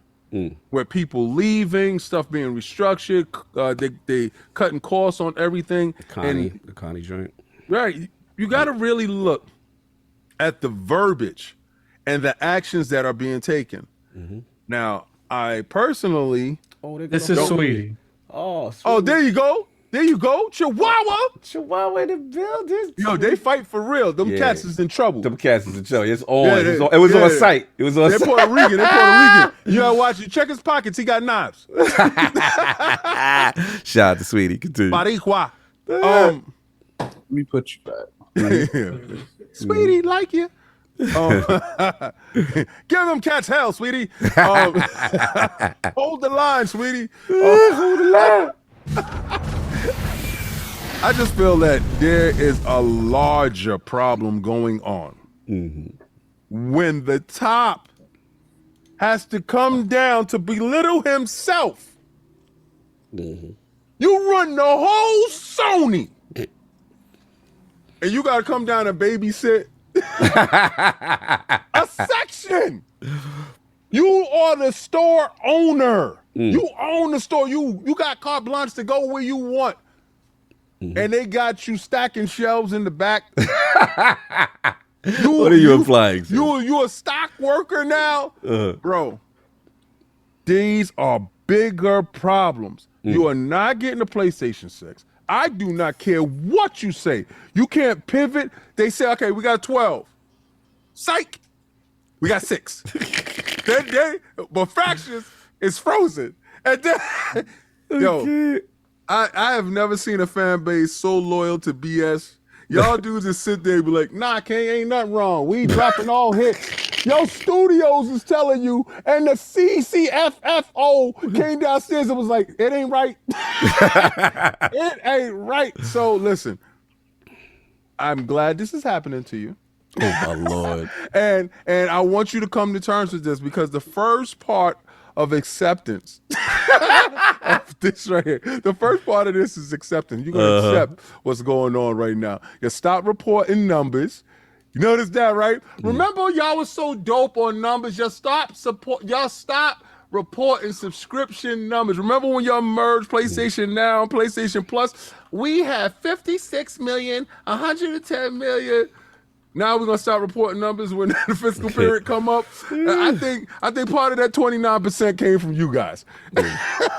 So we're at a point right now where Sony themselves internally is panicking. That is a panic move. You take the boss to go down there, go see what they are doing. The board put them there. That's not a regular move. The boss don't ever go downstairs to work down there with the peons. Like, why would he do that? You guys know now. You are in trouble when they send the boss. When the money people tell you, oh, man, go down there and see what they doing. That's not my job description. Your job description is going to be unemployment if you don't get downstairs and figure out what's going on. I mean, the other theory is that also with the ABK situation of not getting the deal blocked may have also factored into this as well with the decisions for that. Oh, so you're going to tell me that they listened to Jim and Jim extored the whole Sony company. I'm going to get this blocked.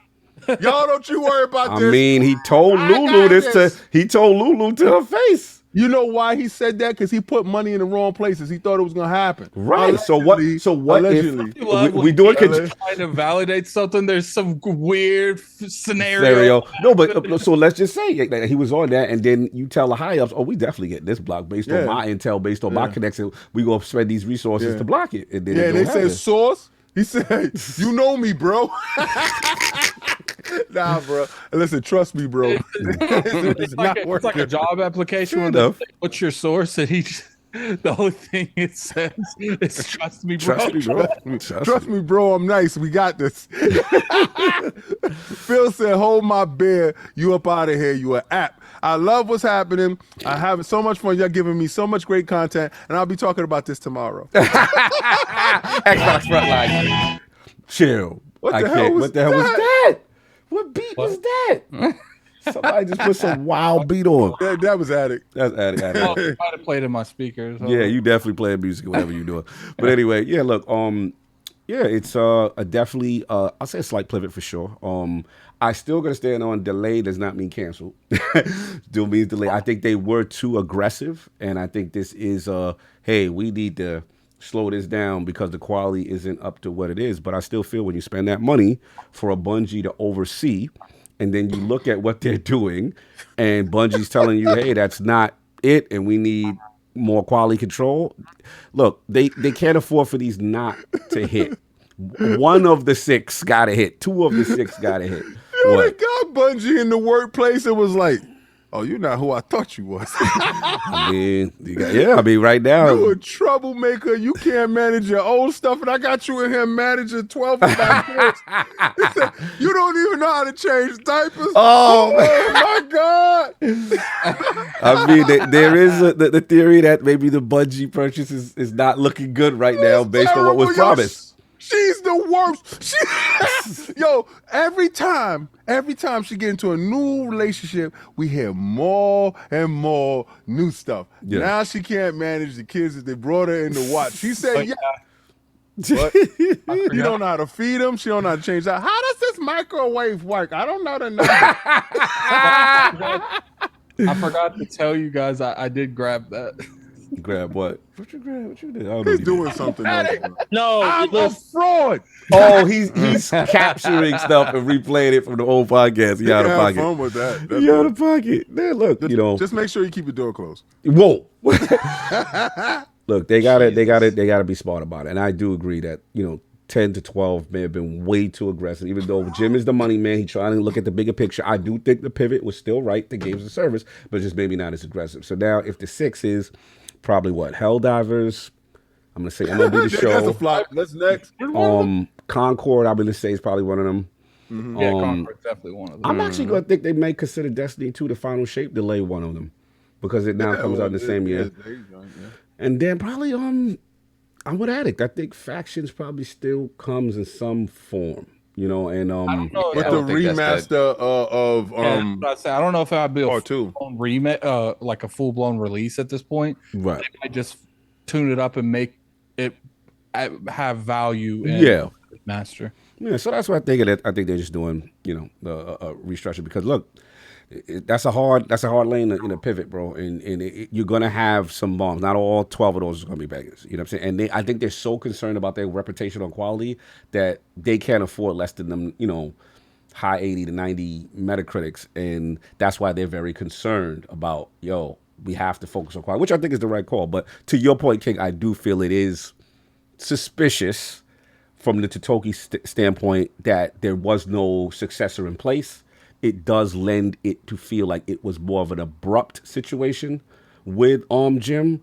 And look, the truth gonna come out. We waiting for Jason Schreier. That's like them firing Phil and Bill Gates come downstairs. Would it be Satya? It would be Satya, right? No, Bill Gates. Just Bill Gates show up and just be like, "Nah, I'm gonna run the show." Bill Gates been retired. Retired, son. He's retired. But it's Satya. This is the level of what I'm talking about here. Right. Bill is like, "Nah, I gotta fix it. I gotta get down there and figure it." Y'all gonna be like, "Oh, they ain't too long over here." Like, they ain't too long. When your mother tell you, "Go inside, I'll do the dishes," because she told you to do the dishes, and every time you wash something that's still greasy. Yeah, we'll see what happens. It definitely leads to your argument for sure. Definitely seems like something. But that's all I got, Saul. Unless you got something else. Nope. Nah, I'm good, man. We'll see where this goes. Yes. It's going to an app. Y'all gonna be one of these. Super chance. Let me see. Hitman official, $2 super chat. Jim was not fired; he was murdered. Whoa! Dun, dun, dun. Let me see. Then we got Miguel Ivar's €5 super chat. Bungie merger plus 12 games as a service equals billions. billion spent. Sorry, billion spent. Thousands of devs, 12 studios, reputations, 12 IPs, some household names, all on the line. That is spooky. Yeah, I agree. Yeah. Well, things happen. I agree. We'll see. Then we got Bounty, member for 27 months, Lord Bronze, the original Don Dada. Yeah. How many different PlayStation 5 versions is out now, King? Keep up the good work on your channel. Enough respect. Blessings. It's only 2 versions. They discontinued the big fat one and pause. And they gave you this fake slim down version that is. It looks like the you know those Temu? knockoffs. The Temu, the Polystation 5. Yo. And then when Austin Evans opened it up, and I was just like, oh man, I keep mine. I'm good. I'm good. Yeah, I'm good. I don't need another one. Yeah, I'm good with Bertha. Bertha's cool. Yeah, I got the slim one without the. No, I got the pregnant edition. Yeah, nah, I got no hemorrhoid version for me. That's it. We are caught up. What's going on, people? Kai, have you returned? Cog had to go make sure that his food is correct when his food is correct when the show is over. Yeah. Yeah. All right, so all the chapters over? Yeah. Yes. Oh, damn, that was quick. Damn. Yeah. I'm surprised. Only had two. All right, cool. So, King, this is your topic. Baldur's Gate 3. I'm sure people thought the Games as a Service was King's talk. Yeah. Baldur's Gate 3. Developers found a 34% VRAM optimization while developing the Series S port. This could directly benefit performance for the PC, Series X, and PS5 versions. So there's some graphs put out. They're showing about the VRAM. And yeah, pretty much they said that the usage is a massive 34% jump. The article goes on to say, clearly we have no idea what Larian has specifically done to achieve this, but it's unlikely to just be a case of rendering at a lower resolution or using smaller textures. And it says the evidence for this is that the memory testing shows only small improvements through September and October. If merely lowering the settings were the only thing required, the developers would have done this sooner. And so the devs have leveraged some really arcane magic to get it down to 2.3 gigabytes for the Series S. So people are saying that because of their extensive work on the Series S, this is actually helping now the PC ports, the PlayStation ports, the magic that little man is doing. So, kind of dispelling a narrative, so to speak, based on what's going on. So, King, this is your topic, man. What's going on? Yo, did you see inside that article they was like, well, maybe all they did was just downgrade the resolution and in order to fix the tabs, or maybe they worked. Maybe they went in and worked on the machine. Maybe they used the tools that was in the box. Maybe they didn't bitch and complain and moan about working on a Series S version and said, you know what, let me make the best possible version I can. And I thought Little Man was holding up the industry. I thought Little Man was holding everybody back. Little Man found the solution for you big dudes that don't know how to walk right. Little Man was like, let me show you how to do this, son. Woo! Shout out to y'all for actually doing exactly what y'all said y'all was going to do. Little Man is viable in this marketplace. Little Man is punching above his weight. Little Man isn't holding anything back. And the fact of the matter is, Little Man is leading the charge.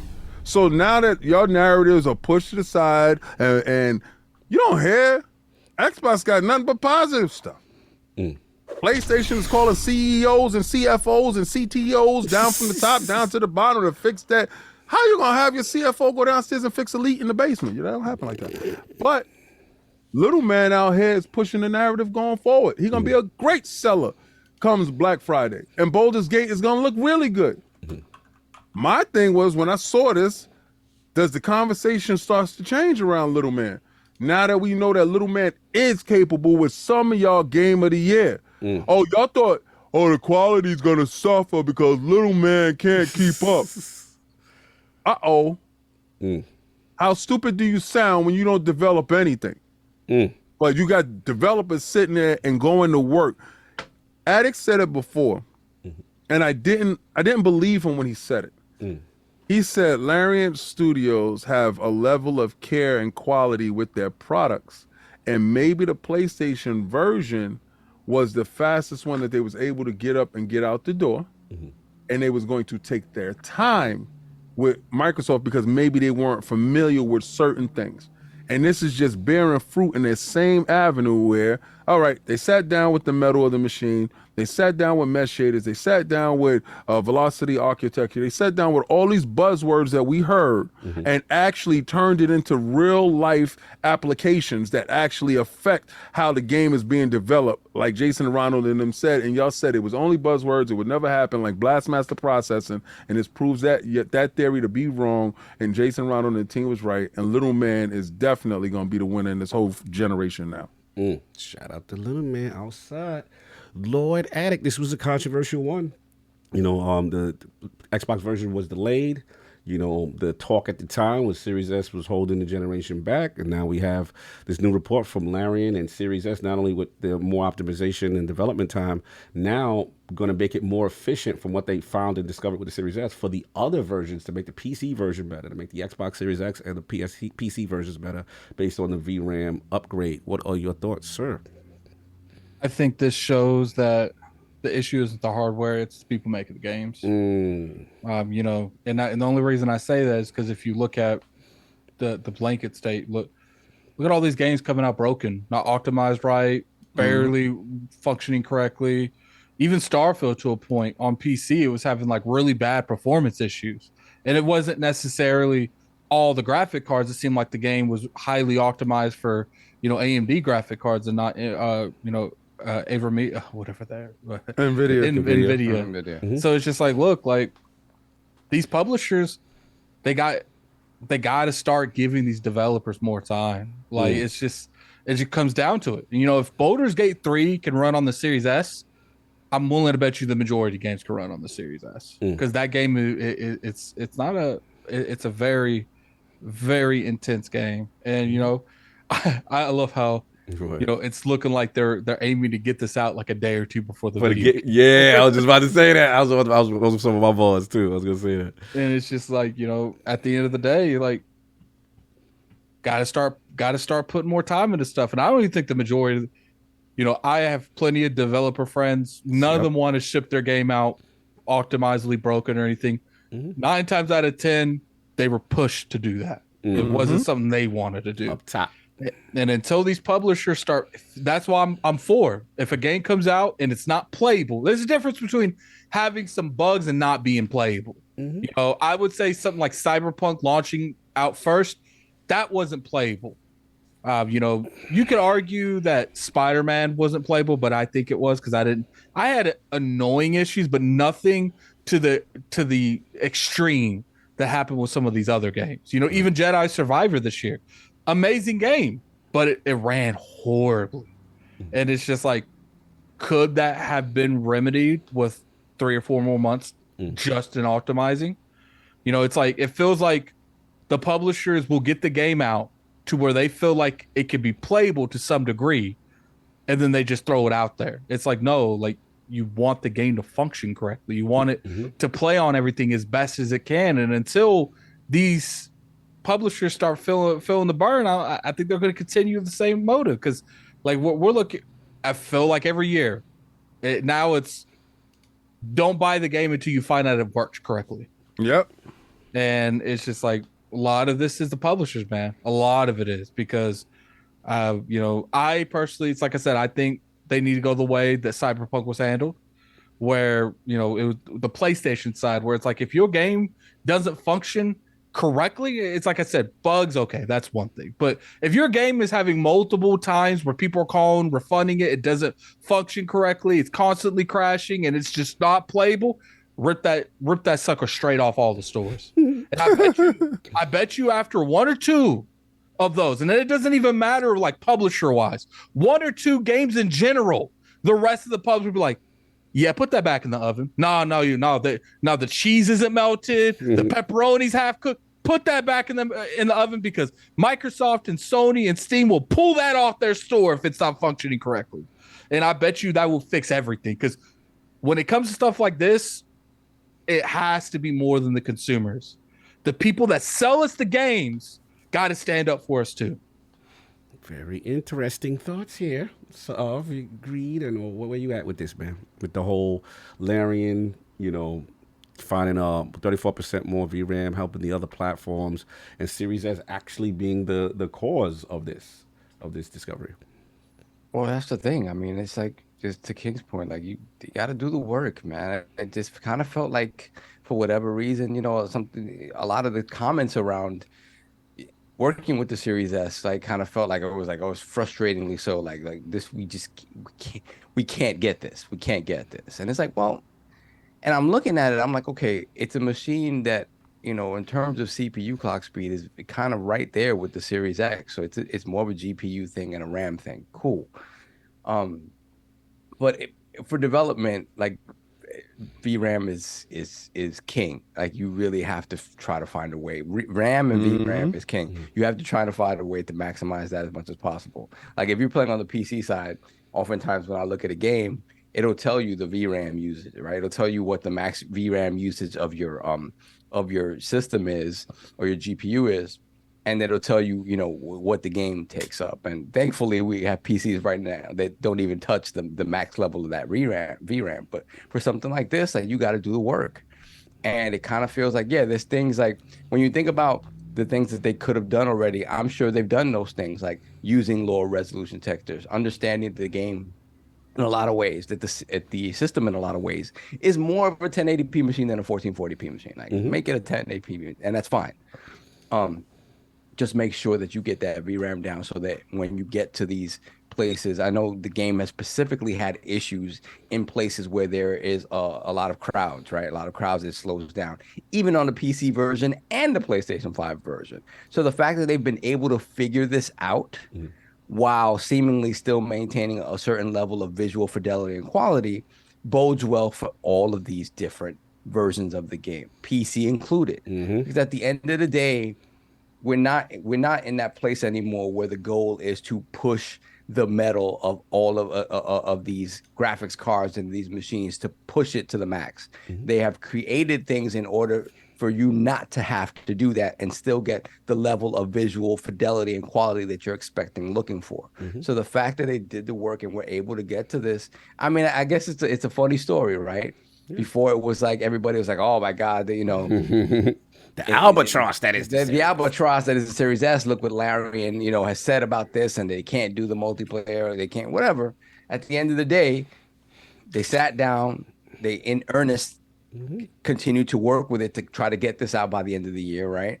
And they've come up with this that now helps all versions of this game, because it's still, even on the PC, where it's supposed to be, where it was built for. There are issues where the game will start to come down to a chug in certain places, and it's just an optimization thing. So the fact that the little engine that could, little white man and little black man back to back, have come in to kind of save the day and force. Sometimes it happens where it forces you to have to look at things a different way.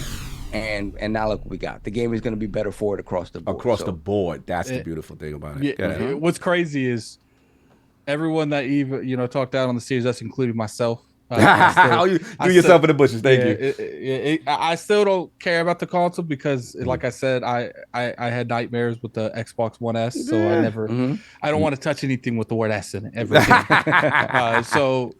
But one thing you can't say is the developers having to work on that made everything better. Factual. It made the Xbox One better, the Xbox Series X better, the PS5 better, even the PC version better. Because it forced the developers to go back and optimize the game. And you can make the argument if they would optimize the game in the first place, this wouldn't even been an issue.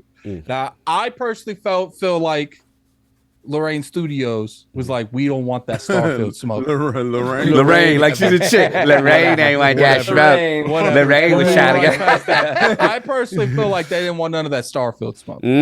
Strategic. And even if they could have got the Series X and Series S version out in September, what would that realistically have done with Starfield and Game Pass? Are you implying that the Baldur's Gate 3 was running from that smoke? Oh no, they ran straight from that release date smoke. It wasn't even like they were already there, and they got a phone call like, "Yo, Starfield, it's about to be in your." Oh, okay, I'll move down.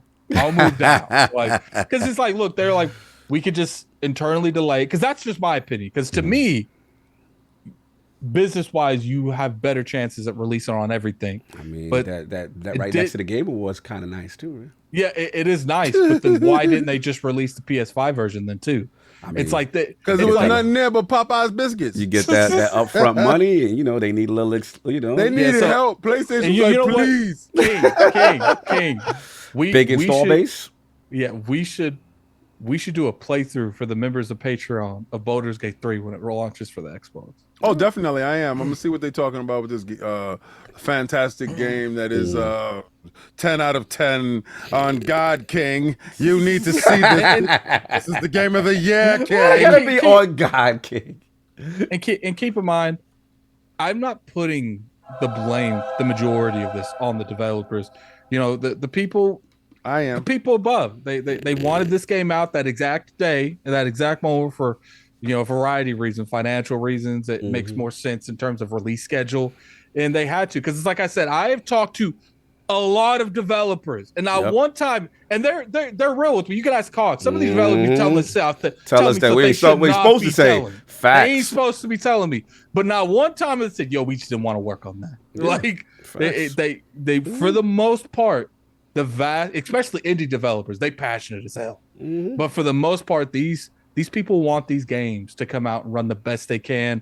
But when the people cutting the checks have different alternative motives, what are you gonna do? Tell the person that just that just helped you pay your house off? No. No, it's a lot of factors involved with it. So I'll be finished. I was gonna get my balls in, and then yeah, that's it. King, you are being completely stupid in this chat.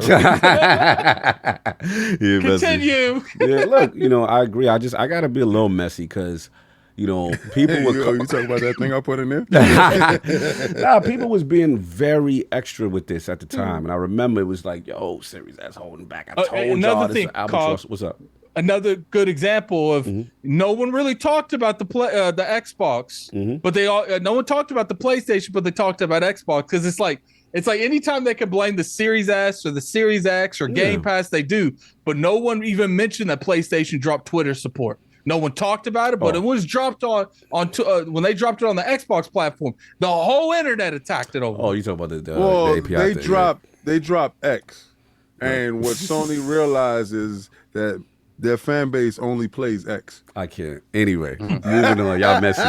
Look, I've always said during all of this Different slander with Series S and Lil Man, I just say, yo, I've just like Alex said, I've asked around multiple developers, people who are not part of Xbox, they're not part of Microsoft Game Studios, that make their own game, and they told me the Series S is not the problem. So I said, well, what's the issue? Why the ports? Well, why is it going on? It got to be a problem. And they were like, yo, development time and resources. It all comes down to that, and not all studios are created equal. So guess what? When you have more development time, right? Yep. What happens? Wow, magic now. Magic, 34%. Yeah.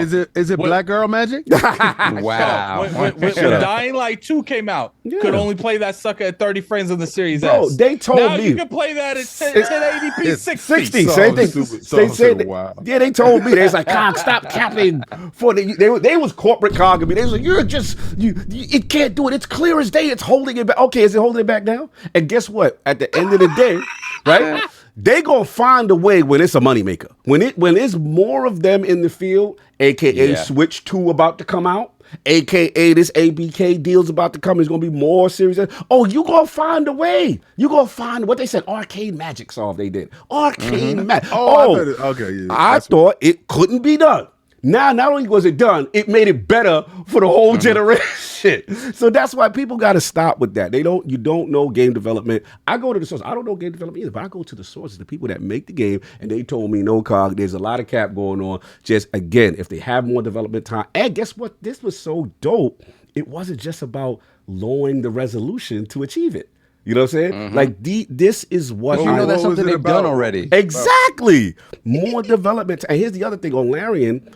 We have to be clear. They were making the PC version first. Like, it was like PC. Okay, then we're going to go to PS5. Then we're going to go to Xbox. So that's just the way they're structured. I'm not trying to disrespect them. They may not have the resources to do all the ports at one time in comparison to another studio. And I want to shout out Jason Ronald and the team, because you ain't know they might have. What's my man Pixel BG was in? They could have sent them ninjas in there too. And be like, oh, by the way, all you got to do is. They did. Yeah, all you got to do, son, is flip this switch.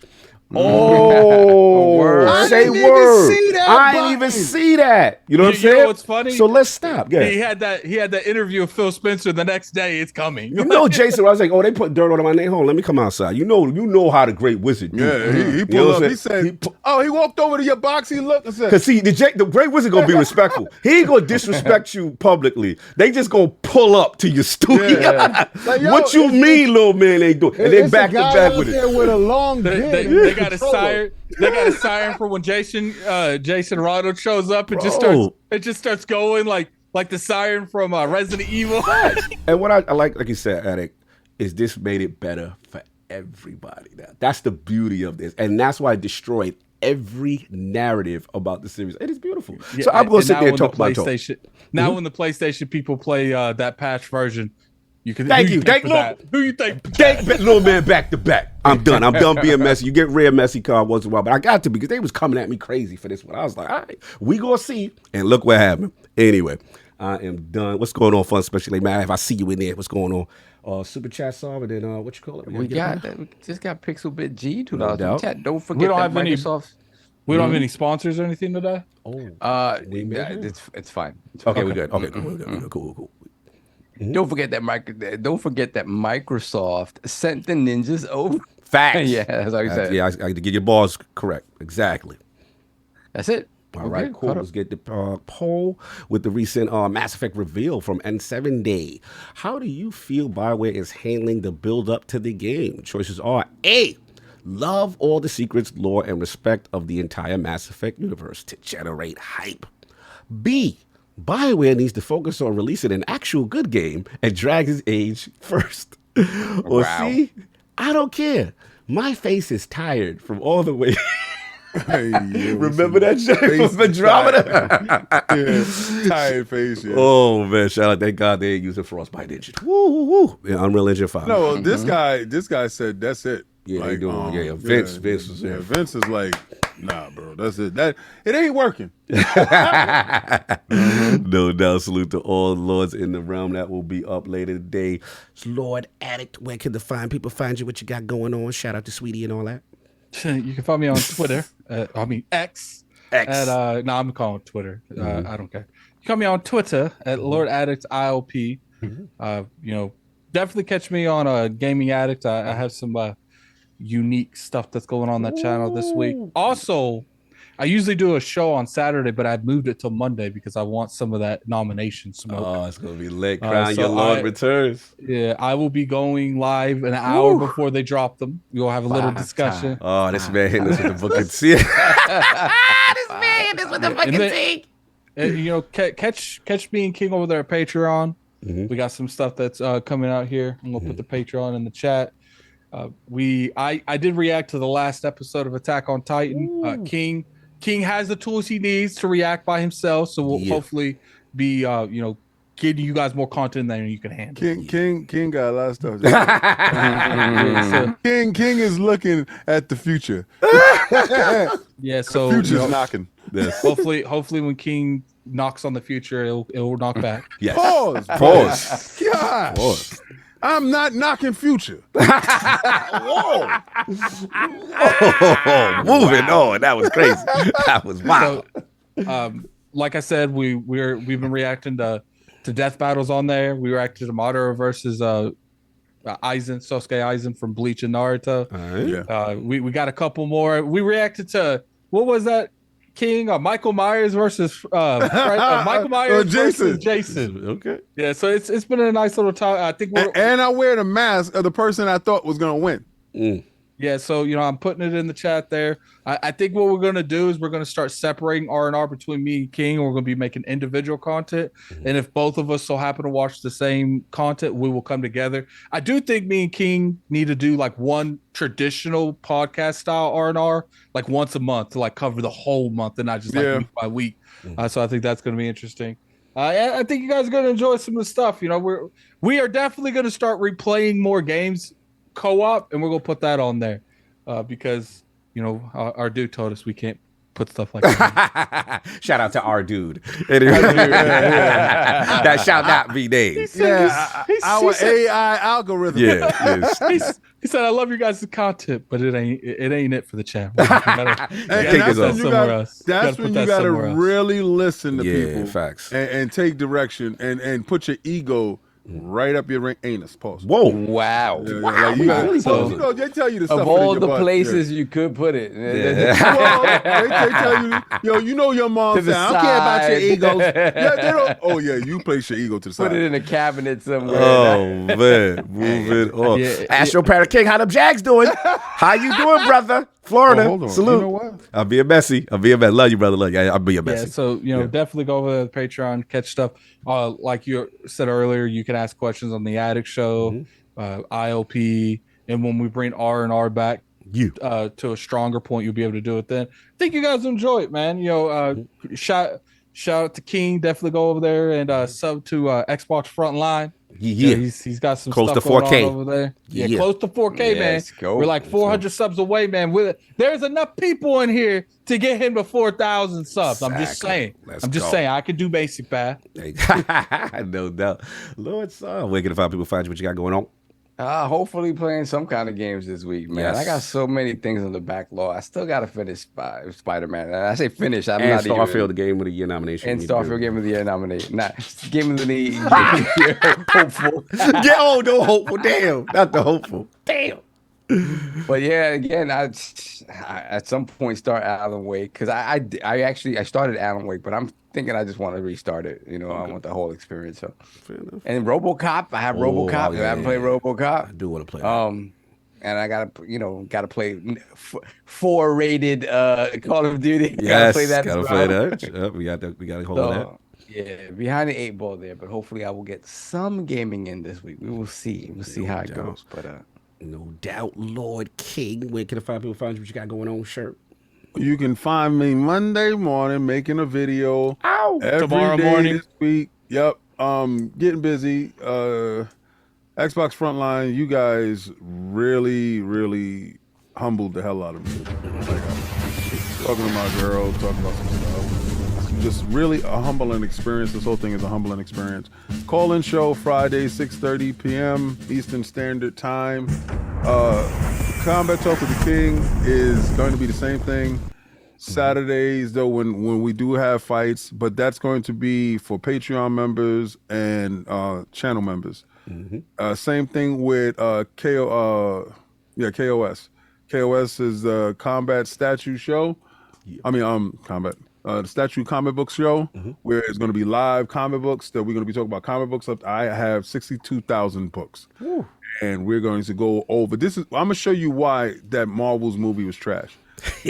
And then I'm going to show you a lot of problems that Marvel is having, and these are the reasons why they're having it. And then we're going to unbox statues, and we're going to talk about statues. We're going to bridge the community a whole lot closer. They are all call-in shows. The reason why I want to do call-in shows is because I believe that you people need a voice. And when I say you people, I mean the people that don't have voices, right? So a lot of time you look at your content creators and y'all send me DMs. I want you to be able to say whatever you send me in the DMs out loud.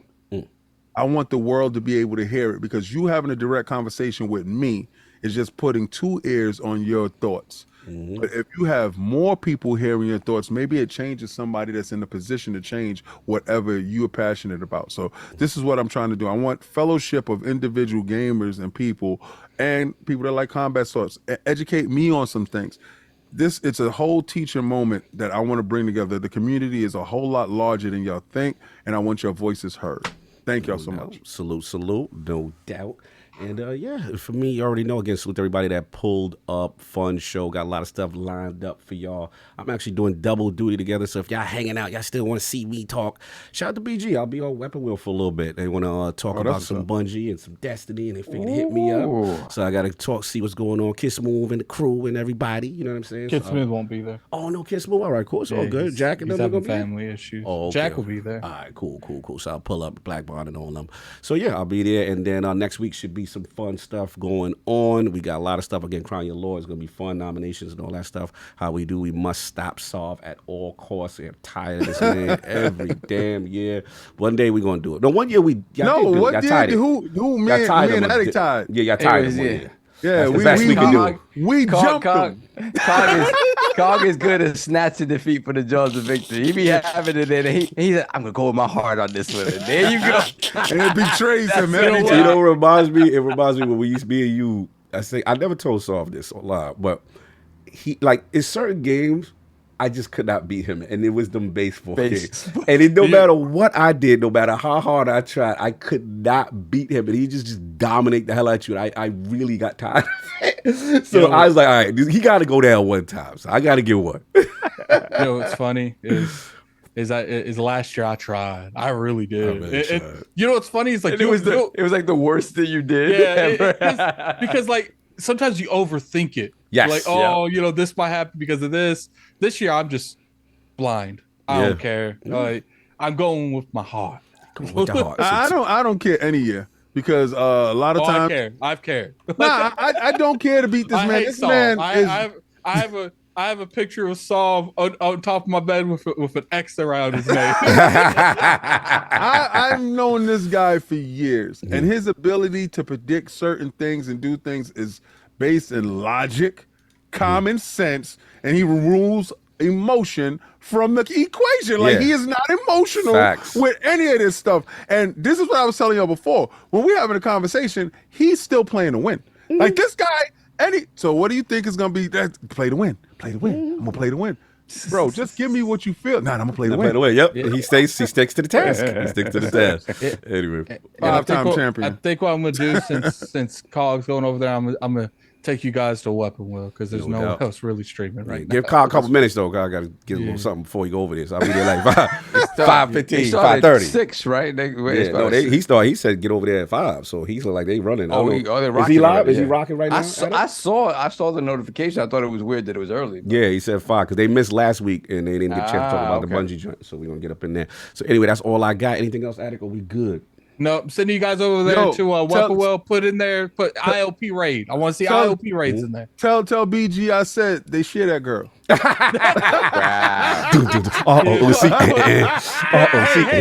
put ILP raid. King says they share that girl in the chat. Yo, y'all messing. Yeah, go over there. Yeah, go and let them know that destiny is ours. You guys have a good day. No doubt. I'll see y'all. Peace.